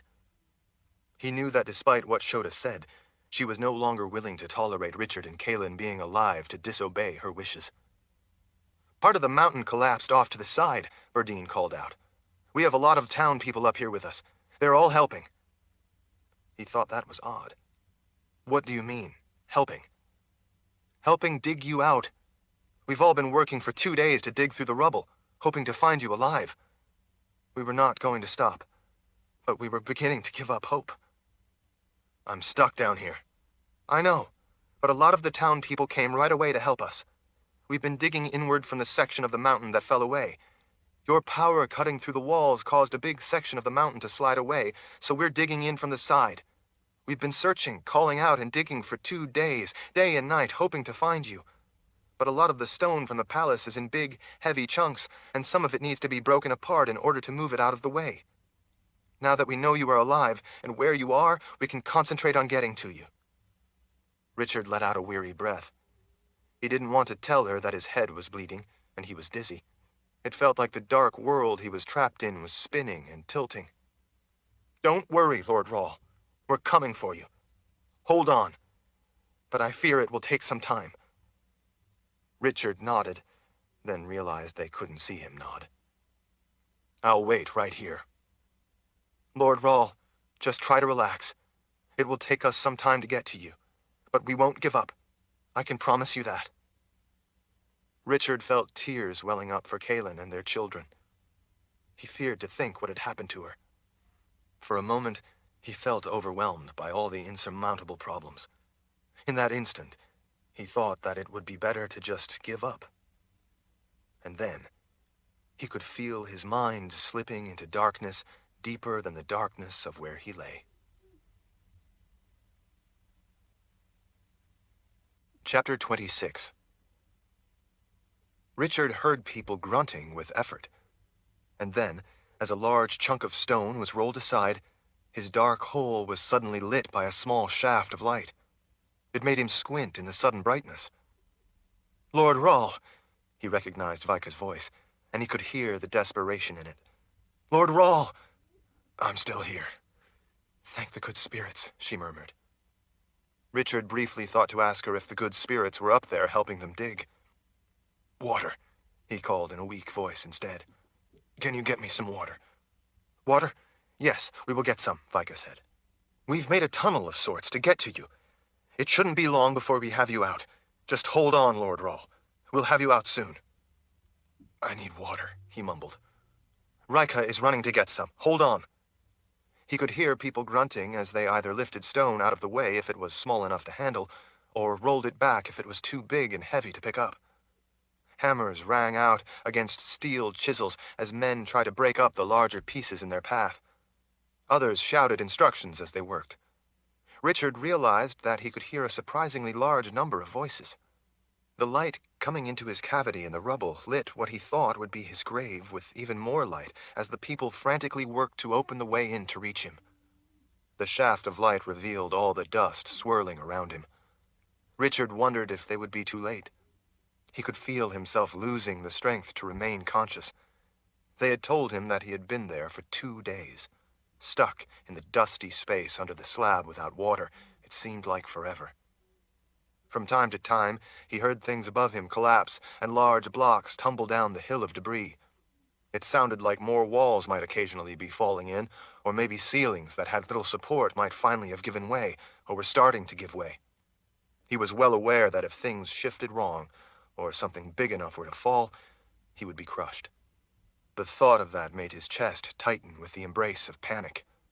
Every time he heard stone above groan or fall, he held his breath, waiting for the end. He constantly had to fight back dread at being trapped under a mountain of rubble, never to get out. To keep his mind from wandering into frightening thoughts, he remembered Kalen's face, trying to recall every detail. Suddenly, a hand touched his shoulder. He jumped right out of his memory. "Lord Rahl, it's me," Vika said. She was close.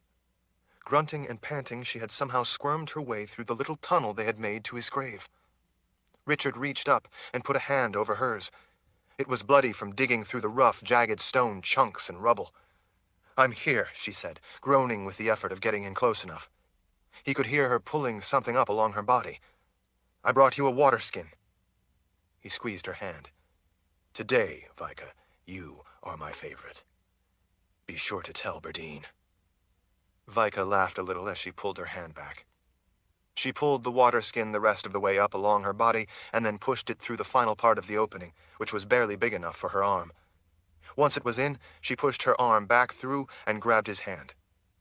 He didn't know if she was reassuring him or herself, but he held on to the hand as he guzzled water while holding the water skin with his other.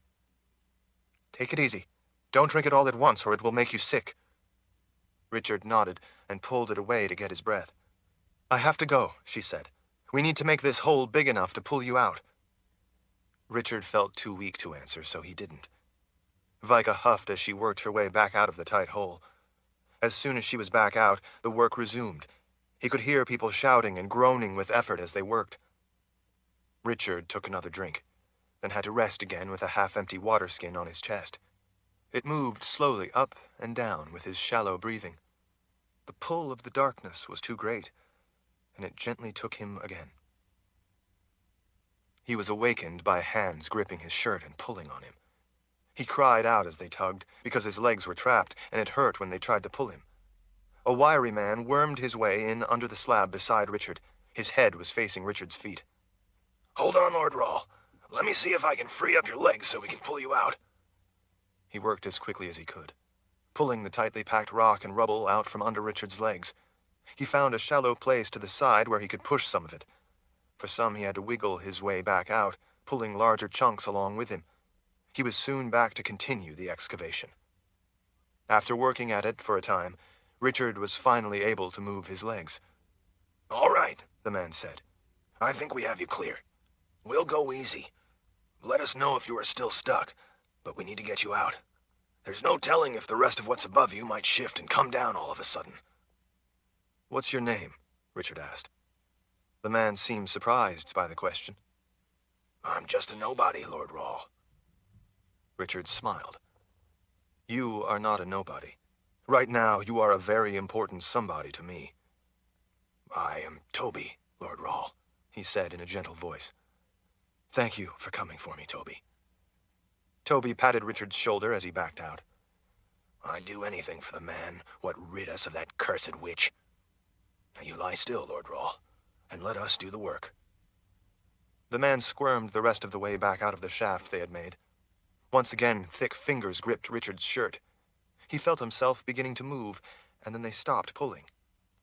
Is everything free now, Lord Rawl? Toby asked. Nothing hurting when we pull? I seem to be free. You can go ahead and give it another try. I'll let you know if I'm having a problem.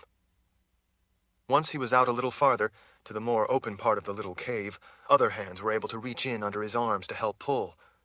Because they were on their stomachs, it was an awkward angle to pull from.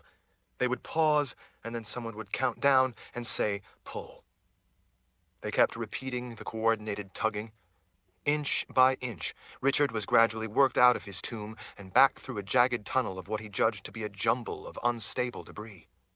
At one point, his boot dislodged a rock, and the narrow tunnel back where he had been under the slab collapsed with a roar that pushed out a cloud of dust. That made them pull all the harder and faster. The farther they drew him out, the more hands they could get on him to help. Richard finally emerged to see dirty, grimy faces and torchlight all around him. Berdine rushed in to give him a quick hug. Legs in red leather were all around him. He saw that it was now night. Some people had torches, while others had lanterns.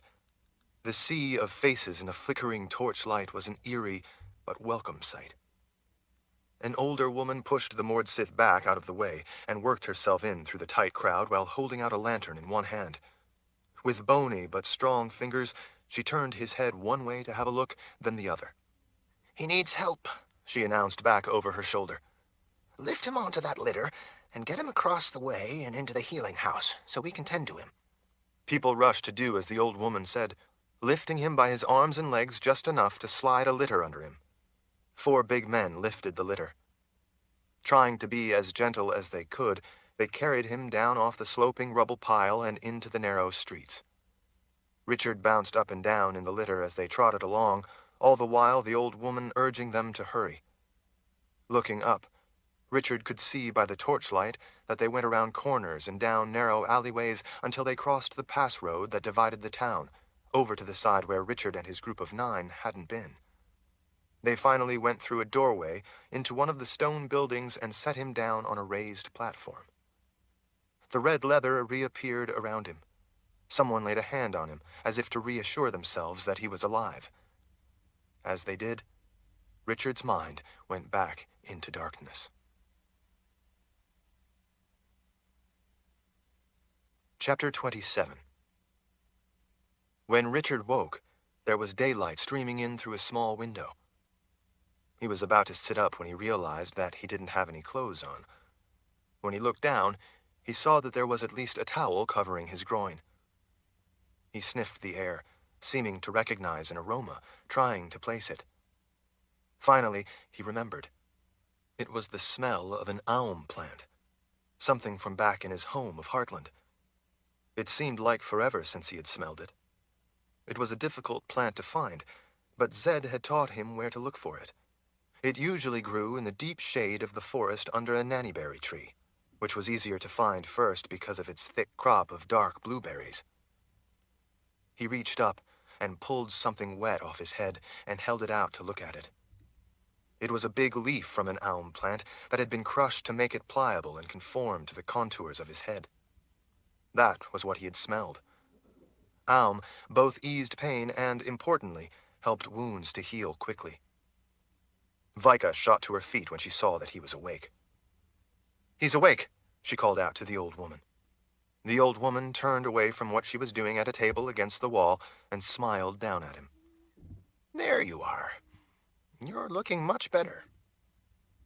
The room with stone walls wasn't large, but it was filled with tables, a long stone bench against one wall, and standing cabinets all across another wall. The old woman picked up a stone bowl from one of the tables. She used the pestle in the bowl to crush and stir the contents, then tapped it on the side, removed it, and set it aside. She came close and lifted his head as she put the bowl to his mouth. Drink this. It will help you to clear your head. Richard glanced at Vika. She gave him a reassuring nod, so he drank it. It had some pungent herbs in it, but it mostly tasted of honey diluted in tea. When he was finished, she patted his shoulder. I'll go get the others. Shortly after the woman left, the rest of the Mord Sith rushed into the room. "Lord Rahl," Berdine squealed, "you look so much better." Richard squinted up at the faces leaning in, looking at him. "Where are my clothes?" "Your clothes?" Cassia asked. "Yes, my clothes." Nida gestured. "They're over there. They were positively filthy with all that stone dust and dirt, so we had to wash them." Richard frowned up at the faces leaning in over him. "Well, who took them off me?" The faces all smiled. Richard rolled his eyes. "You were really dirty too, from all the dirt and grime," Berdine said. She grinned. "So we had to wash you too." Richard could feel his face turning red. The old woman rushed back in with half a dozen more old women, all of them in similar long, dark dresses with ample skirts. Richard was glad to have them interrupt the Mord Sith. The original woman who had given him the drink held her hand out to the others. "Lord Rahl, we are Bindamoon healers. We have all been seeing to your care. I'm Rita." "So you have been healing me." "We all worked on you," Rita confirmed. "You were seriously hurt." She lifted the stack of alm leaves off his forehead to the side to have a look. She turned briefly to allow the others to have a look at the wound on his head. They all seemed pleased. Rita laid the moist alm back down, patting it gently into place so it would be in contact with the wound. He realized then that there were poultices in several places on his legs and a big patch of alm on the left side of his ribs. It was a pale yellow, similar to the poultice Zed used to make, but it had a different smell. "You're lucky to have been injured here in Bindamoon," Rita said. "We grow some of the rarest herbs here, herbs very helpful for healing. Because of the herbs we have, people come to Bindamoon to be healed. Some we can help, some we cannot." "Alm is hard to find back where I come from," he said. "You mean you actually grow it?" Her brow lifted in surprise. "You know of alm?" Richard nodded. "My grandfather taught me about it, and how to find it." "Well, no trouble finding it here," she said with a smile. "It's a valuable medicinal plant, so we grow rows of it." She turned a little and pointed. "We use fresh when we can, and we tie the plants up by their stems and hang them up in drying sheds over there, until they are cured for when it is out of season. We trade most of it to help support our town, and use some of it for people who come here to be healed. You are in one of our healing houses where we tend to people." Richard looked around and saw a variety of jars and canisters, along with a number of wash basins as well as a half-dozen lanterns on a well-worn, heavy wooden table supplementing the light from the small window. There were shelves under the cabinets with smaller bottles neatly lined up. "How long have I been asleep?" he asked. She let out a concerned sigh. "You were brought here 2 nights ago. Because of your injuries, we had to give you some things to keep you asleep.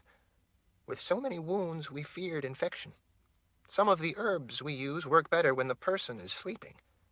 The medicated sleep helped you get over the worst of your injuries.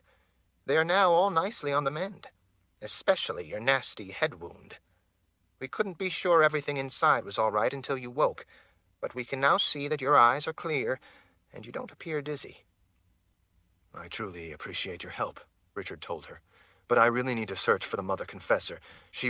I'm afraid she's gone," Vika told him. "The people told me that all the witches left with her." Richard blinked. "Left with her?" "On horses," Vika confirmed. Richard looked up at Rita. "You have horses here?" She gestured with gnarled fingers. "Over on this side of the road, opposite from where the palace once stood, there are stables. The Queen's stables. The witch women all left and took the mother confessor with them. Richard sat up in a rush, holding the towel over himself. She's alive, then? Yes, Cassia said. But we learned that they left with her that first night. Richard put a hand to his head, trying to calculate how long it had been since he and Shota had their battle. How long ago? How long have I been asleep, or unconscious? How long have they been gone? The Mord Sith shared sidelong glances. Vika's expression revealed her worry. Quite a while now, I'm afraid. Richard stood, still holding the small towel in front of himself. How long is quite a while? Altogether, it's been over 5 days since they left, Vika said.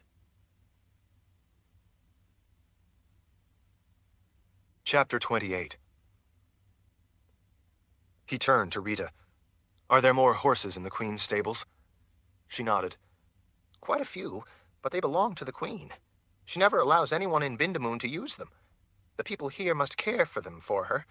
The man called Iron Jack saw to it that the Queen's orders were carried out, and no one from town was ever caught riding them. He was very cruel in that task, as well as others. Well, no one need fear Iron Jack any longer. She leaned in. Oh, I have heard rumors that say he was killed by demons. Are the stories true? The man is dead. That much is true, Richard said, as he held the towel over himself. He can never hurt any one of you again. This is wonderful news, one of the other women said. Several of the others nodded their agreement. Richard gestured with an arm. Out. Everyone out. I need to get dressed. I must get to the Mother Confessor. The healers glanced at one another with renewed concern. I don't know if that is such a good idea just yet, Rita said as she held up a cautionary finger. It would be best if you rested for a few more days in order— There are vastly more critical things than me getting more rest. I've been sleeping for days. Believe me, I am plenty rested. Now, please, all of you, out so I can get dressed. The healers grudgingly gave in and filed out, looking back over their shoulders with concerned looks as they left. They closed the wooden door behind themselves. The Mord Sith stood at ease and showed no indication that they thought the orders included them as well. You too, Richard told them with a swish of his hand. All of you, please wait outside. Berdine grinned. Lord Rawl, that is rather pointless now. I mean, after all of us helped out. Richard could feel his face going red again. He briefly wondered if there was a way his gift could prevent that from happening. If there was, he wanted to learn the trick.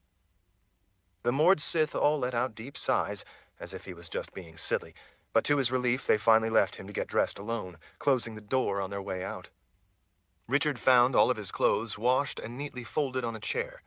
His sword hung off one side of the back. His pack, bow, and quiver hung off the other side. His mind raced as he hastily got dressed. He needed to get to Kaelin, but Shota and her coven had quite a head start. He knew, though, that Kaelin would be doing what she could to slow them down, hoping that he would catch up. Hoping, too, no doubt, that he was still alive. Finally dressed in his freshly cleaned clothes, his sword at his hip and his pack and bow each hanging over his shoulder, he pulled open the door. He was not prepared for what greeted him outside. The healing house stood at the edge of the town on the opposite side of the pass road from the palace. The hillside before him gently descended down toward the western wall below where he stood outside the stone building. The entire hillside was packed with people, all silently staring up at him. It looked to him like the whole town was assembled there. The healers were off to his right, keeping watch, presumably in case he succumbed to his wounds and collapsed. The 6 Mord Sith were there waiting for him just outside the door. Once he stepped out, they took up places beside him, with 3 to either side. Vika took her place immediately to his right, signifying that she was his lead protection. The people looking up at him stared in silence. He had no idea what was going on, but he was pretty sure that they had never seen a Lord Rawl before, so he thought that maybe that was it. Richard recognized Toby, but not the 2 big men in leather vests beside him. When Toby saw that Richard was looking at him, he glanced around, then took a few steps forward. He swiped the flat hat off his head and held the hat in both hands, nervously turning it around and around. "Toby," Richard said, "I want to thank you and all the others who helped me get out from where I was trapped. You people saved my life. I am indebted to you all. I will never forget all you and the healers have done for me." Toby shook his head. "No, Lord Rahl. It is we who are indebted to you." "What do you mean?" Toby gestured off across the pass road to where the towering palace had stood. Richard could see that the entire structure had collapsed. An enormous pile of rubble was all that remained of a once elegant structure. It was a reminder of the tremendous destructive power of subtractive magic. On the lower side of the mountain's prominence, where the palace had stood, the ground had sheared away and slid down to cover a number of the stone buildings. He could tell by the way the ground had dropped away on the downhill side that it had exposed the area closer to where the massive chamber beneath the palace had been. That was where Richard had been trapped. The Mord Sith had been down in that chamber, so they would have known where Richard was. They had undoubtedly been the ones to direct rescue efforts. It was fortunate that the rock of the mountain itself, having been sliced through and weakened by subtractive magic, had slumped down and off to one side the way it had, because it made it possible for his rescuers to dig in from the side, which would have been considerably closer to him, than to try to dig down from atop the enormous pile of rubble. Had they needed to do that, he knew by the time they reached him it would have merely ended up being an effort to recover his body. "I'm sorry that when the palace came down it buried so many of your homes," Richard said. "You destroyed that terrible palace of the Queen," Toby said. "You mean Shota, the witch woman," Richard corrected. People all through the crowd nodded at that. They had been afraid to say her name aloud, but now that he had, they readily acknowledged it. "That's right," Toby said as he kept turning his hat in his hands. "The people in those buildings heard the powerful uproar of your magic, and the sounds of the palace coming apart, so they were able to escape before the whole place came down. Those homes can and will be rebuilt. I'm thankful that none of the people who lived there were hurt, and they are all safe." Richard nodded with relief. "That's good to hear." Toby lifted his thumb to the side. "These are my two boys. They helped dig you out, as did many of the people in Bindamoon.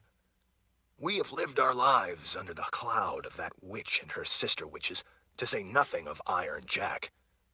Whenever she was here in Bindamoon, we feared to even come out of our houses. Everyone feared that if she saw them, she might strike them down for any reason or no reason." "Well, she's gone now, and Iron Jack is dead," Richard said. "She no longer has a palace to come back to. I intend to see to it that she never comes back here." At that, everyone went to their knees. They all did it together, as if they were of one mind. The 6 Mord Sith came around and in front of the people on the hillside turned toward Richard and went to their knees as well. Everyone bent forward, putting their foreheads to the ground. Together, in one voice, they began. "Master Rahl, guide us. Master Rahl, teach us. Master Rahl, protect us."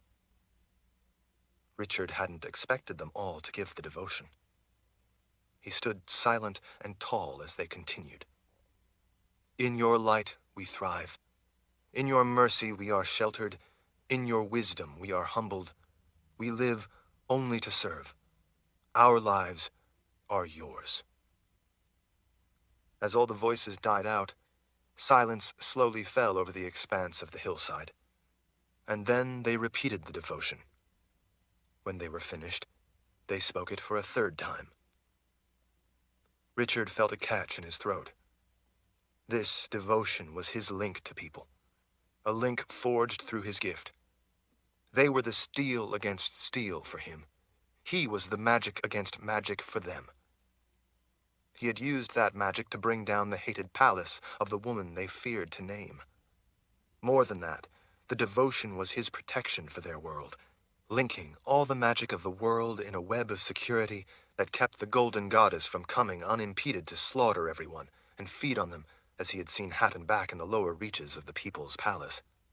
His magic, and Kaelin's, was the protection for their world. and it linked them all together. The devotion was an acknowledgment of that shared bond. The two children Kaelin carried were the continuation of that magic, that power, that bond that was the protection for their world. Richard swallowed. Thank you all. I can't begin to tell you what it means to me. A cheer went up to let him know that it meant something to them as well. We've never been before the Lord Rahl to give the devotion, Toby said. The Queen, Shota, the witch woman, wouldn't allow the devotion to be given. I appreciate everything you've done for me, both to dig me out of that rubble and to heal me. I was in good hands, but now I need to chase down those witches and put an end to what they are doing to destroy all our futures. One of Toby's sons pointed. The stables are over there. He grinned. Since you are going after Shota, maybe you would like to take some of her horses to her. Richard returned a brief smile. That's the idea. Chapter 29. With Vika and the rest of the Mord Sith following right behind, the crowd followed them to the stables, eager to see to it that he had whatever he needed. Lord Rahl or not, Mord Sith were fearsome, so they all preferred to follow at a respectful and safe distance. He hoped that these people had seen that Mord Sith had been weapons used by evil men in the past, but that they were not the monsters they were once feared to be. That deferential distance, though, pleased the Mord Sith.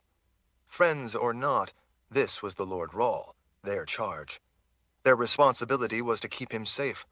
Nothing frustrated them more than when he, in their opinion, disregarded their protection and went out of his way to put himself in danger. In other words, live his life. He sometimes thought that they believed he should stay at the People's Palace where they could watch over him, and he could simply rule from there. The stable grounds were larger than Richard had expected. There were fenced corrals with lush green grass. The mild temperature of the mountain fortress provided the same perfect growing conditions for the grass as it did for the herbs they grew in large fields. Richard and the Mord Sith made their way among the complex of supply buildings and barns. He was eager to get going. His worry for Kaelin was a constant distraction. As they were crossing the stable grounds, behind them, glee suddenly poured out from hiding places among the buildings. The dark creatures had let Richard and the Mord Sith pass so that they could attack the massive crowd following them. Richard instantly recognized that it had the makings of a massacre, which was exactly what the glee had planned. He also recognized the method to their battle plan. As the gangly creatures continued to pour out from behind the buildings, people shrank back in terror. The glee quickly filled the gap between Richard and the crowd. Their tactics had evolved. This time, the creatures wanted to attack directly into the tightly packed throng of people, both to kill as many as possible and to make it harder for him to fight back and stop them. Richard knew he had only one chance. He gestured to the Mord Sith. Wait until I tell you. He drew his sword as he raced through the band of glee, intent on attacking the townspeople. Running at full speed, he crashed right through the horde of dark, slimy creatures, knocking some of them out of his way when he had to, before they had time to react. They expected him to take up a defensive position back where he had been. They hadn't been expecting him to charge right through their midst. Though their legs were long and they could run fast, Richard could run faster. Besides that, the sword whirling through the air, cutting them down from behind as he hurtled through their midst, surprised and distracted them, causing many to turn and slowing others down. As soon as Richard broke through and gained the ground between all the people and the glee, he spun around to attack them head-on. Now, he called out to the Mord Sith to be heard over the hisses and screeches of the glee. His sword whistled through the air as he sliced through the advancing invaders, swiftly lopping off claws as they used them to attack. Dark, glossy heads thudded down on the ground, bounced, and rolled among the advancing glee. All of the severed claws and heads were a distraction that turned them away from their intended target of the stunned crowd. Infuriated, they instead all charged in at him. The people unwittingly helped him by continually falling back or running away, opening up fighting space and keeping the glee from reaching them. At the same time as Richard was hacking his way through the enemy coming at him, the Mord Sith, now ordered into the battle, attacked from behind with a Jeel in one hand and knives in the other. The Glee found themselves trapped between deadly attacks from the front and the rear at the same time. Many became confused, not knowing who to defend themselves from. Others began turning to scribbles to escape back into their own world to avoid certain death. Many more hesitated too long, and it cost them their lives. What Richard had learned about fighting them from the previous attack served him well. He had learned how the Glee moved their arms and claws, where those claws were dangerous, and where they were useless on their backswings or when their arms were extended. They also fought as individuals, not as a cohesive force, which made it easier for him to take out individuals. Their main weakness was that each of them wanted to be the one to sink their claws and needle-sharp teeth into the helpless townspeople, not fight a battle. They each had their own agenda to be the first to get at the people and feed on them. As such, they had no regard for protecting one another, working together, or forming a united front. He scythed his way through their ranks, and claws, arms, and heads began to litter the ground as he perfected his technique of taking advantage of their weaknesses. It became almost a game to him, a dance with death in which they had no chance to touch him as he spun and dodged through their midst. At their rear, the Mord Sith attacked them from behind and took down unsuspecting Glee, bringing surprised cries of pain as they were stabbed or hit with the horrific power of an Ageal. Hearing the shrieks of pain, many turned to the new threat, which left them vulnerable to Richard's blade. Many realized that mistake too late to save themselves. The creatures in the center of that hammer and anvil paused in confusion. They hadn't expected to be suddenly trapped between two dangerous threats, interrupting their single-minded lust for the slaughter of the townspeople. They began to realize that what they had at first thought would be overwhelming numbers was not nearly enough and was dwindling by the second. As Glee fell dead, their assault began to fall apart. They had expected the panic of the townspeople to aid them in their attack, but now, instead, panic swept through their own ranks. They were quickly being overpowered by Richard's whirling blade on one side and the Mord Sith dodging and weaving in to press their lethal attack from the other. Even as the dark creatures were falling dead or seriously wounded all around them, the remaining Glee, gripped by terror, almost all at the same time, turned to scribbles and vanished. As soon as they were gone, the Mord Sith moved quickly among the wounded on the ground and cut their throats. Panting from the effort, Richard scanned the area for any further threat, prepared for another surprise attack. Exhausted, not only from the physical effort, but from the storm of rage pounding through him from the sword, he sheathed the weapon so that he could recover. A group of healers in the dark dresses and full skirts rushed in and surrounded him. "Hurry!" Rita called out. Richard could see a couple of others racing toward one of the buildings. The Glee were all dead or vanished, so he didn't understand what was going on or what they were so concerned about. Rita and a gaggle of others rushed in around him and started pulling up his shirt. Not knowing what they were doing, he tried to push their hands away, but they were as persistent as a swarm of wasps. He kept trying to pull his shirt back down as a different woman on the other side pulled it back up. He tried to lightly slap Rita's hands away. "What is wrong with you?" She seized the tail of his shirt and shook it to show him. "It's not what is wrong with me. It's what is wrong with you." Richard looked down and saw that the side of his shirt was soaked with blood. Chapter 30. The healers who had gone off to one of the buildings emerged and raced back with a variety of supplies. Rita lifted his elbows.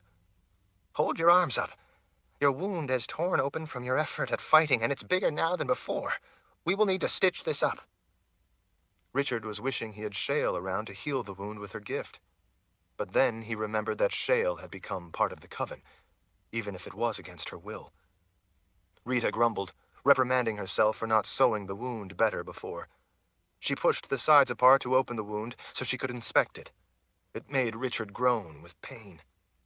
Another woman handed her a bit of poultice as another handed her a needle and thread. She immediately swiped some of the yellowish concoction into the wound and then set to work stitching it together. Richard winced and held his breath each time she pushed the needle through his skin and drew the sides of the wound together. With each stitch, she pulled the thread tight with a little tug. Each time she paused before the next stitch, he caught his breath. When she was satisfied, she bent and bit the thread to break it and then tied off the ends. I hope that holds it, she muttered. Another of the healers leaned in for a look. It looks like it should. You did strong stitches. They should be more than enough to hold it tight. As long as he doesn't get into another battle right away, Rita said. One of the others scooped another big glob of a different ointment of some kind out of a bowl. Richard could smell alum. Another woman dabbed the bloody wound over his ribs with a rag to clean it up. Richard winced and recoiled. It wasn't the stitching that hurt so much as the wound itself. Stay still, Rita groused. Hold your arms up out of the way. She obviously didn't appreciate that he had ruined her previous work. The woman with the ointment slapped a handful of it against the wound. As soon as she did, another pressed a folded cloth over it. As she held the cloth in place, Rita took a roll of binding material from one of the others and started wrapping it tightly around him.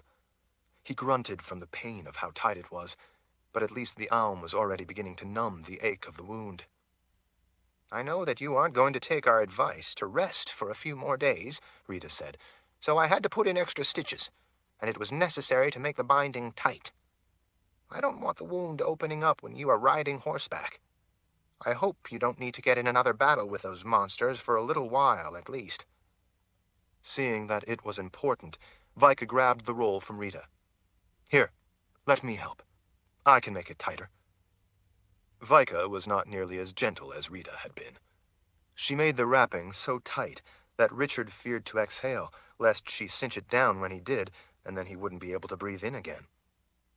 Stop complaining, Vika murmured as she continued to wind the binding around his chest, concentrating on what she was doing. That's good, Rita said, taking the end from Vika once she had used the whole roll. She split the end, then pushed it through several of the layers of bindings, and tied the tail so that it couldn't come undone. You are a natural at this, Rita told Vika. She shook a finger at the Mord Sith. I want you to keep an eye on the wound. If he starts to bleed again, unwrap it and put some more of this salve on it. Then put a clean cloth over it. After that, wrap him back up. I'm afraid that is all we can do without him taking some time to rest and heal. But we all understand the urgency of going after the Mother Confessor. Vika took the tin after Rita checked that there was enough in it before screwing on a lid. I will. Thank you for helping Lord Rahl. I will watch over him in your place. Rita smiled and patted Vika's cheek. Good girl. We need those horses, Richard told Toby. One of the men pointed a thumb back over his shoulder at the sinking sun. It was hovering over the western wall out to the pass. It'll be dark in a couple of hours, Lord Rahl. Don't you want to wait until dawn to leave? Richard glanced to the pass trail under the setting sun. If I missed saving the Mother Confessor from that coven of witches by a couple of hours, or a couple of minutes, or even a couple of seconds, I could never forgive myself, and our world would never forgive me. The man and those around him acknowledged what Richard said with solemn nods. Richard intended to ride hard and cover ground as swiftly as possible. There were plenty of horses, more than he had expected, so he told the men that he wanted horses for him and the 6 Mord Sith, and an extra for each of them, so they could rotate their mounts when the horses got tired. The crowd outside the stables watched as the men led horses out of stalls in a couple of the stable buildings. A pair of men for each horse, to save precious time, helped get the horses saddled and bridles on. While they were doing that, other women and men rushed up with supplies for their journey and tied them to the spare horses. Richard could see men tying bags of oats to the spare horses as well. Let's get going, Richard told the Mord Sith once he saw that the horses were ready. As they all mounted up, Rita stepped forward and put a hand on Vika's leg. Watch over him, will you? Vika smiled. Like a mother hen. Richard believed her, but he had to admit the support of the binding did seem to make the wound feel better. The alum helped as well. Lord Rahl, thank you, Toby said as he too stepped out of the crowd, hat in hand. We are in your debt. And I in yours. If we can ever be of help with herbs or anything else, everyone in Bindamoon stands ready to render any assistance we can. Richard gave the man a nod of appreciation. We need to get going. The children of Dahara need me. Without delay, Richard flicked the reins and gave his horse a gentle press with his heels. The horse responded immediately, charging ahead at a swift trot. The moored Sith stayed right with him. The extra horses ran behind on long tethers. He ran his horse down the trail road the rest of the way through the town and toward the western wall and its arched opening. "Lord Rahl," Vicus said as she strode up beside him as they went through the arched tunnel under the wall. "How in the world are we going to find that witchwoman, Shota, and her coven?" "That's the least of our worries. We simply need to head west." "Why west?" Berdine asked. "Because," he told them as he looked back over his shoulder, "Shota will be taking Kaelin to Agadan Reach." Berdine wrinkled up her nose. "What's Agadan Reach?" Richard passed a look among all the faces watching him as they rode. "A very bad place. It's surrounded by jagged peaks of the Rang Shada Mountains, like a wreath of thorns, and then a dangerous swamp." "Ah," Berdine said. "Of course it is." Chapter 31. A wintry gust of wind quickly reminded Richard how cold it was outside the town walls. It sent a shiver through his shoulders. He knew that he would soon enough become accustomed to the cold again, but in the meantime it was unpleasant.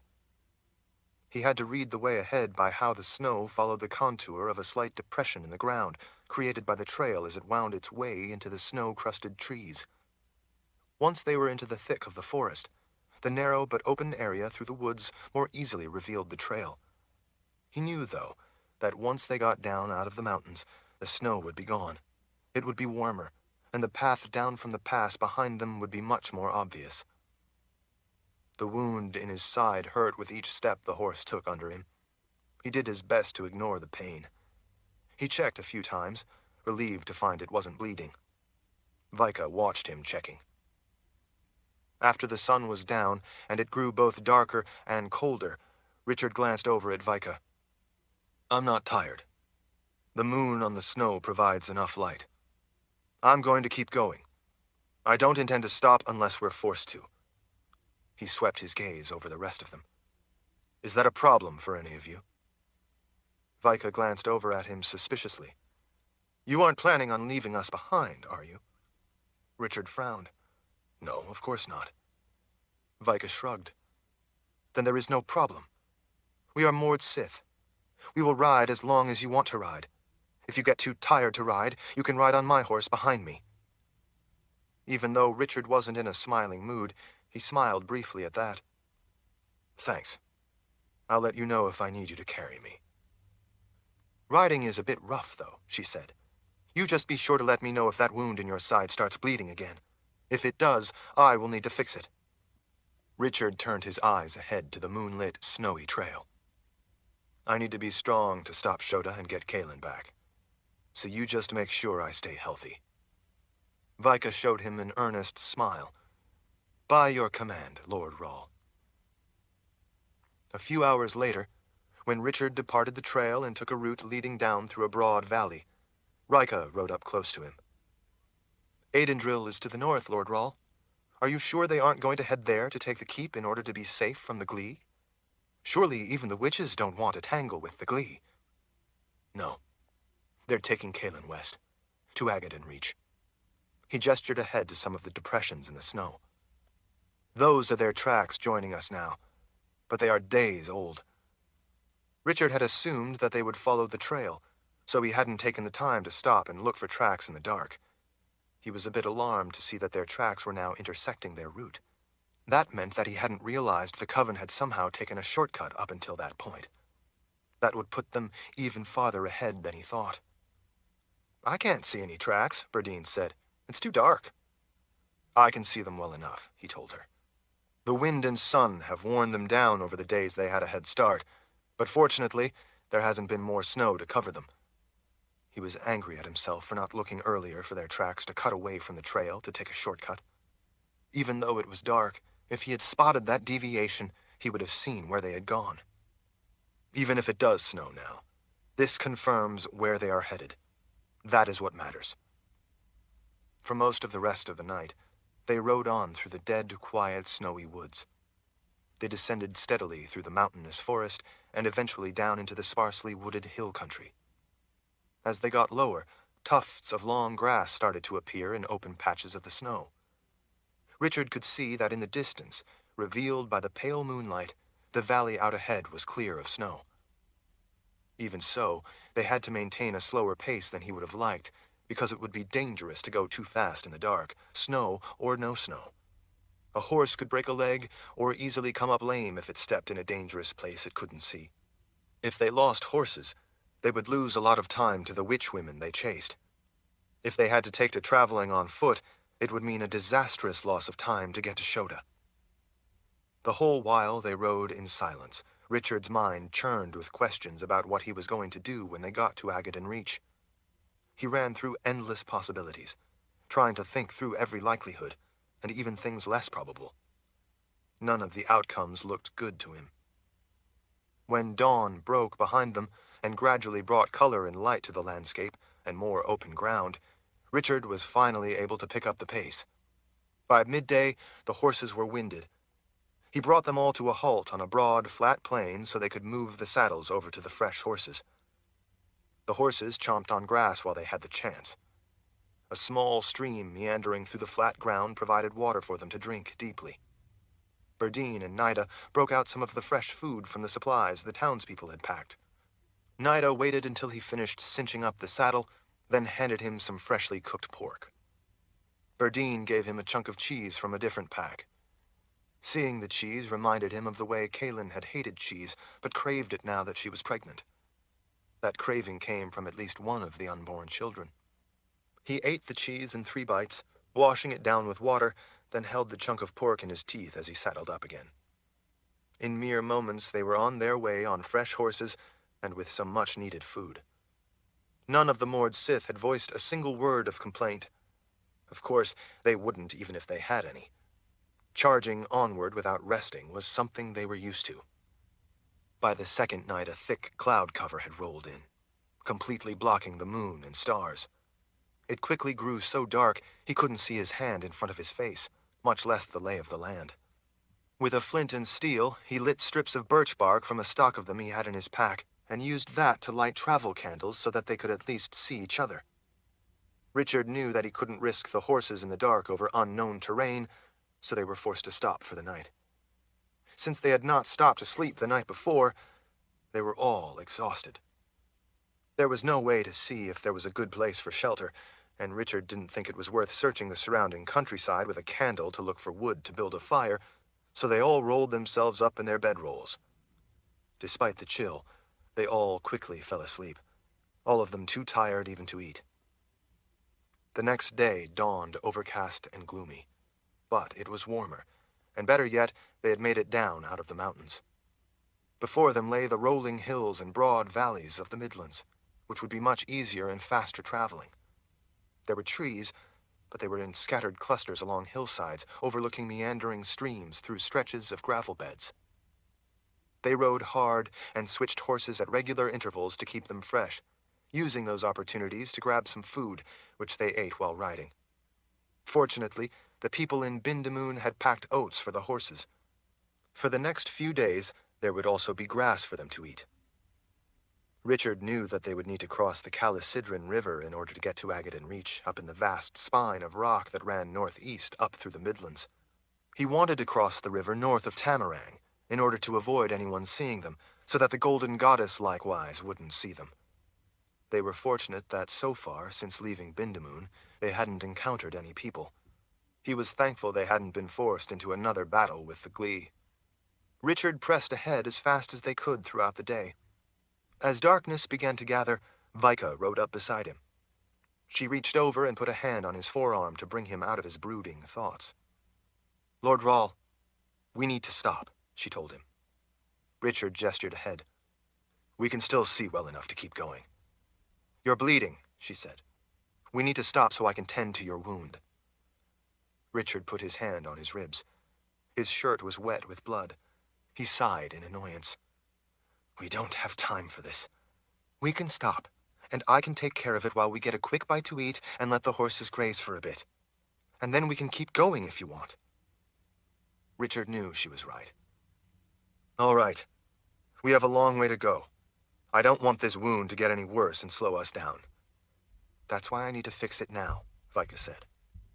How much farther is it? Nida asked. It's still quite a ways, he told her. But worse, not long after we cross the Calicidran River, we will have to leave the horses and make it the rest of the way up into the rugged Rang Shada mountains on foot. Ordinarily, it would take close to a week of climbing once we get to the mountains and have to leave the horses. If we're to catch up to them, we need to do it in less time than that. The last part of it up and into the Reach will not be easy. Richard hoped that Shota and her coven would not be traveling as swiftly as he and the Mord Sith had been, and that he was closing the distance. They, too, had to make the same strenuous climb up into the mountains on foot, so he intended to press on as quickly as possible to catch them before they could do whatever it was Shota had planned. She had said that they would wait until Kaelin delivered the twins, rather than simply kill her, and thus the unborn babies. But since the battle at her winter palace, he knew that everything had changed.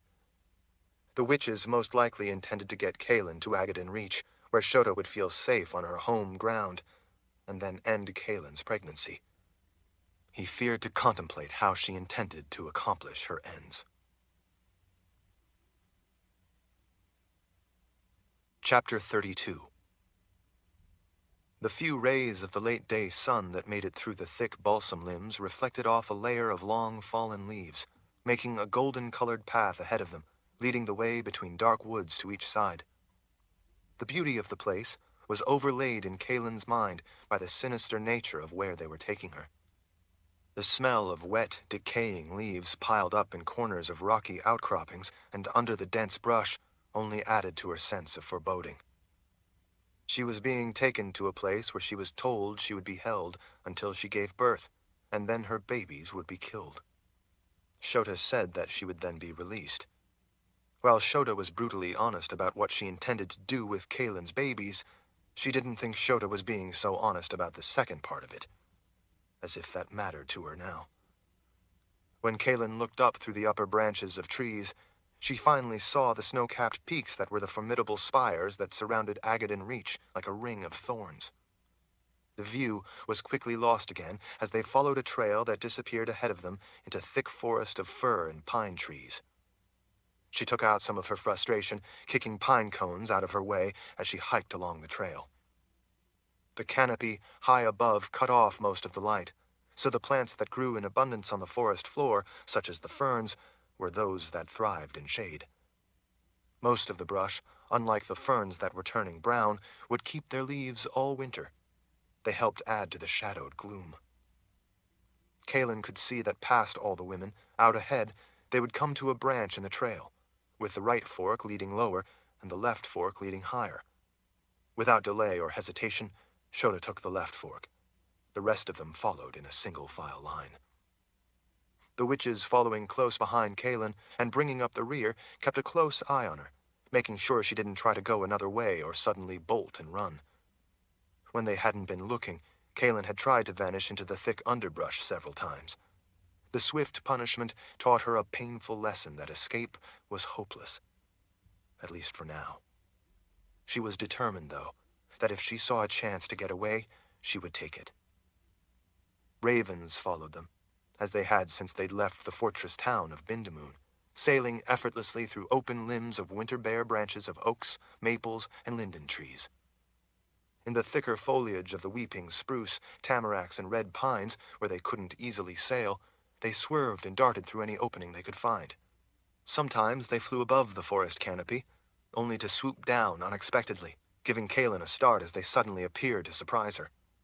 The leaves, long since fallen, leaving the branches bare, blanketed rocks and in other places lay rotting in damp piles. The boots of the women ahead scuffed over rocks hidden under leaves. As weary as Kaelin was, when she wasn't paying enough attention, those hidden rocks sometimes tried to twist an ankle when she inadvertently stepped on them wrong.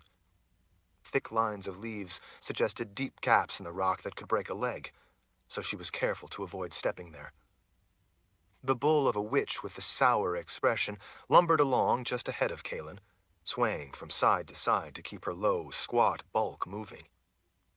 Despite the obvious effort of walking, she didn't seem to tire and never complained.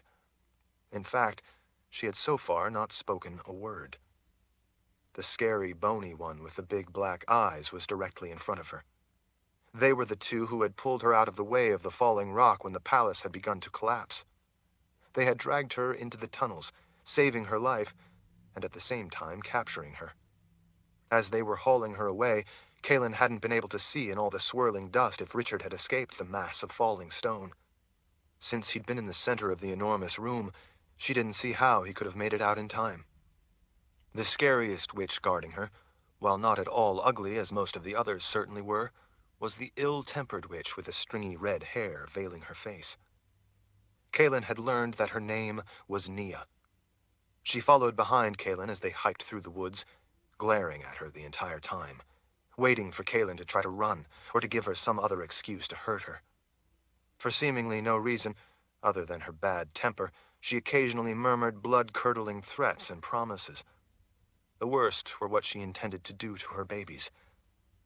From the interactions Kaelin had observed during their journey, Nia was apparently Shota's lieutenant, her favorite, the one she trusted most, and the one she had put in charge of watching over Kaelin. Every once in a while, as they walked, Nia would lean forward and whisper in Kaelin's ear what she intended to do if Kaelin would just give her an excuse. Kaelin believed her. Kaelin, though, wasn't so much worried about herself as she was for the two unborn children she was carrying, and she knew quite well what these witchwomen had planned for them. Kaelin couldn't stand the thought of the twins never having the chance at life. When she saw soft ground with the leaves mostly clear from the center, all the witchwomen ahead of her walked off to the side to avoid the mud. Kaelin deliberately walked straight on through it in order to leave her tracks. She knew that if he had somehow been able to survive, Richard would come for her. He would recognize her tracks and know for sure where she was being taken. Sometimes, when a branch was close to her when she passed, she would break the tip and leave it hanging down as a sign for him. She also did whatever she could along the way, from minor things like feigning having difficulty getting up a rise of rocks, or having to often empty her bladder from the pressure of the twins, to bigger things like sitting and saying she needed to rest, all in order to delay them. She used all those little diversions to slow the coven down, hoping Richard would catch up with them. She didn't know what he could do to stop all of these witches, but, well, he was Richard, so she was sure he would come up with something, if only he could get to them in time. Kaelin did her best not to consider the possibility that Richard wasn't still alive, but her mind frequently didn't cooperate and fed her a steady stream of fears to haunt the dark corners of her thoughts. It would make her feel a sense of growing panic if she let herself think about him being crushed under a mountain of rubble, so she did her best not to. After the trail went up a steep switchback and then doubled back on itself, she could look down and see through the branches of white cedar and spruce trees where they had just been a short time before. After they had doubled back, the path came to another fork. This time, they took the one to the right. Knowing where it went, she dreaded the choice that was made for her. The trail the witchwomen took immediately began an increasingly difficult climb up a series of switchbacks and up over ledges. In places, it was so steep it required them to use their hands to hold on to the gnarled roots of the trees growing close in on each side of the trail. Those handholds helped them to continue to climb ever upward.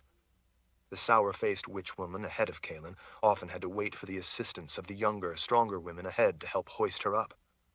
The climb required that Kaelin frequently use her hands, so much so that the rough roots gave her cuts and increasingly painful blisters. The web of roots coming down the rocky ground surrounded chunks of granite, holding them in place like powerful living claws so that it couldn't fall. Since they provided places for water to collect and moss to grow, the twisting roots frequently made for slippery footing or slimy handholds. More than once, Kaelin's boot slipped off a root, and she had to catch herself with a tenuous grip on a rock or a root above as her feet momentarily swung free out in space. Each time it made her gasp. She worried about doing anything that could hurt the babies, so she did her best to quickly regain a foothold rather than let herself drop back down to a previous ledge. Once, Nia reached up, caught her ankle in a powerful grip, and placed her foot atop a shelf of rock so that she wouldn't fall. Kaelin panted with the effort of the climb. She was drained and exhausted by the time she could again see the snow-capped spires around Agaddon Reach off through the trees.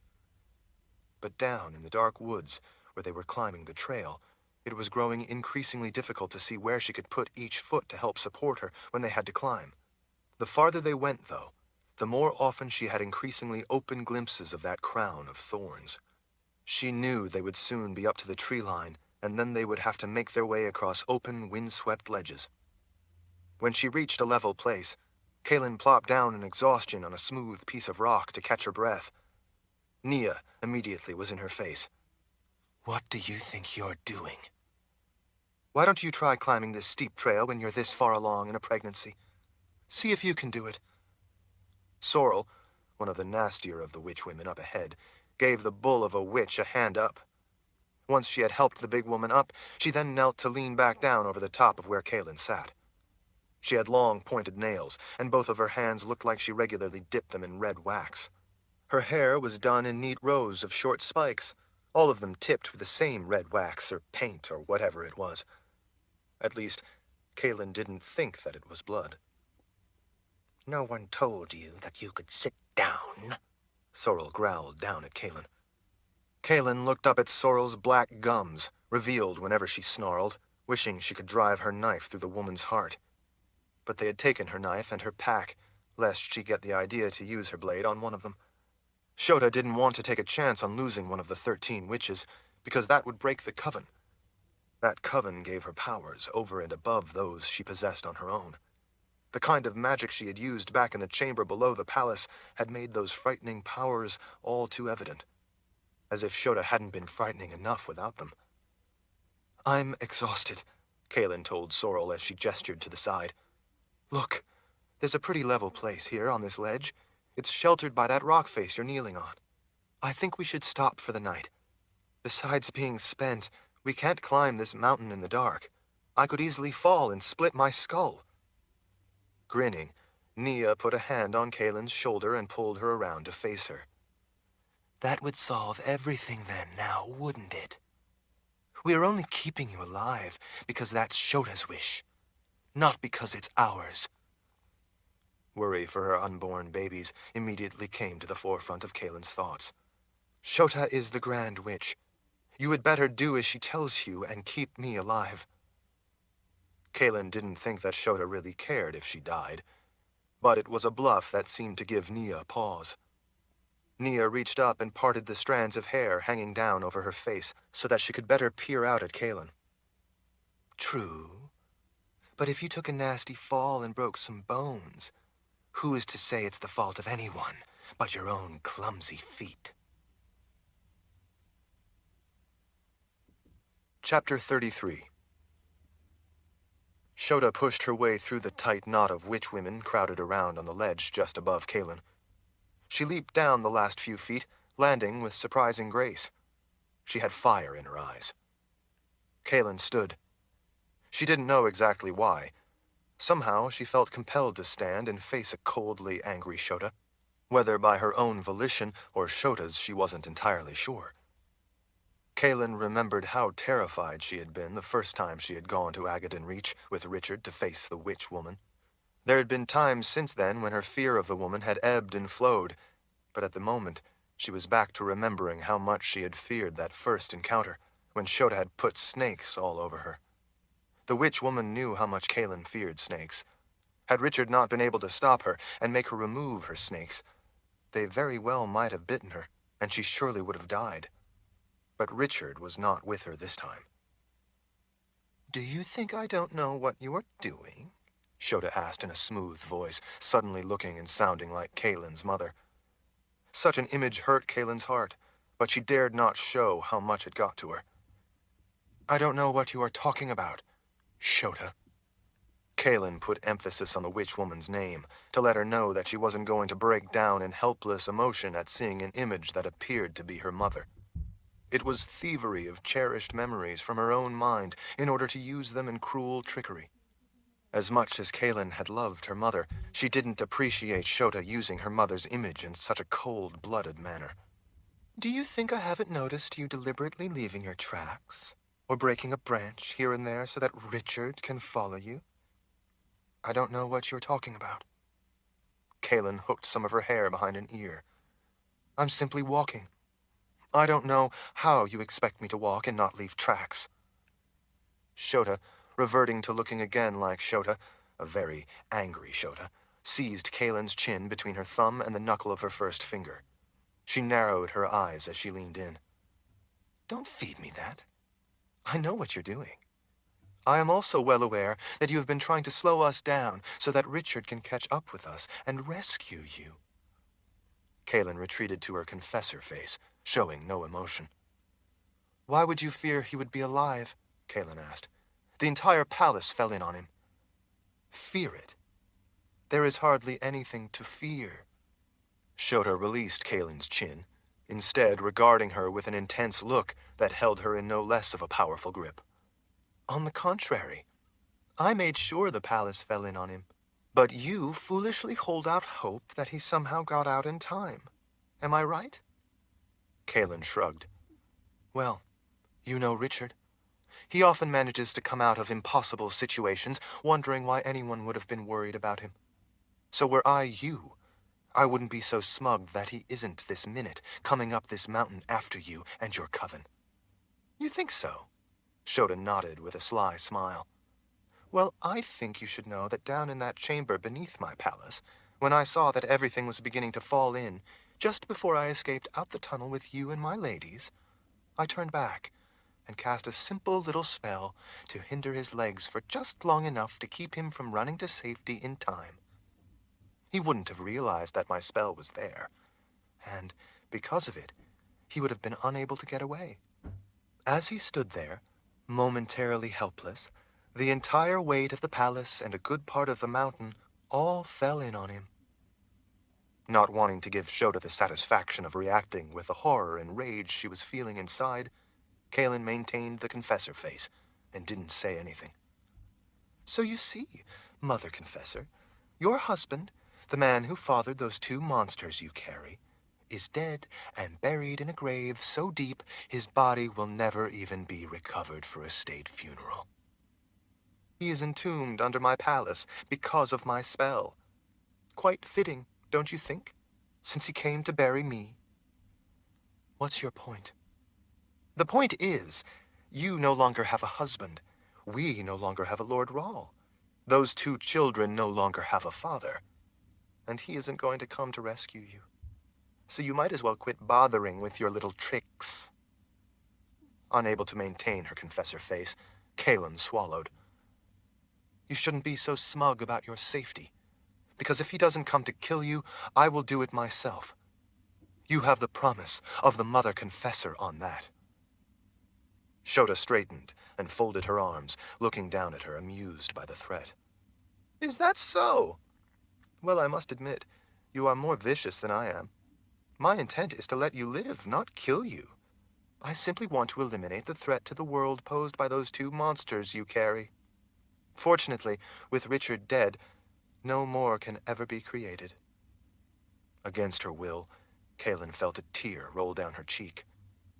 Now, Shota went on, you can either get moving and get yourself and those unborn babies to Agaden Reach, where you will give birth to them, or I will see to it that you miscarry here and now.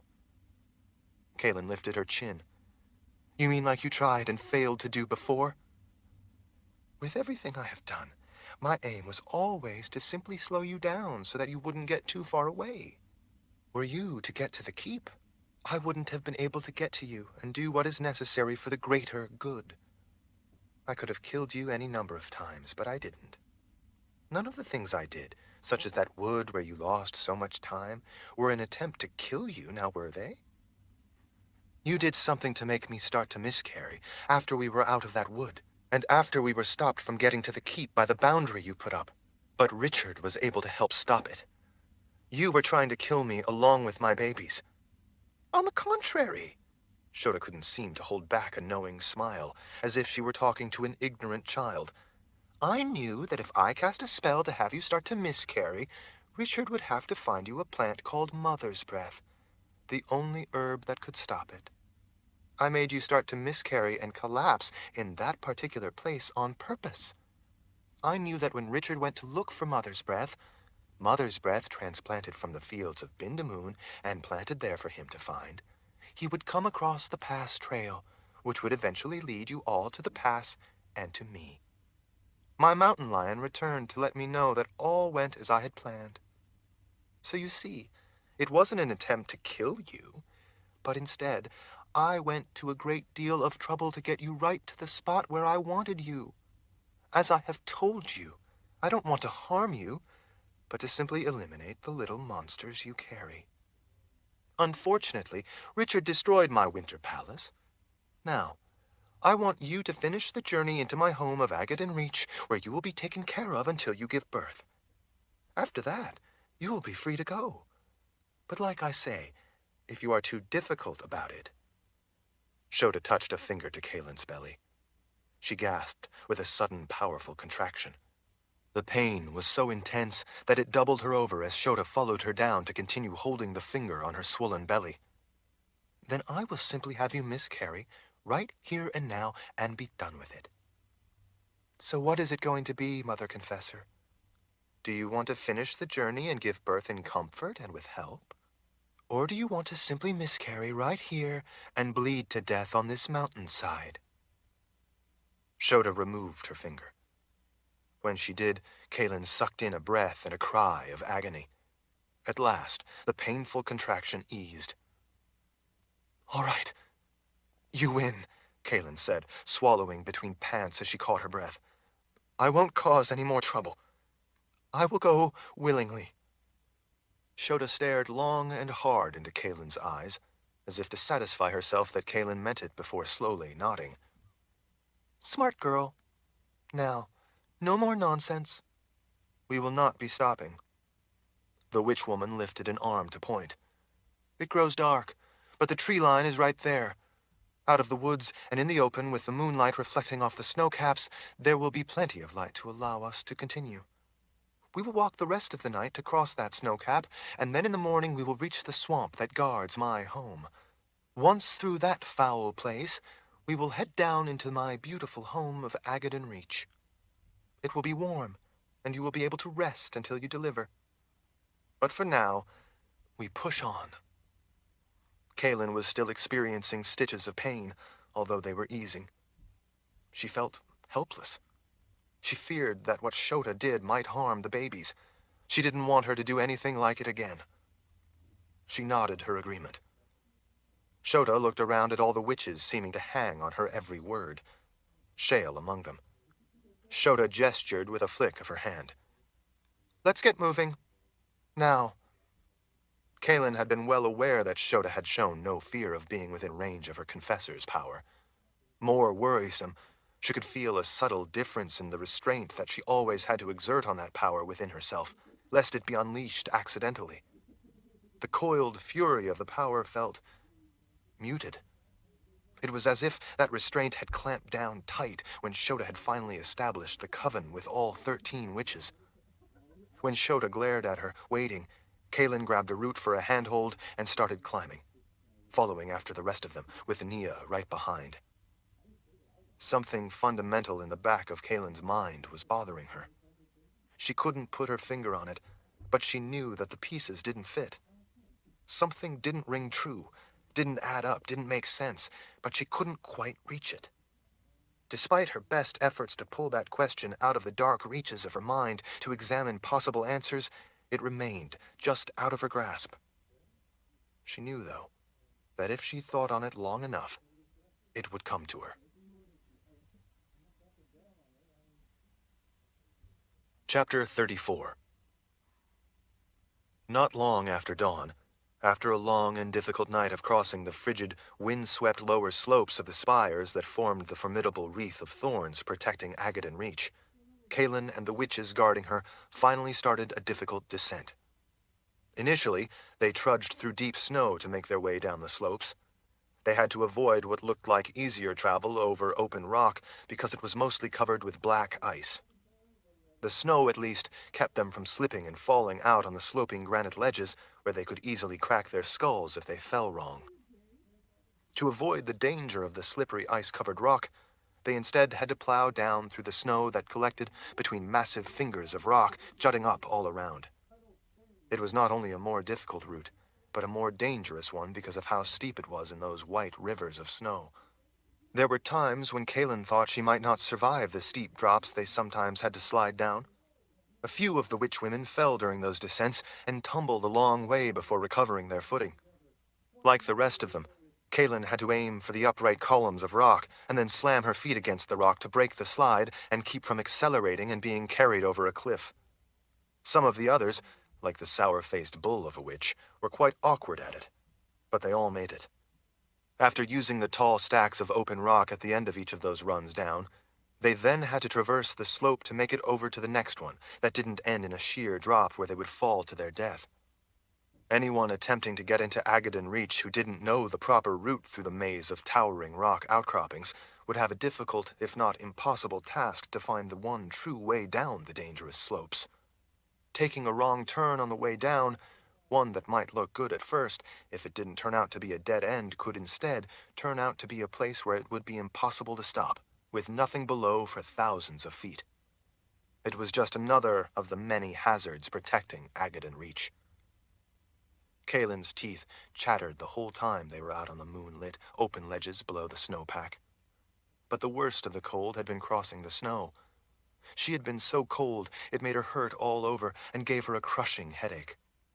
The muscles of her legs burned from the effort of the controlled falls down through the fingers of snow and then, once below them, hiking down off the steeply sloping shelves of open granite, then over and through debris fields of boulders and the jumble of fallen rock.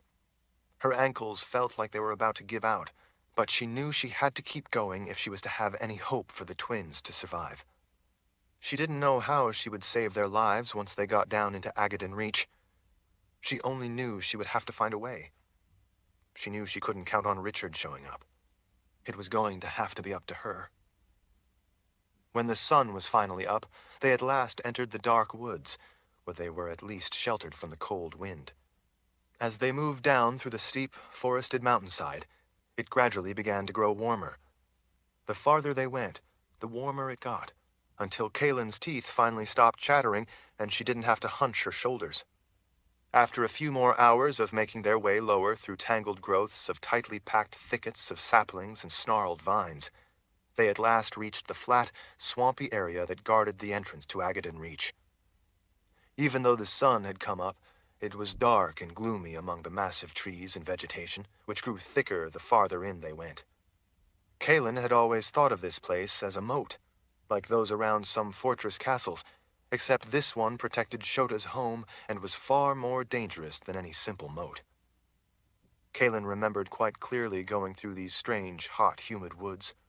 After the frigid hike the night before, the oppressive heat was at first welcome. Before long, it became suffocating. She remembered, too, how dangerous these woods were. The swamp had unseen things that would grab anyone unwary enough to wander into the water, and in some cases, if they simply got too close to it, they could be snatched right off the trail.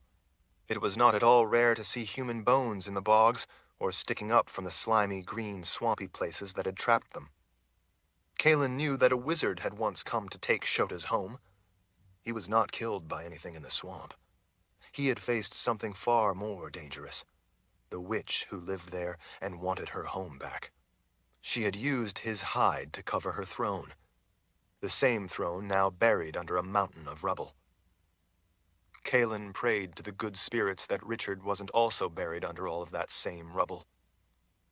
As she plodded ahead, Kaelin was well beyond her second wind. She was spent and could only shuffle along, putting one weary foot in front of the other, her mind numb. But in these woods, she knew that she had to pay attention to every step, or it might be her last. So she focused again and tried to watch where she put her feet. The hot, humid swamp smelled foul. They passed through a number of areas, though, where the stench was especially bad. She held her hand over her mouth and nose, trying not to breathe in the gagging smell of death and rotting flesh. She hurried until they were past the worst of it. Birds screamed raucous calls that echoed through the wet woods. The ravens that had followed them for so long sat in a row on a long, dead branch, watching Kaelin approach. They cocked their heads and looked down at her with one black eye as she passed beneath them. Sometimes they flapped their wings and cawed so loudly it made her ears hurt. Then they flew on to another branch, where they could continue to watch her progress. Here and there, boggy patches of water spanned back in under the thick, overhanging growth. Vapor hung just above the murky black water. In places it drifted out and across the path. It swirled around her legs as she walked through the thick, heavy mist. It came up only about as high as her knees and left the bottom of her trousers damp. It also carried with it the smells of dead things. In other spots, the tangle of thick vines coiled like snakes on the trees, killing them. In the boggy woods to the sides, the roots of large trees were so thick, gnarled and broad that in places they spread out over the path. She knew that if her ankle got caught on one of those gnarled roots, she might break it before she could catch herself. So it took time and extreme caution to cross those extensive webs of roots. Off across the water, in the deep shadows, she could see glowing eyes watching them. Others followed from off in the trees and brush. A few dark shapes now and then leaped from tree to tree, following them from the shadows for a time. In some of the wetter areas, large trees stood on skirts of tall roots, as if trying to stay above the dark water. Smaller creatures hid back in those standing roots. The gray trunks of those trees were smooth and bare of bark, and their branches were bare of leaves. Instead, they were draped with long trailers of dead brown moss hanging still in the stagnant, humid air. It made the trees look like silver specters haunting the trail, watching who dared pass. The spongy path in many places was mere inches above the expanses of turbid water to either side. With each step, water oozed up out of the soft, mossy ground and over her boots. Sometimes the water to the sides rippled as something unseen under the surface followed them along for a time, then left a spiraling swirl as it submerged. Off in the thick, dark, dense vegetation in the distance, unseen things whooped and howled. Every once in a while, Kaelin spotted a shadowed shape skitter through the lower branches or bound along the ground back in the brush. In the heavy air, other things off out of sight clicked and whistled warnings to others of their kind. Creatures she couldn't see and couldn't imagine noted the groups passing with apparent displeasure by growling low, guttural warnings. In some places, the mist rising from the stinking, bubbling, thick black water carried with it the smell of sulfur. It was a smell strongly associated with the underworld, so Kaelin kept a wary watch whenever she smelled it, worried that something might appear from the world of the dead. Sometimes the mist carried the gagging stench of rotting flesh. There was never any area where it smelled even remotely good. Kaelin was reluctant to draw a breath as her gaze continually swept the area to each side, watching for danger or the source of the stench. In places, she saw the bloated, putrefied, half-submerged bodies of animals too rotted to identify. She didn't know if they had drowned in the foul water or possibly succumbed to the toxic smells. In a few places, she saw rotting corpses that looked like they might be human, floating only partly above the surface of scummy water.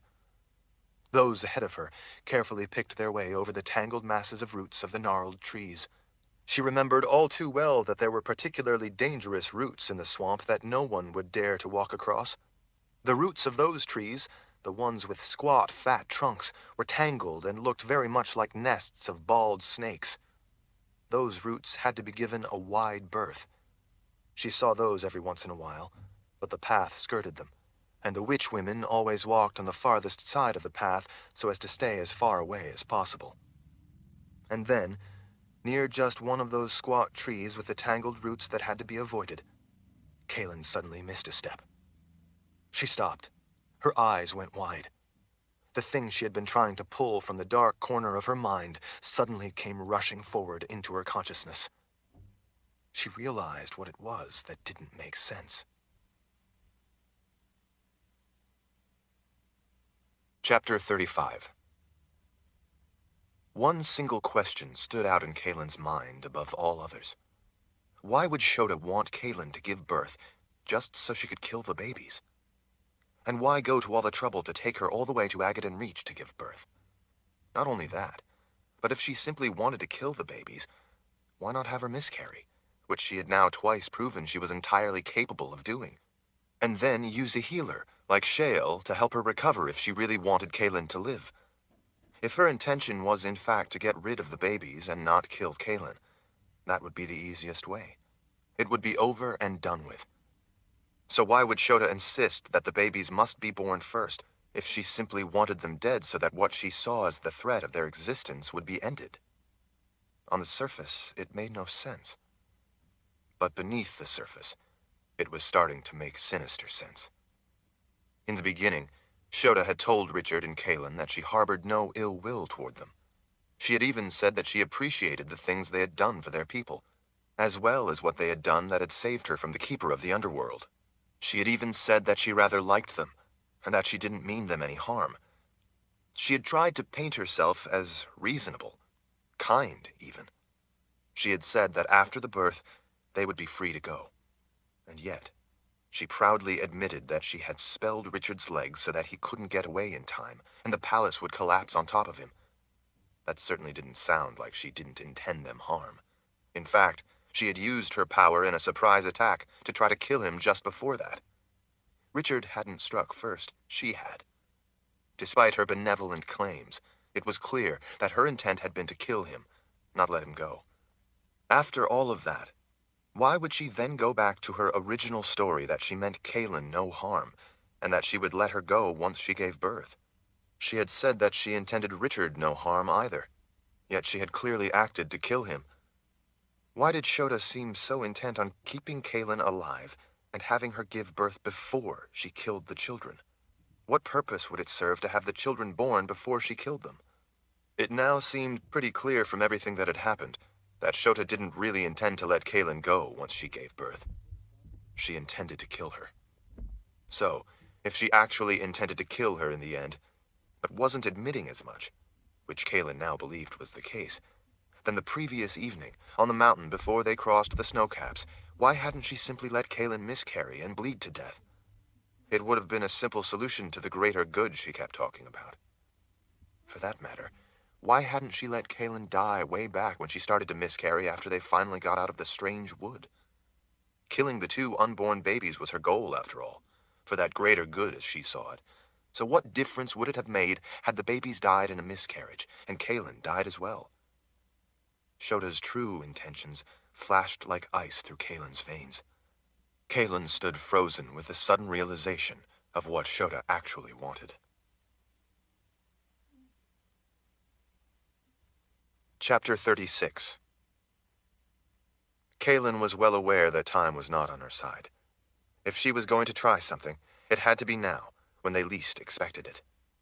Later, down in Agaddon Reach, with her time running out and the birth imminent, they would be expecting her to try to resist or flee. The problem was, she knew that her confessor power wouldn't work on Shota because the witch woman was now in command of the power of Coven. That power protected her, protected all of them, as long as that power of Coven was in effect. The Coven. Of course.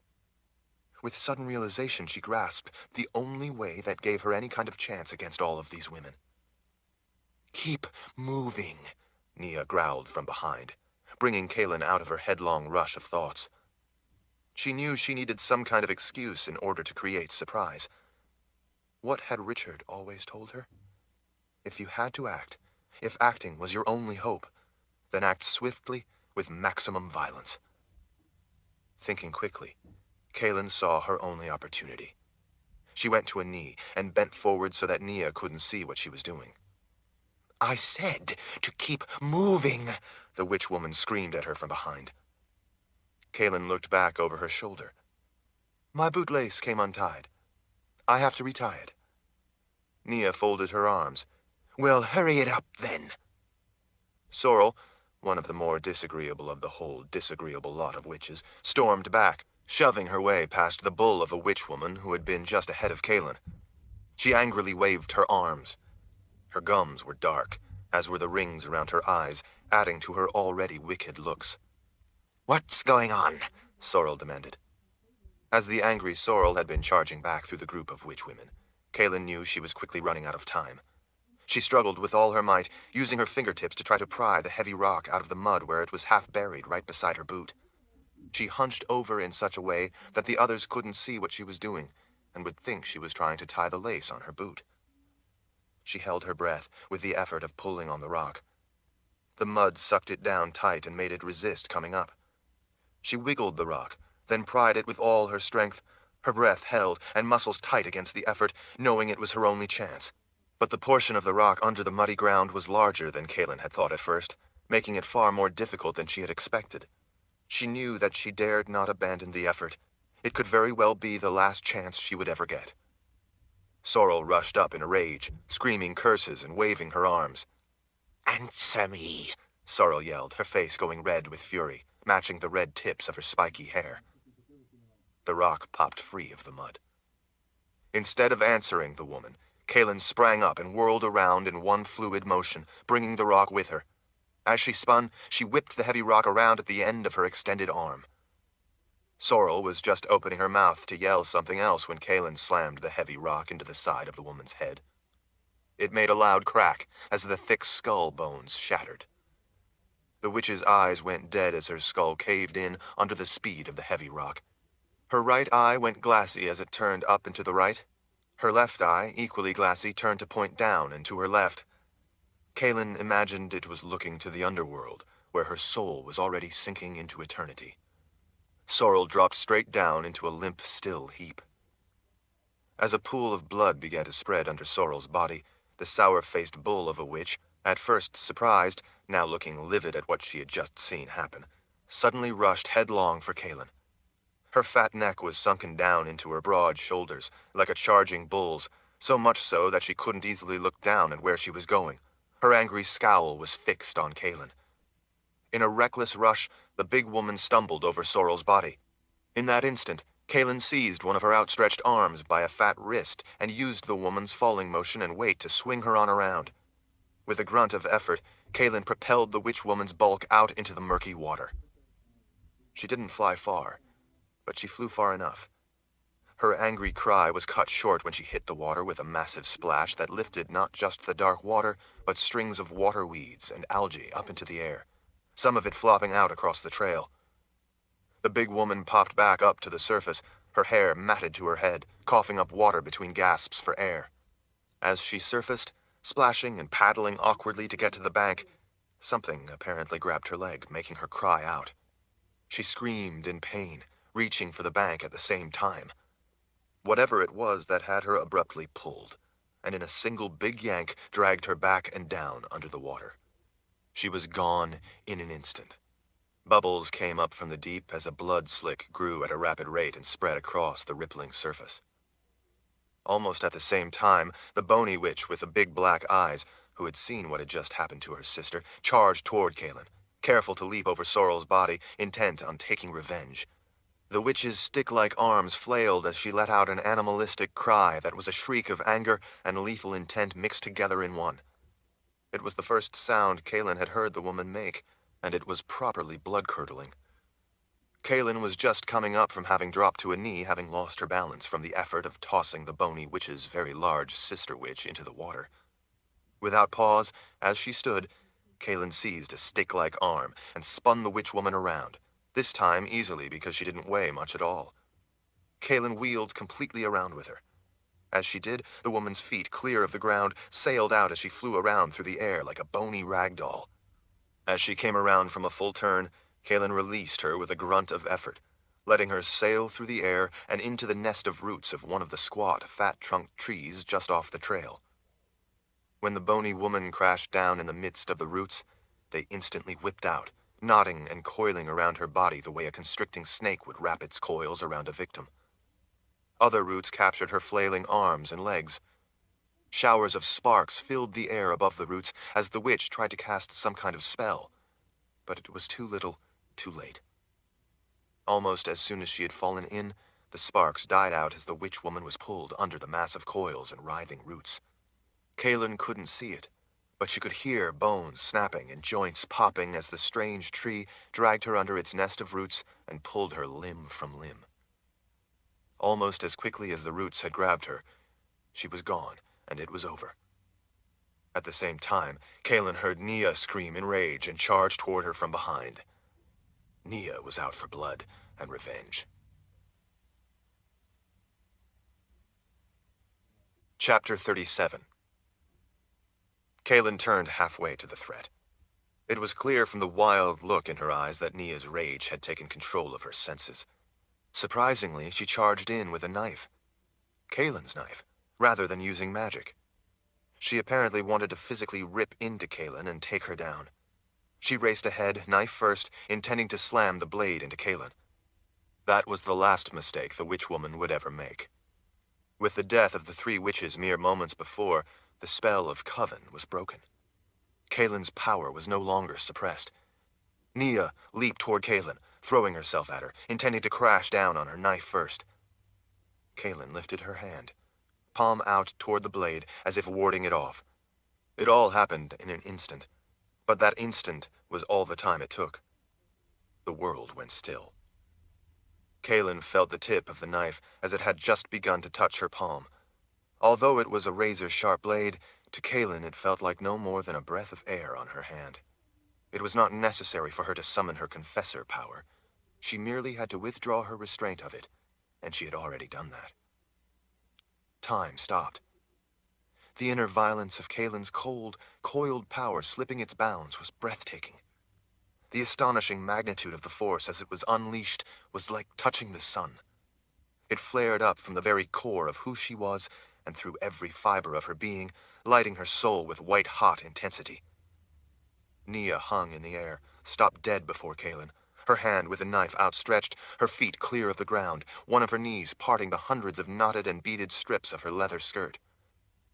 Kaelin could have counted the hundreds of stringy strands of red hair, lifted out in all directions, now frozen motionless in mid-air. It was like seeing a statue made of flesh and bone. The rage in Nia's eyes had only just taken that first tick of transition to alarm. She had just begun to realize by Kaelin's posture, her resolute stance, her fearless bearing, that something was terribly wrong. Before she had been able to fully realize what was happening, it was already too late. She was frozen in that instant of time just before the danger had fully registered. Kaelin knew that behind her, the rest of the witch women were also still as stone, frozen in mid-movement. In the sky, a number of the ravens that had taken to wing at the initiation of the violence were impossibly stopped in mid-flight, their wings having just flapped, spread, or started to take another bite of the air, the fanned feathers at the back of their wings standing out individually, black, glossy, beautiful. Something under the water to the side of the path had just disturbed the surface, and the ripples from it were now motionless. The mist, drifting over the water, had likewise stopped in place. The whole world waited, unmoving. In the silent stillness of Kaelin's mind, she had all the time in the world, all the time she would need to do what she had done so many times before. Nia's face was set in mid-snarl. Her teeth were bared. Beads of sweat dotted her glowering brow. Her pale blue eyes were wild, frozen in a picture of fury. Of all the witch women, this one had been the one she had feared most, because she always seemed dangerously deranged. Shota had put her in charge of Kaelin for a reason. She was not only Shota's next in command, but she was also ruthless and would not hesitate to take control of any situation, and she had the power to deal with anything. Except this. The control of what was about to happen now belonged entirely to Kaelin. She knew that back behind her somewhere, Shota would be in mid-scream, trying to stop what Kaelin had already done to break the Coven. That power was now lost to Shota. The Confessor's power was now Kaelin's again. She had yet to feel a single heartbeat. Even so, she had taken in the whole scene in excruciating detail. She knew where everything and everyone was, all stopped in space. Kaelin wondered if this red-headed witch woman yet knew that her mind was about to be gone. It was possible that she didn't realize that a confessor's power also took a person's mind, but everything she was, and everything she had been, was about to be wiped away in a lightning instant by the unstoppable force of Kaelin's power. The woman's mind, once emptied, would be replaced with a frantic, burning desire to do what Kaelin, and only Kaelin, as the confessor who was taking her mind, wanted. Even with taking control of this one witch before her, Kaelin was well aware that her position was still one of great peril. There were a lot of other witches. And then there was Shota. She would not take kindly to what Kaelin had done. Even so, it couldn't be helped. The way things were going, if Kaelin didn't act, and soon, it would all end badly. This way, at least, she had broken the coven and changed the balance of power. It didn't ensure that she would survive, but had she not done it, she would have had no chance. This, at least, gave her an entirely different field of battle, one in which she was not powerless. As Kaelin gazed again into the eyes of this woman before her, she felt no hatred, no remorse, no anger, no sorrow, no pity. In fact, she felt no emotion at all. This act was the embodiment of confessor power, and the confessor face reflected its cold nature, and in a way, part of its purpose. This was reasoned action absent of emotion. It was a calculated act of aggression to change what would have otherwise happened. Emotion had no place in that, and was no longer necessary, so it was no longer a component of what had to be done. It was already decided the instant that knife point touched Kaelin's palm. Nia had no chance. None. In that singular moment, if Kaelin was the absence of emotion, then Nia was the manifestation of it. In that infinitesimal tick of time, Nia's mind, who she was, who she had been, was already gone. Kaelin did not hesitate. She released the rest of her restraints on her gift to unleash the full, blinding force of her power. Time slammed back. Thunder without sound jolted the air, exquisite, violent, and for that pristine instant, sovereign. The trees all around shook with the force of the concussion. The violent shock of it lifted the leaves, bits of plants and sticks littering the ground, and blew them outward in an ever-expanding ring around Kaelin. The dust and dirt and debris driven before the wall of power knocked the rest of the women from their feet as it stripped vegetation off the nearby shrubs and trees. As the force of that silent thunder ripped across the water to each side of the path, it drove a ring of water and water vapor before it. Trees shook. Small branches were torn off and blown back. Nia gasped as the full force of the confessor power slammed into her. Behind Kaelin, all of the women, who had been thrown from their feet and tumbled back away, were now grabbing their elbows, knees, or wrists in pain. She could hear them groaning in agony from having been too close to Kaelin when her confessor power was unleashed. Nia dropped to her knees before Kaelin. She looked up through strands of red hair, no longer in hate and rage, but in pleading. "Mistress, please, command me." Kaelin looked down, feeling no sorrow for the woman. Her life as she had known it was now ended. Her memories, her wishes, her hopes were gone. She had forfeited all of that and more when she tried to kill Kaelin. "Please, mistress," Nia begged. "Please command me." "Kill Shota." Almost instantly, knife still in her fist, Nia scrambled to her feet and charged past Kaelin, going for Shota. Chapter 38. As Nia shot past, Kaelin turned to see all the rest of the witch women, including Shota, getting to their feet, most of them groaning in pain from being so close when Kaelin had unleashed her power. Nia, screaming in single-minded lethal fury, raced through some and leaped over others as she bolted toward Shota.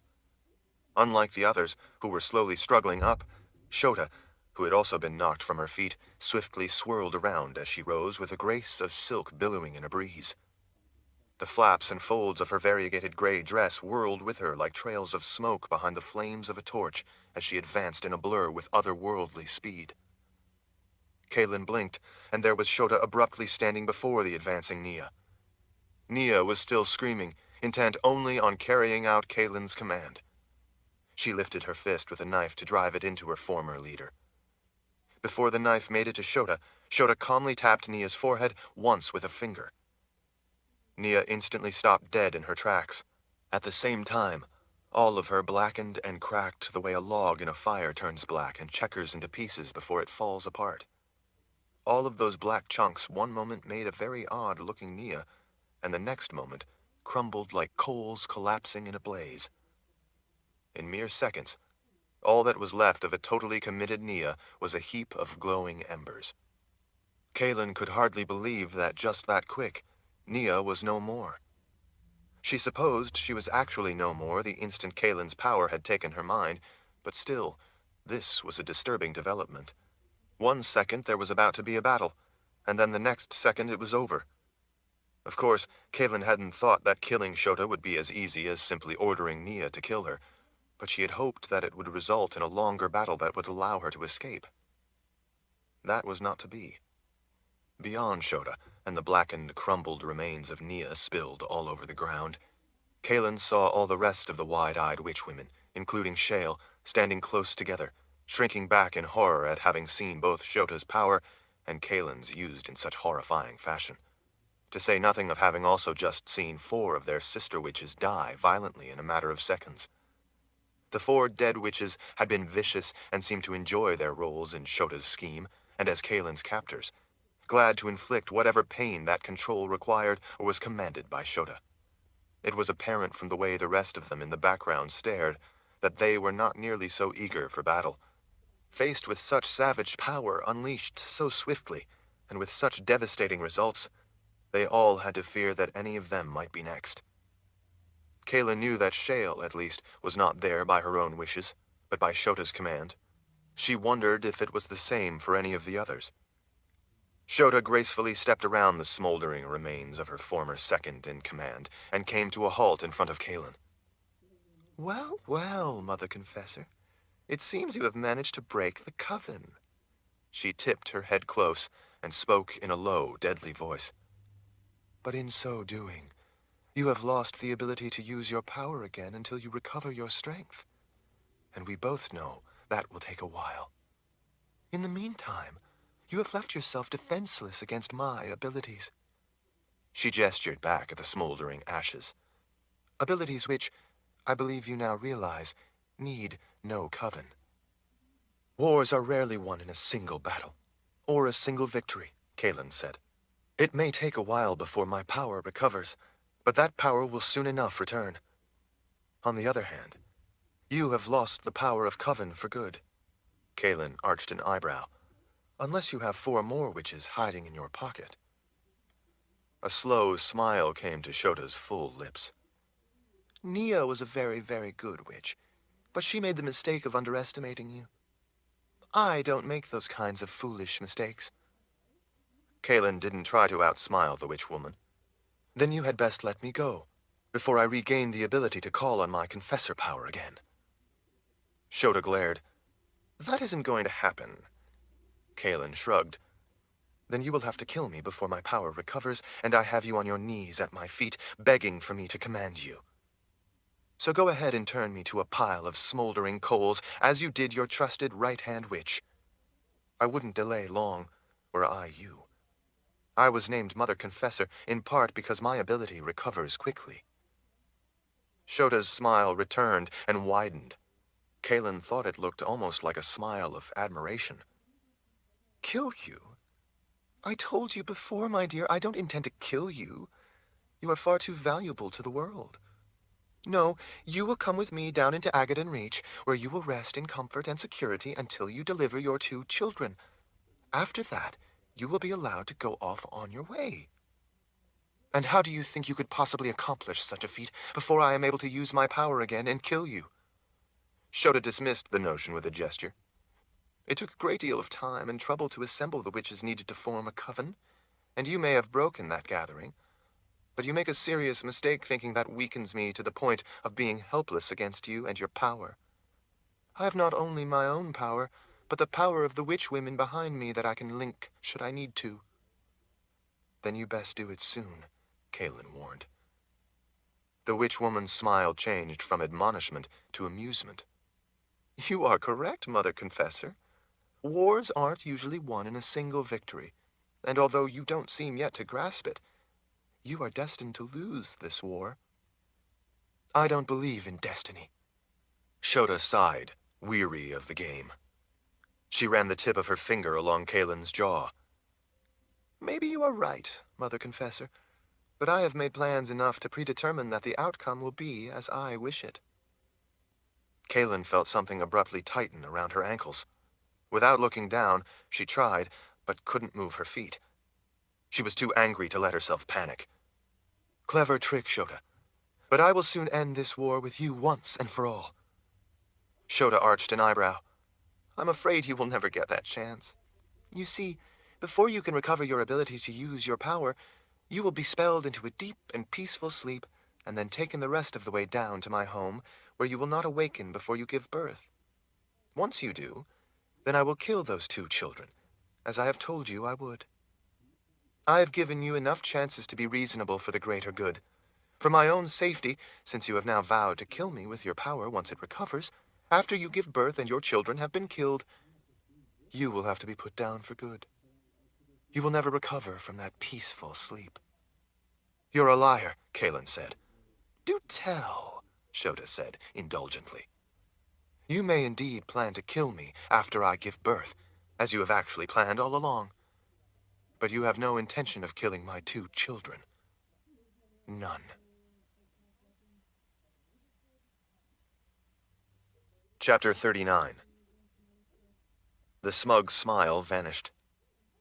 I don't know what you're talking about. Really? Kaelin cocked her head. If you really wanted these children dead, they would already be dead. You've just said you intend to kill me. So if your intent really is to kill these children, and you admit that you also intend to kill me, you would do to me right now what you just did to Nia. Then my unborn children and I would all be dead. Isn't that what you claim to want? Shota didn't answer. But you can't do that, Kaelin went on, because you actually have no intention of killing my children, and if you killed me now, you would be killing those 2 children, the children you so desperately want to be born alive. Shota acted perplexed, as if such a notion was utterly outlandish. Where in the world would you come up with such a fanciful idea? After I have for so long promised you that I would not allow the children you and Richard create to live, why in the world would you now come up with this crazy notion I would not carry out my promises and kill those 2 little monsters? Because you intend to raise them. Shota stood stock still as she stared into Kaelin's eyes for a long, dragging moment. I can see that Lord Rahl does not wed stupid women. And certainly not one stupid enough to let you get away with it. The menace returned to Shota's face. Oh, but you are wrong there. I have already gotten away with it. We simply need to play out the final acts, and it will be done. At least as far as your part in this is concerned. You seriously think I intend to let you raise these 2 children? You no longer have any say in it. Shota gestured dismissively. I will raise them in a way that you never could. You mean raise them as your 2 little underlings to follow in your footsteps, worship you as their mother, and do your bidding? Shota glared. I have seen into the flow of time. I told you that I saw that you and Richard would conceive a monster. It is possible, although it is a remote possibility, that it is as you have said, that the child I saw in the flow of time was the one you previously lost. But having seen into that complex flow, I don't for a second believe that. One of the children you now carry is the monster I saw in that prophecy. Richard ended prophecy. That doesn't mean that prophecy wasn't real or true, or that when it was here in our world, I wasn't able to use it. You didn't see what I saw in that flow of time, and you can't begin to imagine it. Before Richard ended my ability to continue to use that flow, I saw this, saw what you too would create. Our children will be who we raise them to be. I told you, I don't believe in destiny. No matter what you saw, that doesn't mean one of these children will turn out the way you think. Shota shook her head as she let out a weary breath. You just can't grasp the entirety of this, can you? You see only your little slice of it, your naive wishes, hopes, and dreams. Monster or not, they are both gifted with power from each of you. You and Richard are not the ones to raise such a powerful pair. A girl with confessor power combined with the power of her war wizard father, and a boy war wizard with your confessor power? Neither of you can begin to comprehend the enormity of what you have created. You say that these children are needed to protect our world from the Glee by maintaining the web of magic they provide. And you are right. The power these two hold will be a web of magic so intense that it will drive the Glee from our world for all time. It will protect our world and protect the magic of it. But you don't see the bigger picture beyond that which our world needs to free us from the immediate threat of the Glee. You and Richard are too weak, too soft-hearted, too indulgent of what people under your rule wish to do with their lives. Those ebbing and flowing wishes of the ignorant masses would eventually lead our world over the brink and into ruin that even the Glee could not accomplish. You two fought a long and terrible war against the Imperial Order. Do you think their destructive doctrine came from another world? No. It came from the people in our world. People who left to their own ignorant wishes will one day again fall under the seductive spell of such beliefs. It has always been that way, and it will always be that way, unless there is rule strong enough to exert control for the good of our world. These two children you carry, together with the gifts they will be born with, will have the ability to rule the world with a kind of power and authority that will prevent that kind of thing from ever happening again. So you see, in a way, I, too, do not believe in destiny. I am the one who will prevent that terrible future from ever having the chance to fester and grow. What I do now saves countless lives in the future. With these two under my protection, care, guidance, instruction, and preparation, they will be the two powerful instruments to both expel the Glee and control our world so that it can never be allowed to fall into the foolishness of ignorant masses, too stupid to know what is in their own best interest. I will control those masses. With those two children, I will protect the best interest of the world. It will all be done for the greater good. You and Richard do not have the strength to raise rulers like that. I do. I will be the mother children such as these really need. The boy will see me as a vision of Richard's mother, and the girl will see me as a vision of yours. They will both see me as their mother, think of me as their mother, and have total trust in me as their teacher. They will both depend on me for everything. They will learn from me everything. They will come to believe from me everything. I will forge them both into the powerful force the world needs, into the powerful rulers the world needs in order for it to continue without the mindless, destructive beliefs of fools being allowed to flourish. In the past, when people were allowed to force unworkable ideas on nations, it cast the world into wars in which countless masses died. I will not allow that to happen again. These two will rule with iron fists and their power. I will rule them both with mine. Kaelin blinked in stunned surprise.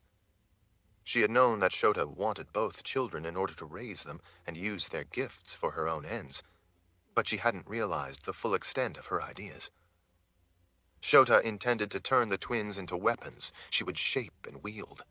It was she who would be pulling the strings of her two puppets in order to rule the world.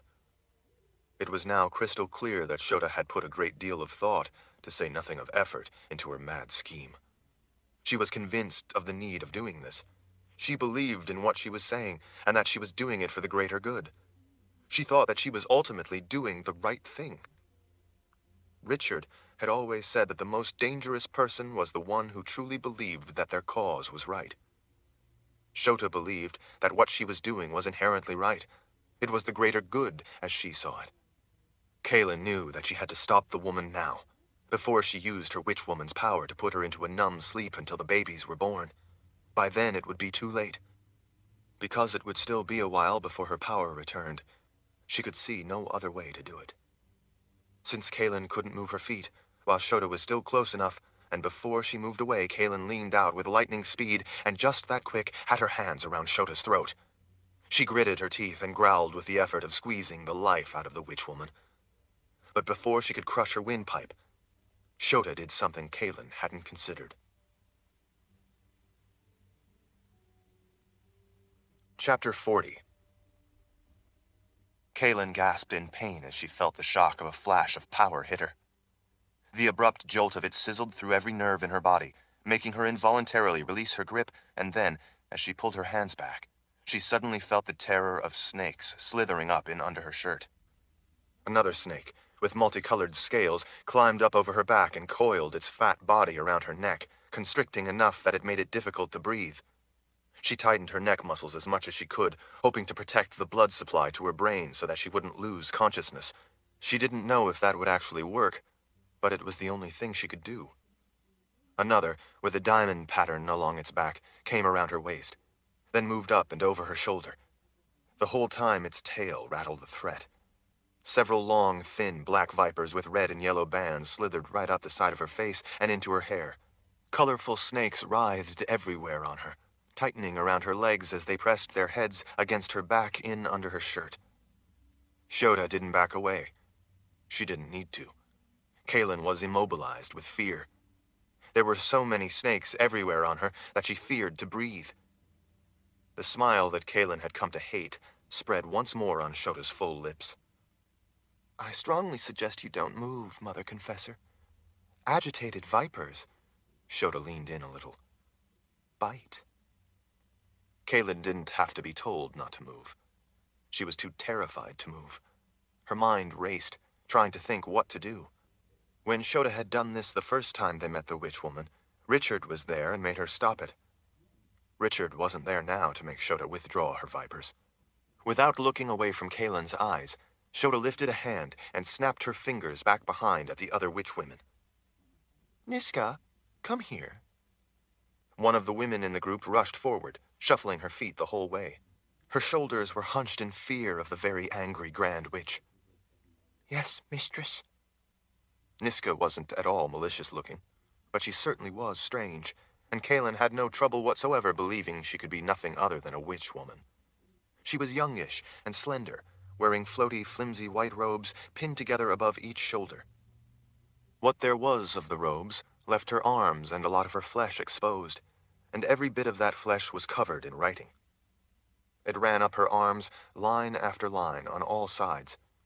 On her right arm, from her biceps to her shoulder, the writing went in bands around her arm.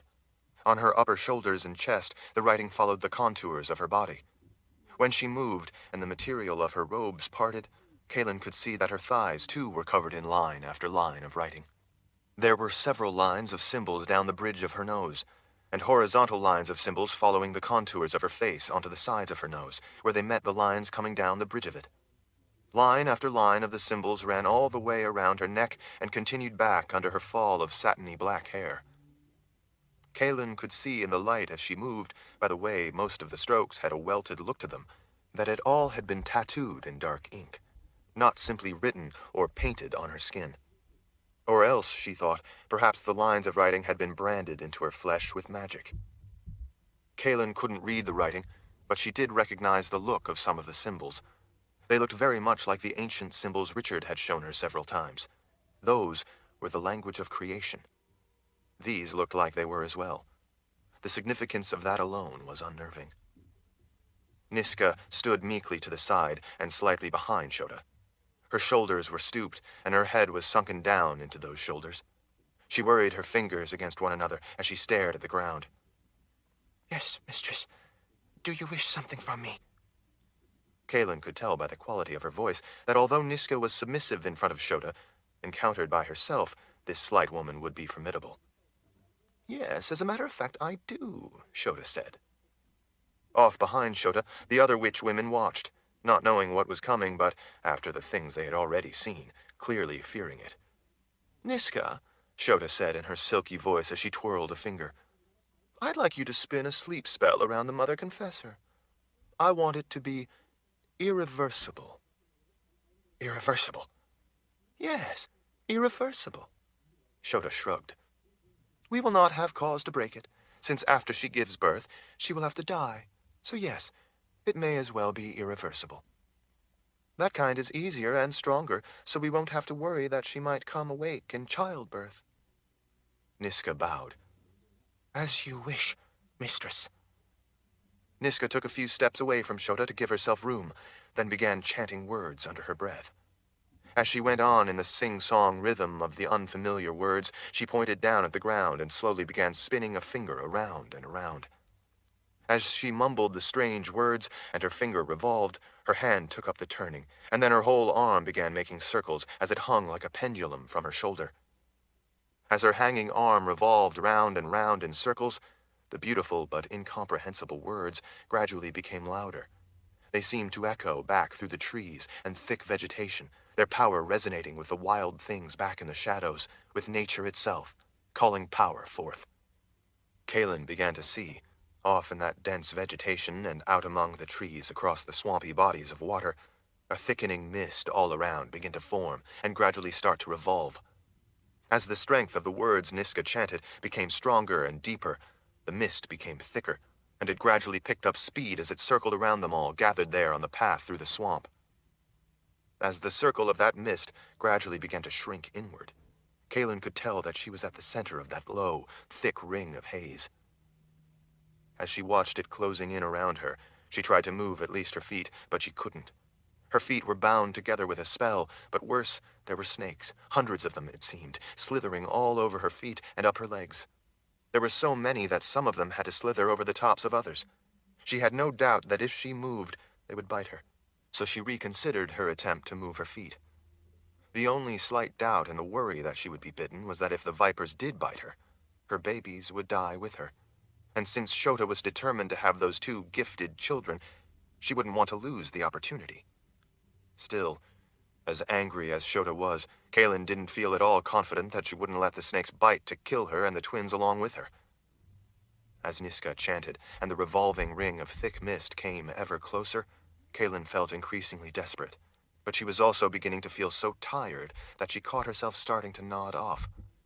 Each time, she jerked herself back awake, knowing that once that circling mist completely closed in on her, it would overwhelm her ability to stay awake, and that would herald the end of her, and the end of her children's chances to have a good life.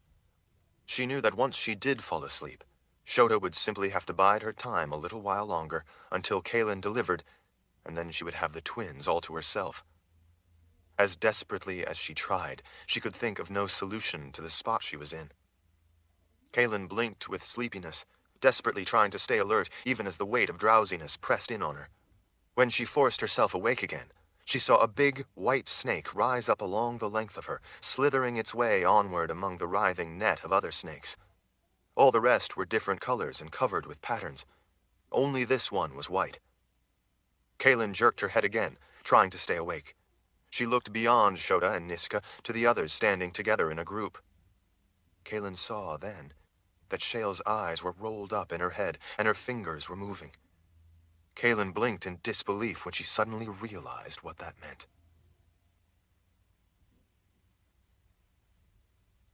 Chapter 41.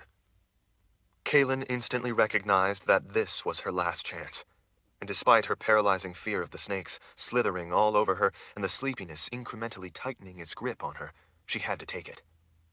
She didn't know if Shota would let her snakes bite Kaelin, but she had no other choice but to act.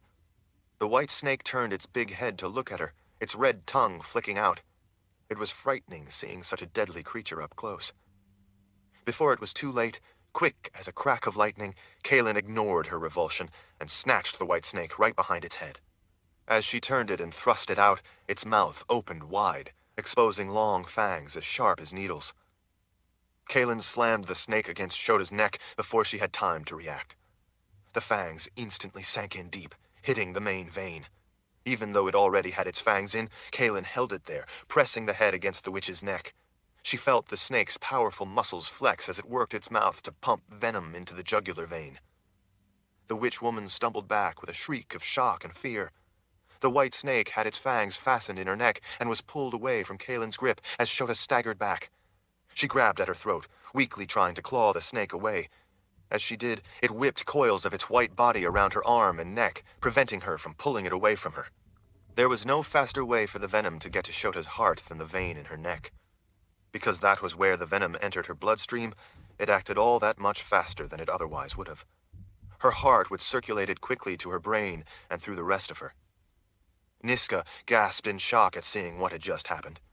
She stopped chanting and quickly stepped out of the way as Shota stumbled back, both hands fighting the thrashing white snake that had her by the throat. Without the chanted words, the circle of mist began to evaporate, losing its grip of sleepiness on Kaelin. Shota collapsed with the snake's fangs still sunk deep into her throat. She mumbled something in the delirium of the lethal venom pumping through her body. Her hands fell away from the snake even as it continued to flex and pump venom into her. Shota gasped once, deep and desperate, and then the breath left her lungs with a sickening rattle.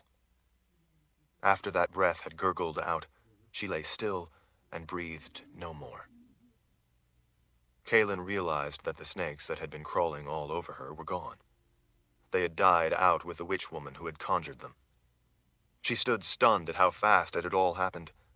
Grasping the relevance of the white snake, the near-instant crystallization of a plan, and the execution of that plan, had all happened in a flash. She blinked in surprise as Shale raced up and threw her arms around her. "Mother Confessor, you understood! I was so hoping that you would realize that the white snake was mine." In gratitude and relief, Kaelin embraced her tightly for a moment. "I remembered the white snakes from when you used them before, on the Glee." Shale pushed back and grinned at Kaelin. "That's right. I was hoping you would remember. Shota's power prevented me from using my gift against her. Any magic used against her would only have reflected back on me. This was the only chance I could see to help you, so I had to take that chance while Shota was so focused on the snakes she had conjured. I knew she would have to watch what Niska was doing as well as make sure her snakes didn't recklessly bite you, or the babies would die as well. I knew she wouldn't want that to happen." Niska came close and put a hand on Kaelin's shoulder. "I'm so sorry, Mother Confessor. I never wanted to be part of this. I would never have wanted to hurt you. Shota forced me to be part of her coven and do her bidding." Kaelin nodded, tears in her eyes with happiness for her twins. "I know." Kaelin circled an arm around Niska's thin shoulders and pulled her tight in a quick hug to let her know that she understood and didn't blame her. Chapter 42. The rest of the witch women all gathered around Kaelin, each of them briefly touching her in genuine sympathy as they explained how Shota had dragged them into her plans. They apologized for participating in the whole terrible ordeal. They all talked over each other, trying to explain that they had been living their own peaceful lives when Shota, as the Grand Witch, had summoned them with the magic of her oath and forced them to be part of her coven, and thus her larger scheme. One of the rather frightening-looking witch women, with one scarred, empty eye socket, a mangled nose, and no lips, approached. It took all of Kaelin's strength not to recoil at the horror of her face. She touched Kaelin reverently. "I have been persecuted my whole life for being a witch." Her speech was halting and slurred because of her lack of lips, making it difficult to understand her. The scar tissue where her lips had been cut off had thickened and tightened, pulling back from her gums and teeth, giving her a frightening look. The empty eye socket and the way her bared teeth grinned like those of a skull made it hard to look at her. She wet her teeth with her tongue before going on. "I am named Yara, as you can plainly see," the woman said, gesturing self-consciously at her face. "I have had vile things done to me by people who think my gift alone makes me evil. I hate that every day I must wear the scars of that hatred for all to see on my face." She choked up with emotion for a moment as a few tears ran down her cheek from her one eye. But the one who was the most wicked of all was Shota, because she of all people should have known better. She knew what I had suffered, what I must live with for the rest of my life, and yet she used me anyway, used my face to create fear in you. You have freed me, Mother Confessor. Thank you." With a tear still in her own eyes, Kaelin put an arm around her shoulder and gave her the same kind of hug she had given Niska. Kaelin understood all too well people who in the past had thought her evil because of her confessor power. She tapped the witch woman's chest. "You keep your beauty in here, but I can see it." Another woman stepped forward to touch Kaelin's arm. She was a lovely-looking young woman with unsettling birthmarks below each eye that made it look like blood was continually gushing from her eyes. While she was off-putting to look at, her gentle voice was the counter to the disturbing birthmarks. I am Thebe, Mother Confessor. All of us hope you can understand that none of this was our doing. We hold no ill will toward you, and hope you can find it in your heart to hold none against us. We hope you can forgive us for taking part, even if it was against our will. We were being used, an older witch woman with long, wavy white hair said. She had a large wart on one side of her long nose. The tip of that nose drooped, as if it were made of wax and she had let it get too close to a flame and had melted the end. Shota used us much like the way she intended to use your two children, once they were born. She lied at first, another very short witch woman said. She had wooden pegs for legs, sticking out from beneath her tattered dress. She had planned to kill you all along after you gave birth and keep your babies for herself. That is the most evil thing one woman could do to another, and to her children. She was using us as well, but what she was doing to you and the children you carry was much, much worse. I am so sorry for what almost happened. None of us would ever think to harm anyone, Yara said, as best she could without lips. We have all been tormented by people for being born as witch women before anyone comes to know us for who we are. We simply want to be left alone, to live our lives in peace. But there were a few among us who had evil in their hearts, Thebe said. They were eager to participate in Shota's grand scheme, eager to cause you pain. Those are the 4 who are now dead, as is Shota herself. I don't think any of us ever dreamed that you would survive this plot, but we are truly thankful that you did. We realize you have no reason to believe our sincerity, another said, but I swear to the good spirits it is the truth. I can vouch for the honesty of what they are saying, Shale said. I've spent time with these women. I know the heart of each. The hearts of the ones you killed were black, but these witch women are my sisters, and their hearts are good. I understand. Kaelin spread her hands. I am also sorry that all of you have suffered as well. Like my husband, I don't assign guilt because of the sins of others. We each should be judged for who we are and what we do. My hope is that all of you can now go back to your homes and live in peace. Know that I hold no grudge against you. My hope for you all is that others won't either. They whispered among themselves for a moment, until there were nods among them all. We have all discussed it, the one with the wavy white hair said, and we all agreed that any of us will come to your aid should you ever ask us. We would be eager to try to make amends in any way possible. No amends are necessary, but I will remember your offer should I ever need your help. Kaelin let out a deep sigh. Although she doesn't necessarily deserve it, Shota has, in the past, helped Lord Rahl and me, so in view of that alone, I think you should take her body down to her home in Agaden Reach and bury her there. Heads tipped close together and whispering again broke out among them all. We will see to it, Mother Confessor, Niska said. You are more thoughtful than she would have been for you. Kaelin nodded. I have known her for a long time, and while she intended to do something evil, the woman was more complex than this one act driven by the thought of such power going to her head. She has paid the price for that act. We hope your husband is safe, a woman in the back said. But if he is not, we stand ready to help you in any way we can. There is one thing we could do, Shale said, looking around at the rest of the witch women. When Shota made the Mother Confessor start to miscarry, Lord Rahl gave her the raw milk of mother's breath while I made up the preparation. Worried whispers broke out among the women. They obviously thought that was troubling. They cast concerned looks at Kaelin. She fretted as to the reason. Yara lifted a hand. We could all join our gifts and cast a birthing spell to help ease your delivery, and also that the 2 babies might be born healthy.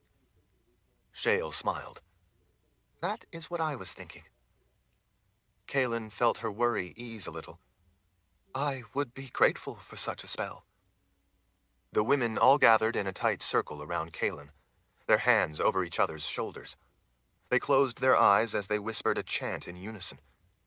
Kaelin didn't understand the words, but she understood the heartfelt intentions. As soon as they had finished, they stepped back and, following Shale's lead, went to their knees and bowed forward. Kaelin recognized the honor. She waited a moment in the silence and then said, "Rise, my children." It was the Mother Confessor's formal recognition of those under her protection. As they were coming up, Kaelin heard a sound and turned to see the red leather of the Mord Sith emerging from the mist. In the gloomy swamp, such a flash of color was hard to miss. She didn't see Richard. Chapter 43. Kaelin's eyes opened wide with dread as she saw all 6 Mord Sith materialize out of the mist, but she didn't see Richard. Panic started to rise up within her at seeing that he wasn't with them. But then, off behind the Mord Sith, she finally saw him emerge out of the swirling haze like a good spirit come among them. It felt as if her heart leaped up into her throat with relief at seeing him. She had been sick with worry that he was dead, but dealing with Shota was the problem at hand, so she'd had to set that worry aside to look after herself and the twins. Kaelin cried out in excitement as she ran the dozen strides to meet him. She threw her arms around his neck and kissed the side of his face at least a half-dozen times. He squeezed her tight in return, momentarily lifting her from her feet. Finally, she separated from him and stood back to wipe tears of joy from beneath her eyes. "What took you so long?" she asked him. Richard shrugged. "Well, a building fell on me." She blinked in astonishment that he had survived such a thing and was actually alive. "Shota told us that she had spelled your legs so that you couldn't run to safety. She wanted the whole palace to come down on you. How did you get out?" He didn't seem at all concerned about what had happened. "The good spirits watched over me." "Actually," Vika said as she gestured among the Mord Sith, "we dug him out. I don't recall seeing any of the good spirits there helping, but we did have a lot of help from the people of Bindamoon. Lord Rawl didn't make it easy, though. He managed to stand under the center of the palace as the entire thing collapsed, so it was a lot of trouble getting him out, I don't mind telling you." "We knew you would be angry if we just left him there," Berdine said offhandedly, "so we thought it best if we got him out and brought him along with us." Richard rolled his eyes. "The people in Bindamoon turned out to be a huge help in saving my life. They were more than thankful to be rid of Iron Jack, the palace, and the Queen. But it was Rika, Nida, Cassia, Vale, Berdine, and Vika who organized and directed them in the rescue effort. I am indebted to them." "As am I," Kaelin said as she put a hand on the forearms of 2 of the Mord Sith. "I was so worried. Thank you for not giving up on him. I don't know what I would do had you—" Her voice choked up, and she couldn't say the rest. "Kaelin killed the 5 evil witches," Shale said into the awkward silence. "One of them was Shota." She grinned then, "with her bare hands." The Mord Sith all looked a bit astonished, but proud. Richard nodded with a serious look. "I would have expected no less. I'm just surprised it took her so long." He winked at Kaelin. She gripped Shale's arm then and pulled her closer, as if presenting her to Richard. "I couldn't have done it without Shale. She gave me a snake to use." "A snake?" Richard frowned. "You hate snakes." Kaelin showed him a sly smile. "Not white ones." "Ah, I see." He flashed a smile at Shale as he gripped her shoulder. "Glad you were able to help." Kaelin turned and held her arm out toward the group of witch women all watching him with a mixture of awe and terror, fearing that, like so many others, he would think they were evil just because they were witches. Worse, they knew that he had the power to strike them down on the spot should he so wish. These ladies here were not willing participants in Shota's scheme. They were all forced to answer Shota's call to Coven, the same as Shale. The ones who wanted to be part of it are now all dead. "I know," Richard said. "I heard the last of it as we were coming in. I stayed out of sight and watched to make sure there wasn't going to be any more trouble.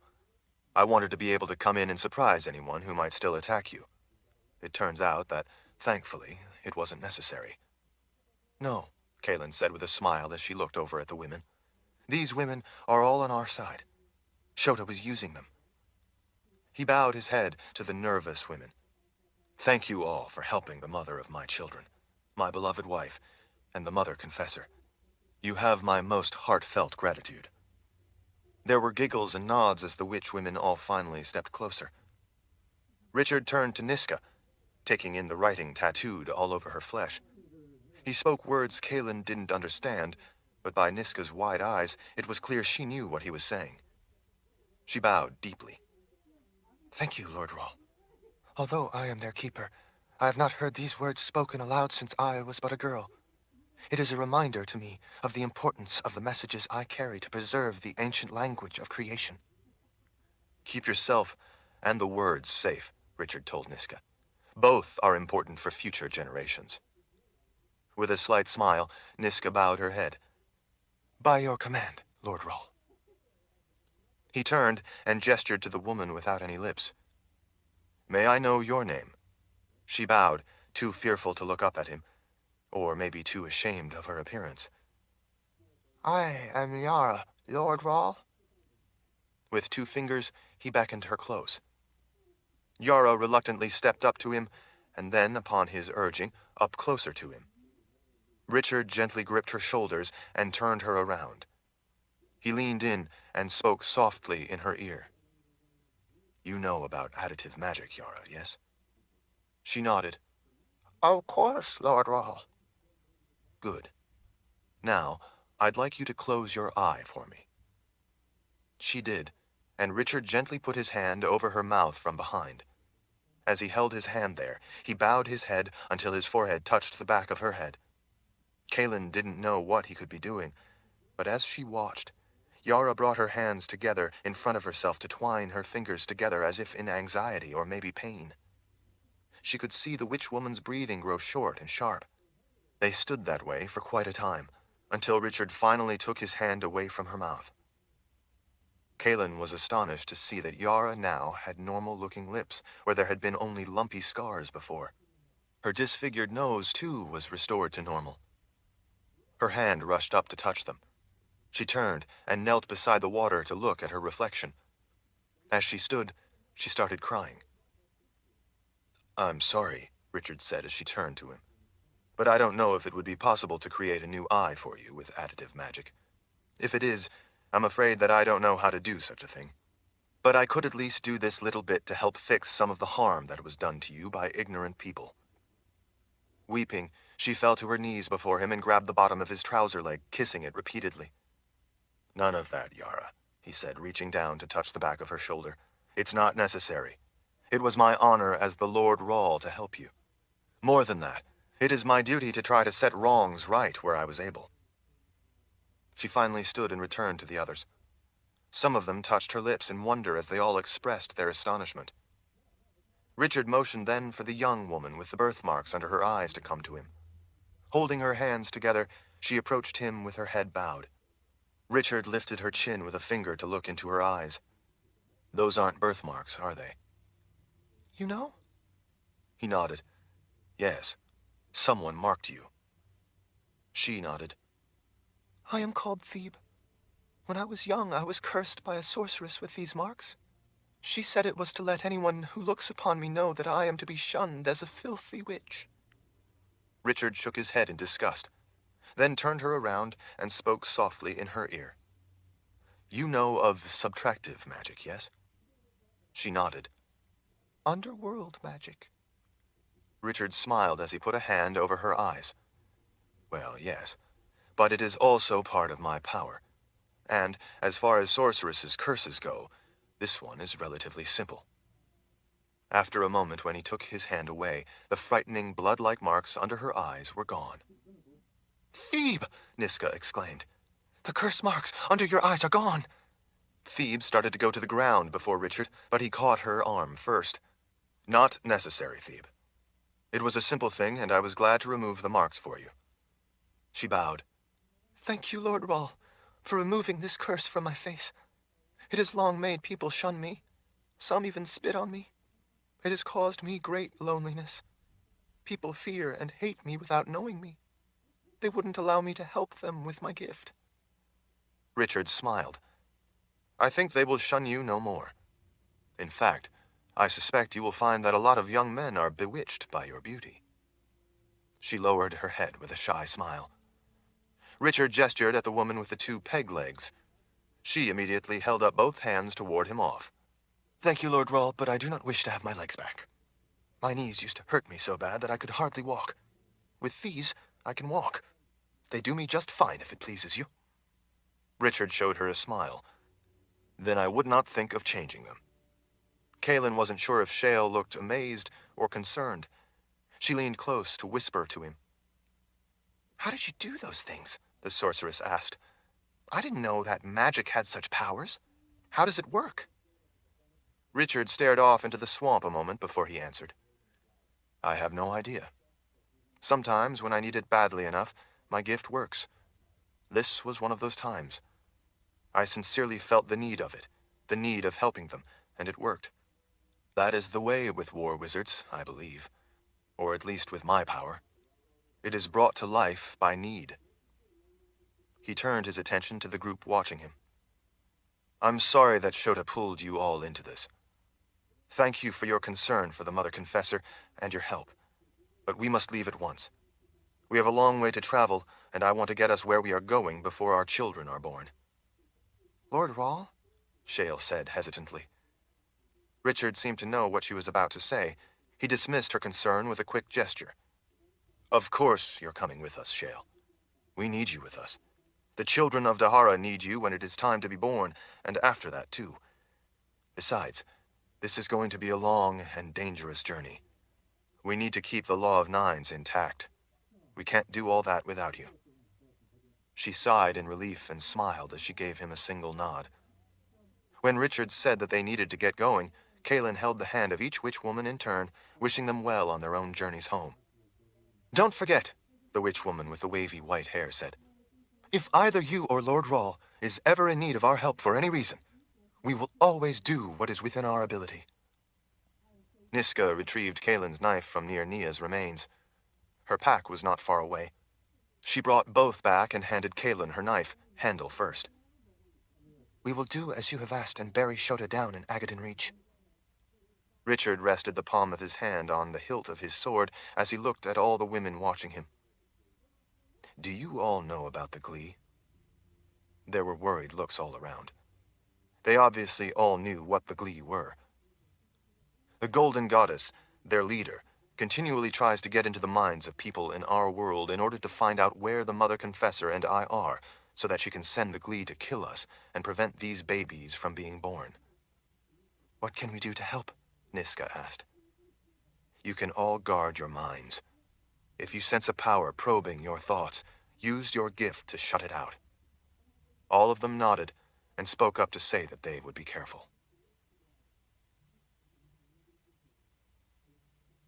Chapter 44. Richard put an arm around Kaelin's and Shale's shoulders and moved them away from the witchwomen over to the group of Mord Sith standing a short distance apart under a dead tree draped with sheets of moss. He wanted to have a confidential conversation. He didn't necessarily distrust the witchwomen, but he didn't want to let anyone know his plans for where they were going or the route he intended to take. "Besides nearly killing us all," he told them once they were all back together with the 6 Mord Sith, "Shota greatly delayed us in getting to the keep. The diversion exposed us to attacks by the Glee. With Kaelin so far along, she is even more vulnerable. We need to avoid any more of those risky battles. Not only that, but Shota has caused us to go a long way off course in the wrong direction in order to come up here to Agaden Reach. It put us a long way from Aidendril." "How far do you think we are from the keep?" Shale asked.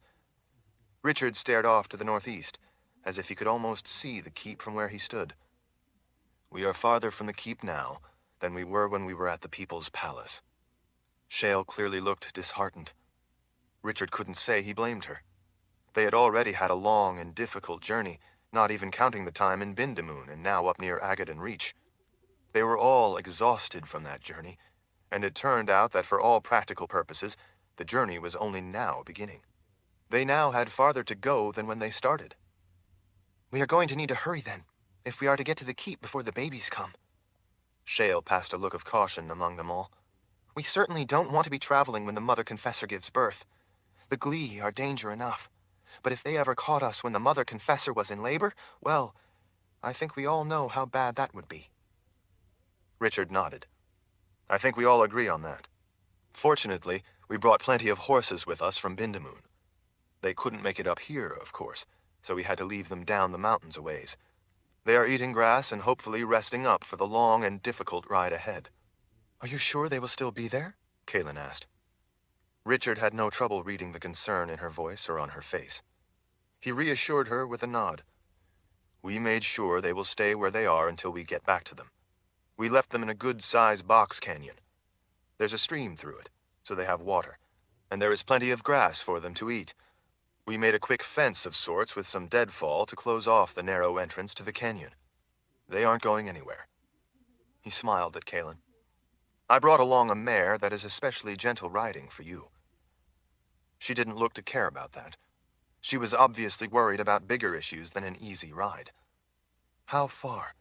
She ran her hand over her swollen belly. We need to be on our way to Aidendrill. How long will it take us to reach the horses so we can set off in earnest? Richard was probably more impatient than she was, but he was trying not to show his concern over the distance they still had to travel before the babies came so as not to discourage her. He didn't want Kaelin to worry they wouldn't make it in time, but it was a legitimate fear. He could see that she looked spent from the battle with Shota and the other witches she had fought and killed. He knew she wouldn't give up easily, but he also knew she would be concerned about the twins. Carrying them, added to the difficulty of traveling, would have to wear her out all that much quicker. He didn't really have an alternate plan if they didn't want to try to make it to Aidendrill in time. There was no substitute that could begin to provide the same level of safety. That meant they had to get there, and they couldn't afford to waste any time. You just went through quite the ordeal, he said. Are you feeling strong enough for a difficult walk down these mountains? I'm fine, she said without hesitation, almost sounding annoyed that he would think of her as fragile. But I will be a lot finer when we get to Aidendrill. Stop worrying about me. I can rest all I want once we get there. Now, though, is not the time for resting. Now is the time for riding. Get us to the horses, would you please? All right, Richard said with a sigh at her determination. If we push hard, I think we can reach where we left them by dark. It's a good place to camp. I saw wild boars on our way up here. I know where they will be bedding down late in the day. If we're lucky, I can get one with an arrow and we can have a good meal tonight and meat for our journey. We're going to need our strength, and our supplies of travel food are running low. Which way? She asked, eyeing the path back through the gloomy and dangerous swamp, not seeming concerned about the details that worried him. I found a way that will keep us from having to go back up the peaks and over the snowpack that you used to get into this place. I saw your tracks, he explained when she looked over at him with a quick frown. That would be good. Then what? She asked. Richard flicked his hand toward the east. Once we get back out of this swamp, we need to head east, down out of these mountains as quickly as we can to get back to the horses. After that, we ride east. Kaelin gave him a puzzled look. Why not northeast? Aidendrill is northeast of here. Northeast would be the straightest route. This spine of mountains runs northeast all the way up through the Midlands. You're right that it's the straightest route, but it would take forever to pick our way through these mountains. Not only that, but we couldn't take horses if we went that way. Once we are down and out of these mountains, we will head east, cross north of Tamarang to reach the Calisidran. Then we can follow the river up to its headwaters. That will be the flattest traveling, where the horses can make better time. After that, we jump east again, between the worst of the mountain ranges over to the Kern River Basin. Following that north will take us right to Aidendrill and the keep. Sounds simple enough, Shale said. Kaelin looked over and arched an eyebrow at the sorceress. Not so simple. Most towns and villages are along rivers. We don't want people to spot us. I really don't want to encounter any more Glee. If one of them hooks my belly with a claw, it's all over. Kaelin is right, Richard said. That means we're going to have to stay close enough to the rivers to make riding easier and faster along relatively flat river valleys, but stay far enough away from any of the towns or villages where people could see us ride past. We simply can't afford to let any people spot us before we get to the keep. That won't be easy, but it's not so impossible. We're wasting time, Kaelin said. By your lady's command, take me away from this dreadful place and get me to the keep, wizard. Our children are asking to be born." Richard answered with a smile that made her smile in return, and that, more than anything, lit his world. He wanted to hug her and kiss her, but they needed to be on their way, and besides, he didn't want an audience when he finally had the chance. They quickly wished the witch women safe journeys home after they buried Shota. Then they traced their route back out of the swamp. Once into the vast forests of the rugged mountain country, they ascended steep climbs through clefts in the mountains to get through a confined, narrow pass that Richard had found before. It was a difficult climb, but in the end, it turned out to be a lot easier than the frigid way into the Reach by going across the snowpack, and then over the windswept open ledges. The thickly forested cleft in the mountains had steep rises to each side and jumbled rock up the middle, so it sheltered them from the worst of the winds, but was hard work that tired their muscles and at least made them warm with the effort. Once through the pass, they were finally able to start down out of the mountains.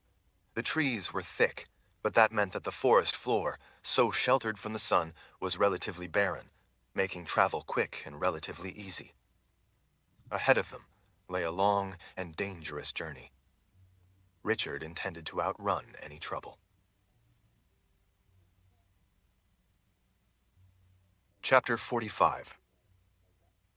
As the 9 of them rode through a woodland of massive oak trees with low spreading limbs, now bare of leaves, Kaelin worried about the people in Aidendrill who had seen them arrive.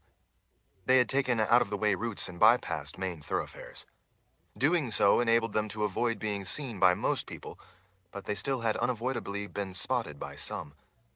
There was no telling how many more had looked down a rise, or out a window, or up a street and seen them race through the city. Still, it was only one of her worries, and not nearly the biggest one.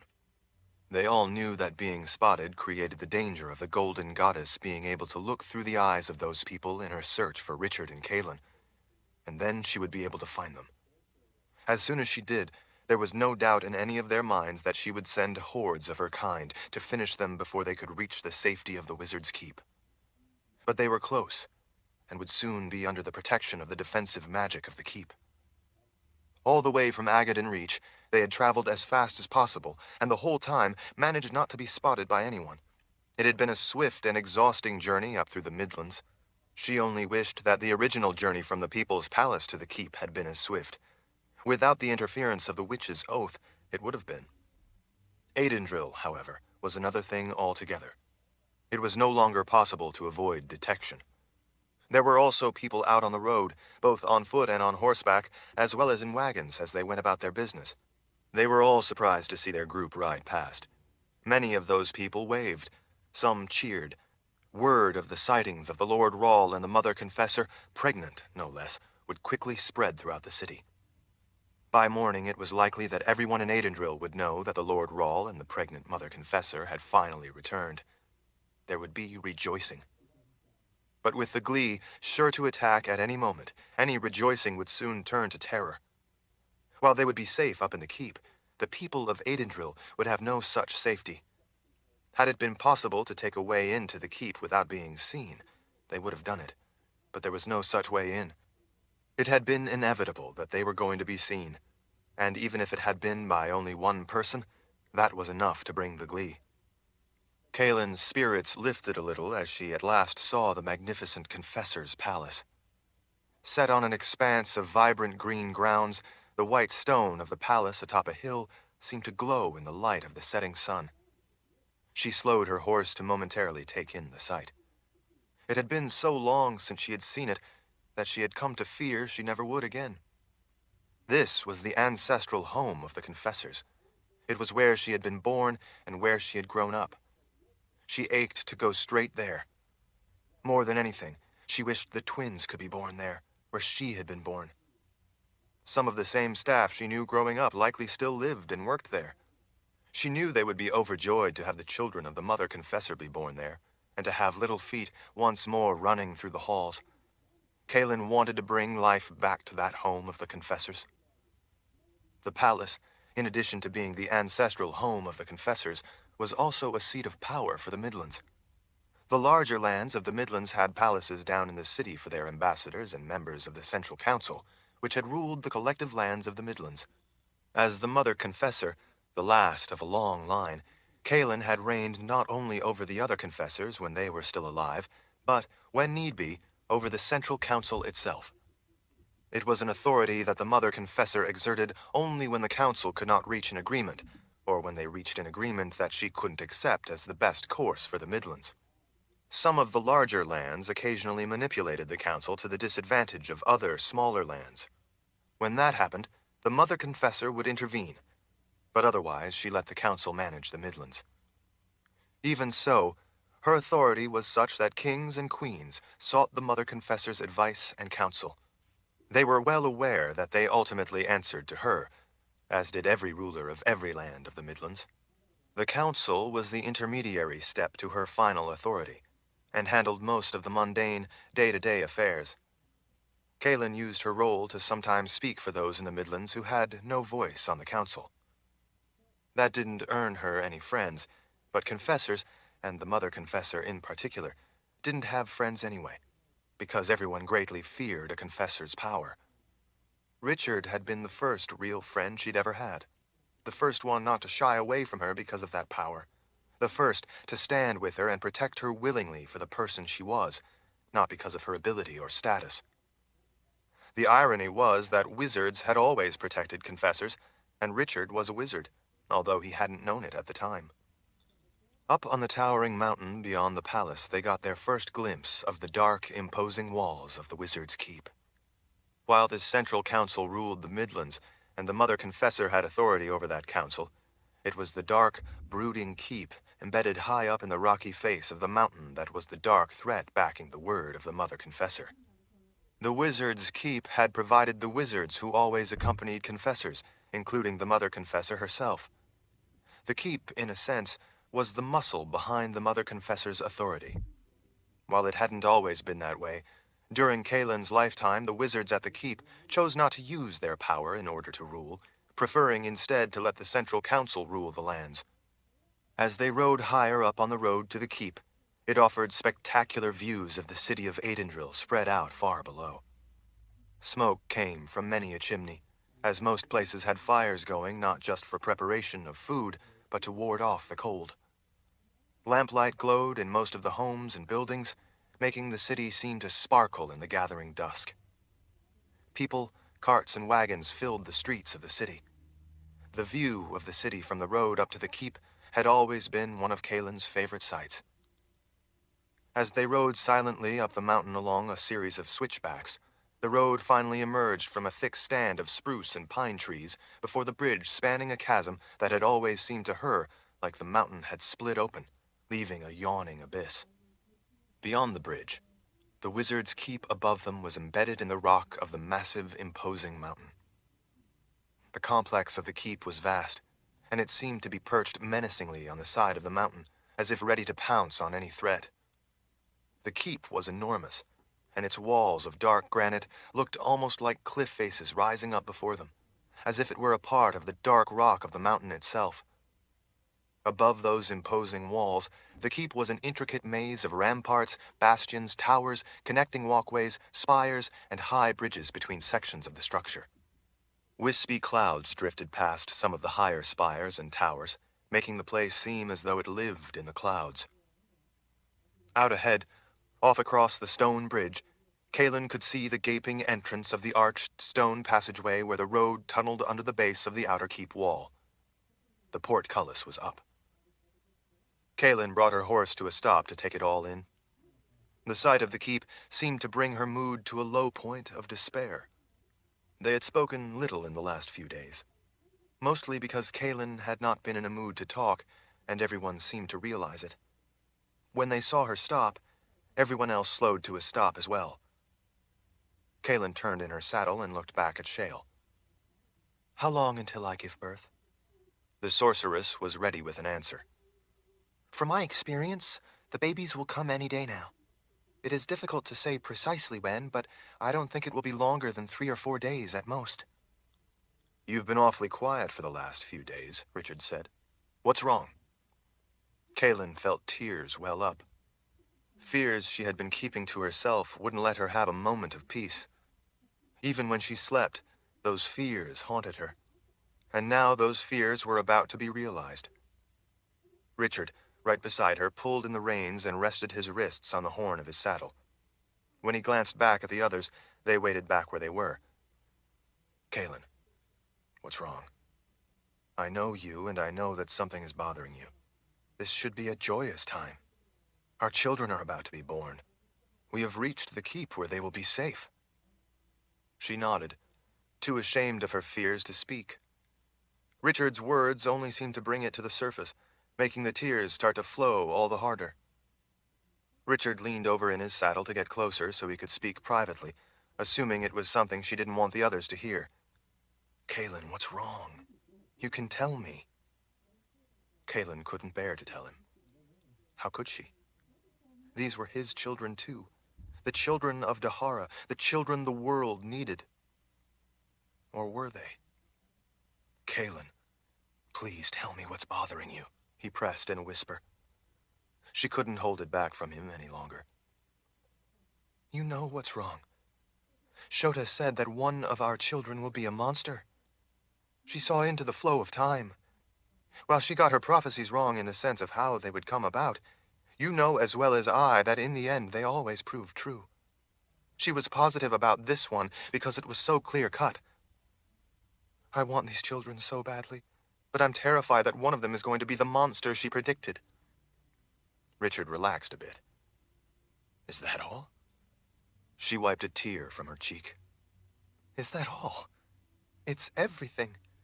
It's everything we have wanted, it's everything our world needs, and yet one of them is destined to be a monster who will destroy lives. He smiled a little. I don't believe in destiny any more than I believed in blindly following prophecy, and neither do you. This is not destiny. This is a vision from a witch woman who had seen it in the flow of time. Now that their birth approaches, I can't bear the thought of one of them being that monster that we bring into the world. Richard took a deep breath and let it out as he considered a bit. Do you think me a monster? He finally asked her. You? She frowned at him. No. What does that have to do with it? Richard shrugged. Darkenrahl was a monster. So what? His father, Panis Rahl, was a monster, as was his father and his father before that. The House of Rahl was a whole line of tyrants. Every Rahl who became a Lord Rahl was a monster, and each bred a monster for a son.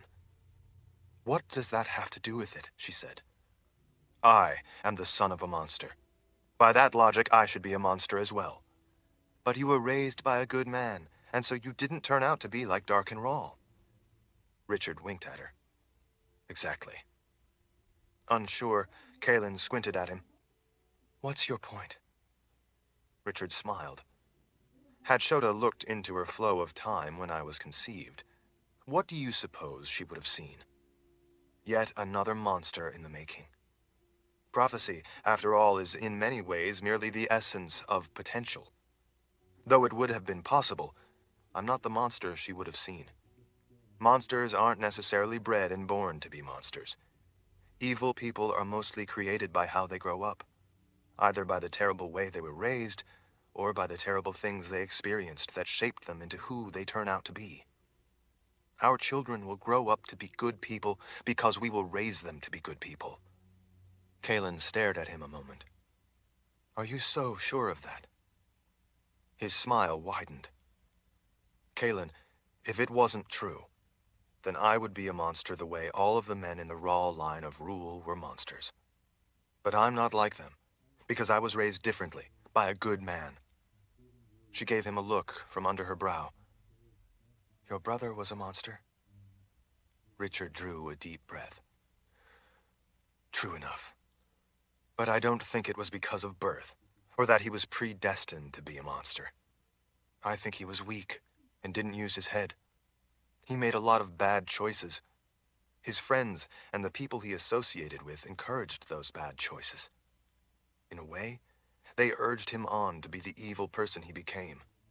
But I don't think he was born a monster the way Shota meant. Kaelin finally smiled over at him as she wiped away the last of her tears. You always make me feel better when I think things are hopeless.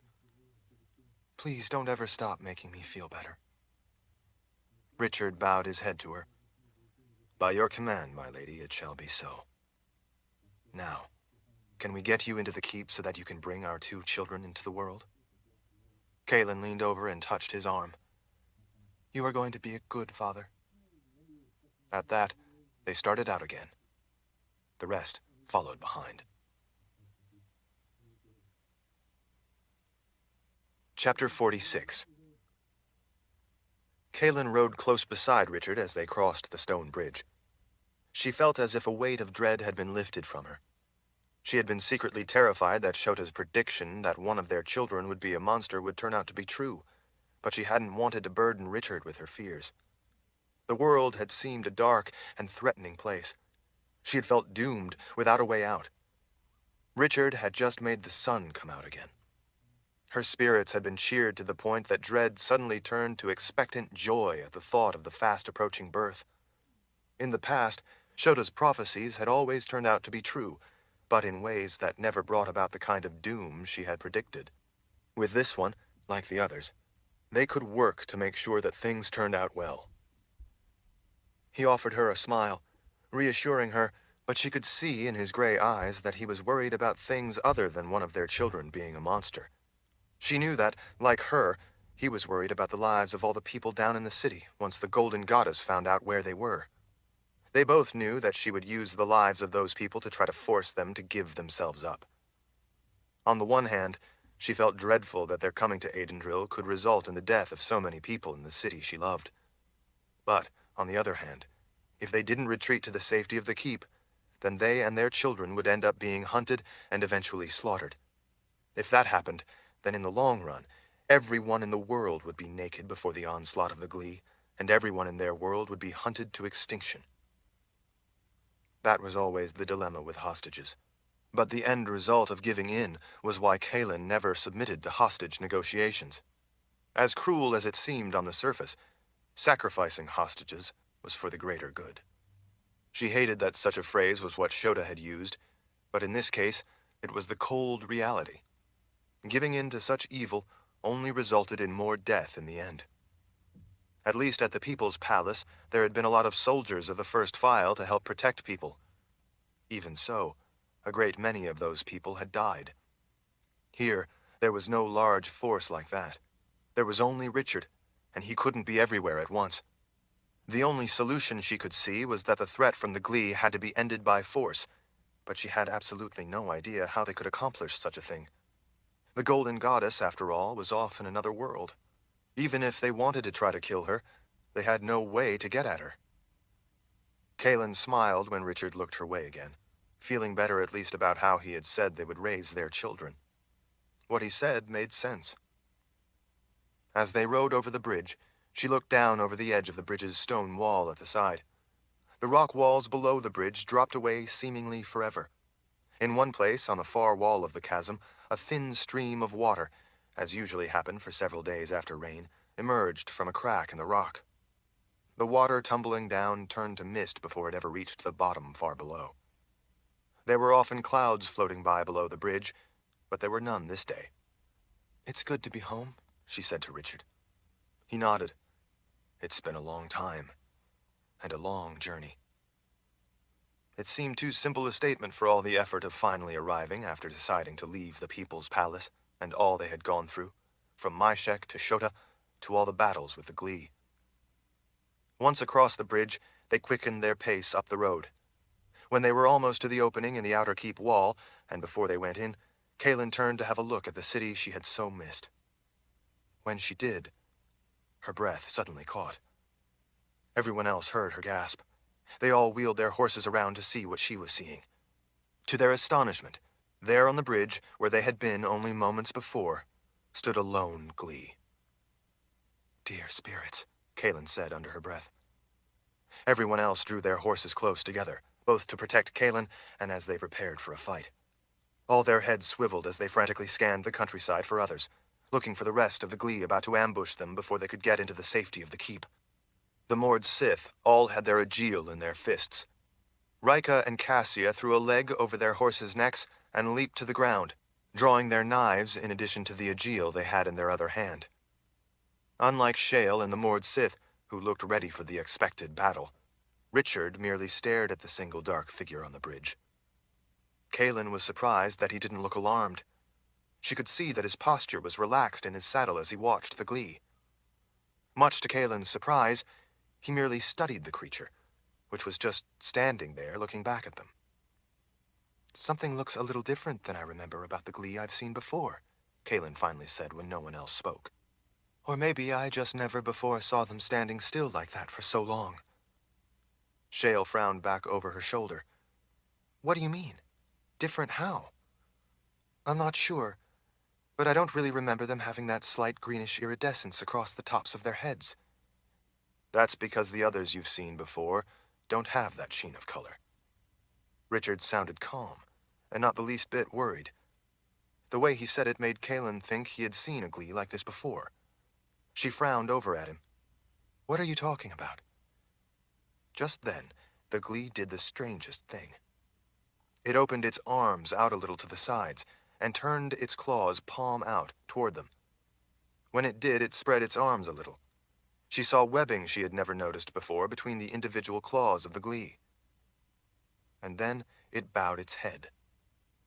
Kaelin, Shale, and the Mord Sith stared in astonishment. Richard let out a sigh. "Bags," he said to himself, but loud enough that Kaelin heard it. "What in the world could this mean?" she asked him. Richard finally looked away from the creature and regarded her with an expression that bordered on regret. "It means I want you all to get into the keep." Kaelin's frown tightened. "You know this creature, don't you?" "I can't imagine how, but you know it." Staring off at the glee again, Richard nodded as the glee stared back at him. "Get inside," he said. "All of you." Kaelin grabbed his shirt sleeve in her fist. "Richard, what are you going to do?" "The twins are due any moment. I need you here. Our children need a father. I don't know what you're thinking, but I can see in your eyes that you're getting one of your crazy ideas." He finally looked back to her with an iron determination in his raptor gaze. "I need to end this." She shook her head, as if trying to clear what didn't make sense. "End it? What in the world are you talking about?" "I'm not sure." He stared off again at the dark creature. "I want you all to get inside. I will be back with you as soon as I can. It may only be a few minutes, but I have a funny feeling it may be longer." "Longer? What are you talking about? How much longer?" Kaelin quickly glanced around at the others all staring at him before she leaned closer. "What are you going to do?" Shale was looking apoplectic. The Mord Sith all looked back and forth between Richard and the creature, unsure if they should go attack it or stand their ground. A firm look from Richard told them to stay where they were. Kaelin again grabbed his shirt. "Richard, answer me. What are you going to do?" He had that look she knew so well. The ferocity of it softened when he turned to her, but it didn't leave entirely. "I don't know yet, but I suspect that this is a sign that the city is about to be attacked. I have to stop it." He kissed the end of his first 2 fingers, pressed them to her lips, and then pressed them to the twins. "Richard." He gathered up his horse's reins. "I have to see what I can do, or this ordeal will never end, and countless people will die. I am the Lord Rahl, the leader of the D'Haran Empire. It is up to me to protect our people. I intend to do just that. Now get inside, all of you. Shale, I'm counting on you to take care of Kaelin when the babies come." "You mean you will be gone that long?" she asked. "I don't know. But if I am, I want you to take care of Kaelin when she gives birth." "Of course, Lord Rahl." His gaze slid from Shale to the Mord Sith. "Do as I say. I want you all to get Kaelin into the keep where she will be safe. Don't delay for anything. Do it right now. The people in there will help you protect her." "Only if you take Vika with you," Kaelin said. "It's not his decision to make," Vika told her. "That decision has already been made. You had better do as he asks and get inside the keep where you will be safe. I promise you, I won't leave Lord Rahl's side." Chapter 47. Richard dismounted and handed the reins to Berdine. Nida took the reins to Vika's horse as she slipped to the ground. He gave the rest of them a commanding gesture to get into the keep. They all recognized the seriousness of the command. Reluctantly, They all followed his orders and rode off toward the arched opening in the keep wall. He watched Kaelin, with Mord Sith surrounding her, ride in under the arch and then inside until he knew she was no longer in danger. Just before she disappeared inside, she turned back to give him a last brief look. Finally, she disappeared through the opening in the wall to be greeted by people he could see waiting inside. He wasn't able to see who they were, but he hoped there were Sisters of Light among them who would be able to protect her. He hoped Chase was still at the keep. He would certainly protect her. Lord Rahl, what are you planning? Vika asked. The Mother Confessor said that you have a crazy idea. Richard nodded as he continued to share a look with the lone Glee. She isn't wrong. So, what is your crazy idea this time? She asked with a long, suffering sigh. He flashed her a smile. I think that Glee wants to talk to us. Let's go find out what it has to say. The Glee don't talk. They only come to kill. My crazy idea is that I don't think that this one intends us any harm. She nodded as she started after him. That is indeed a crazy idea. If you are wrong, and it's a trap, then we will deal with it. Together, Richard and Vika walked back down the road toward the bridge, scanning the area for trouble as they went. He looked back over his shoulder, up at those ramparts and crenellations in the walls he could see from such a low perspective, but he didn't see anyone. Kaelin was now safe inside the fortress. The Glee on the bridge had not moved from where it stood, waiting. Richard continually swept his gaze in every direction, looking for a mass attack, but not actually expecting one. Vika also kept up a sweep of the area, especially the woods, but unlike him, she did expect an attack. Each time he looked back at the Glee, it hadn't moved. It watched him coming with big, glossy black eyes. Occasionally, its third eyelid would blink across the surface to keep it wet. The creature, with its soft, moist, mottled black skin, hairless head, big, glossy eyes, 2 small holes for a nose, and wicked claws, looked completely alien standing there on the bridge built by men. Glee weren't typically anxious, but given how uneasy this one appeared, he thought it must be here for a reason it felt was important enough to overcome its apprehension. As Richard slowed to a halt in front of the dark creature, he held his hand back and out to the side a little to let Vika know that he wanted her to stay back out of his way and give him room in case he needed to draw his sword.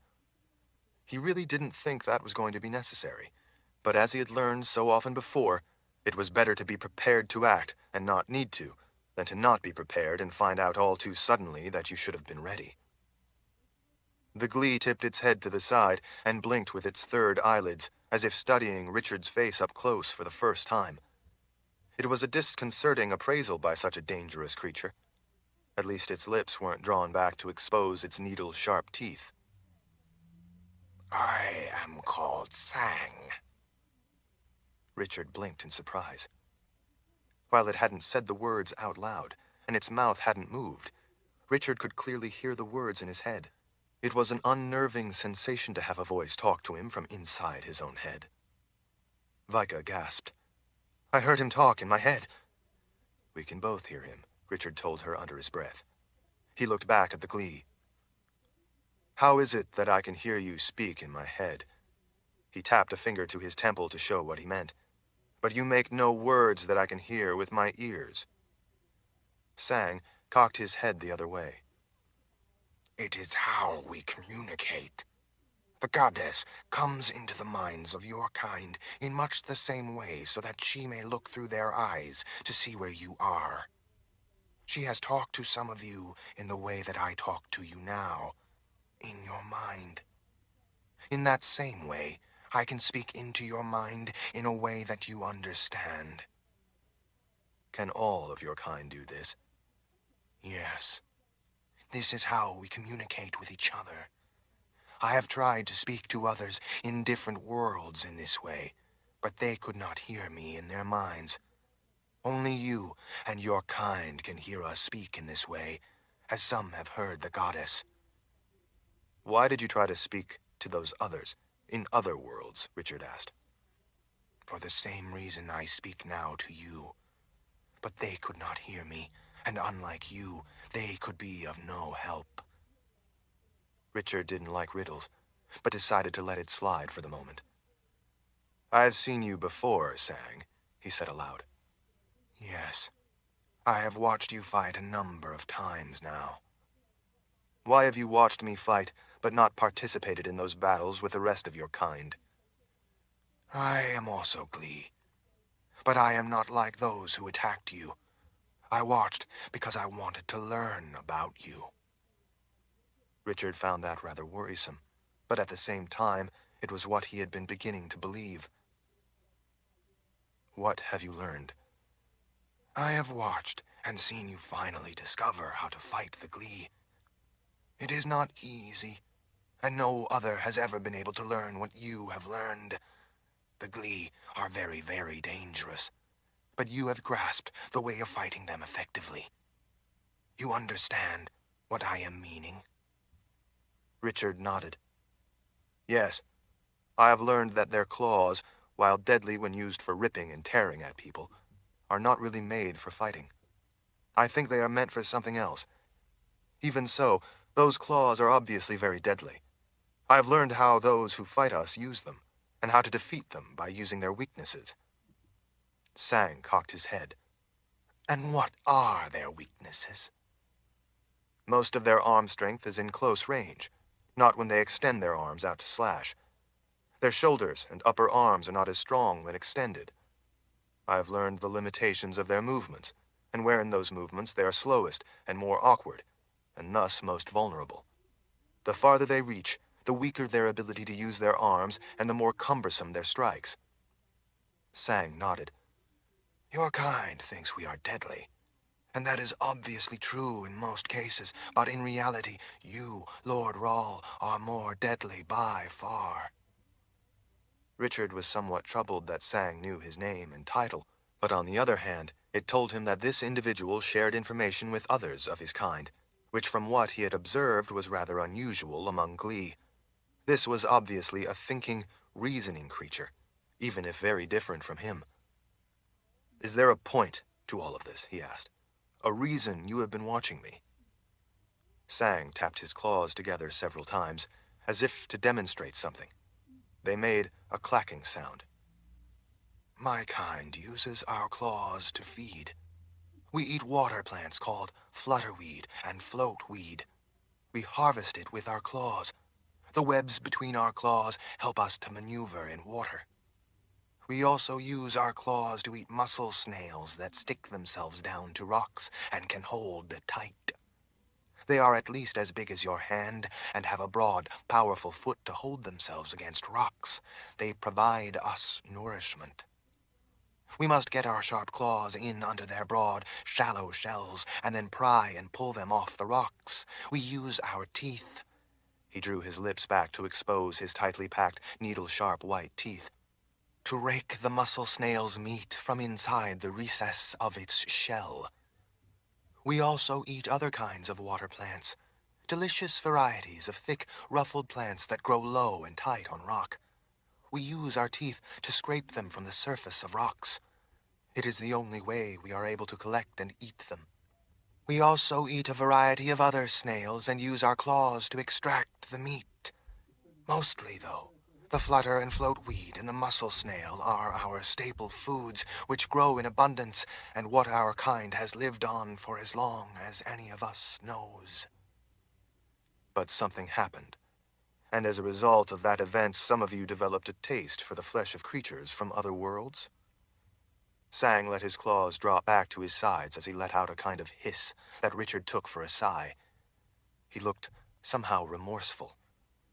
"Yes. Some time back, before any of us now living were alive, we were visited by a race from another world. We thought of them as gods. These gods left us a gift. With this gift, we were able to visit other worlds much like they did. In these worlds the Glee visited, they eventually found other things we could eat.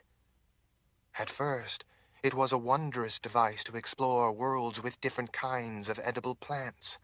In some of these places, the Glee found the kind of water weeds and snails that were similar to our favorites, and they brought them back for our young."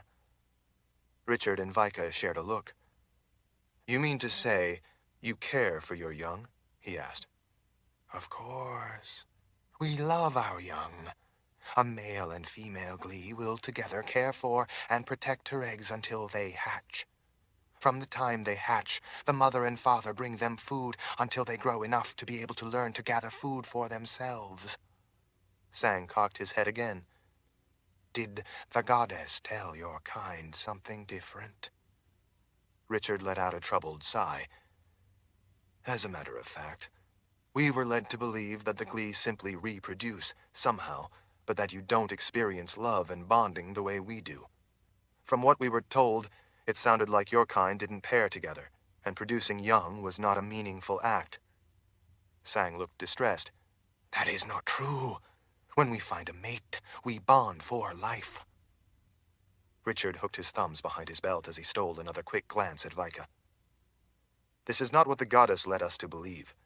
She gave us a picture of a cold-blooded race that cared only about collecting other worlds and hunting creatures in those worlds for sport, as well as to eat. She made it seem that they were born for this purpose, and it was all they cared about. We were told that even if the goddess grew old and died, it was not important, because they are all the same, and of a like mind, and basically interchangeable. She said her death would not matter, because there would always be another to take her place. Sang let out the same kind of hissing sigh as he had before.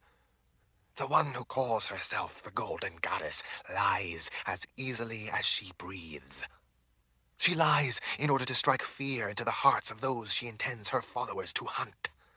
They have developed a taste for the flesh of other creatures, including, most of all, your kind. A taste for people. Sang nodded. You are the only thinking creatures we know of that are, in some ways, similar to us. We have so far discovered no others. The other worlds we have discovered have at most lower creatures such as insects and other small creatures without the ability to understand our voice, much like floatweed and mussel snails cannot hear our voices. The goddess and her followers find great satisfaction in hunting down, killing, and eating your kind more than any that has been found before in the worlds she collects. She will tell anyone from your world anything that makes it easier for the Glee to succeed in hunting and killing, hoping your kind never learns any of our weaknesses as you have. Creatures that are terrified don't fight back effectively. That makes them easier to kill.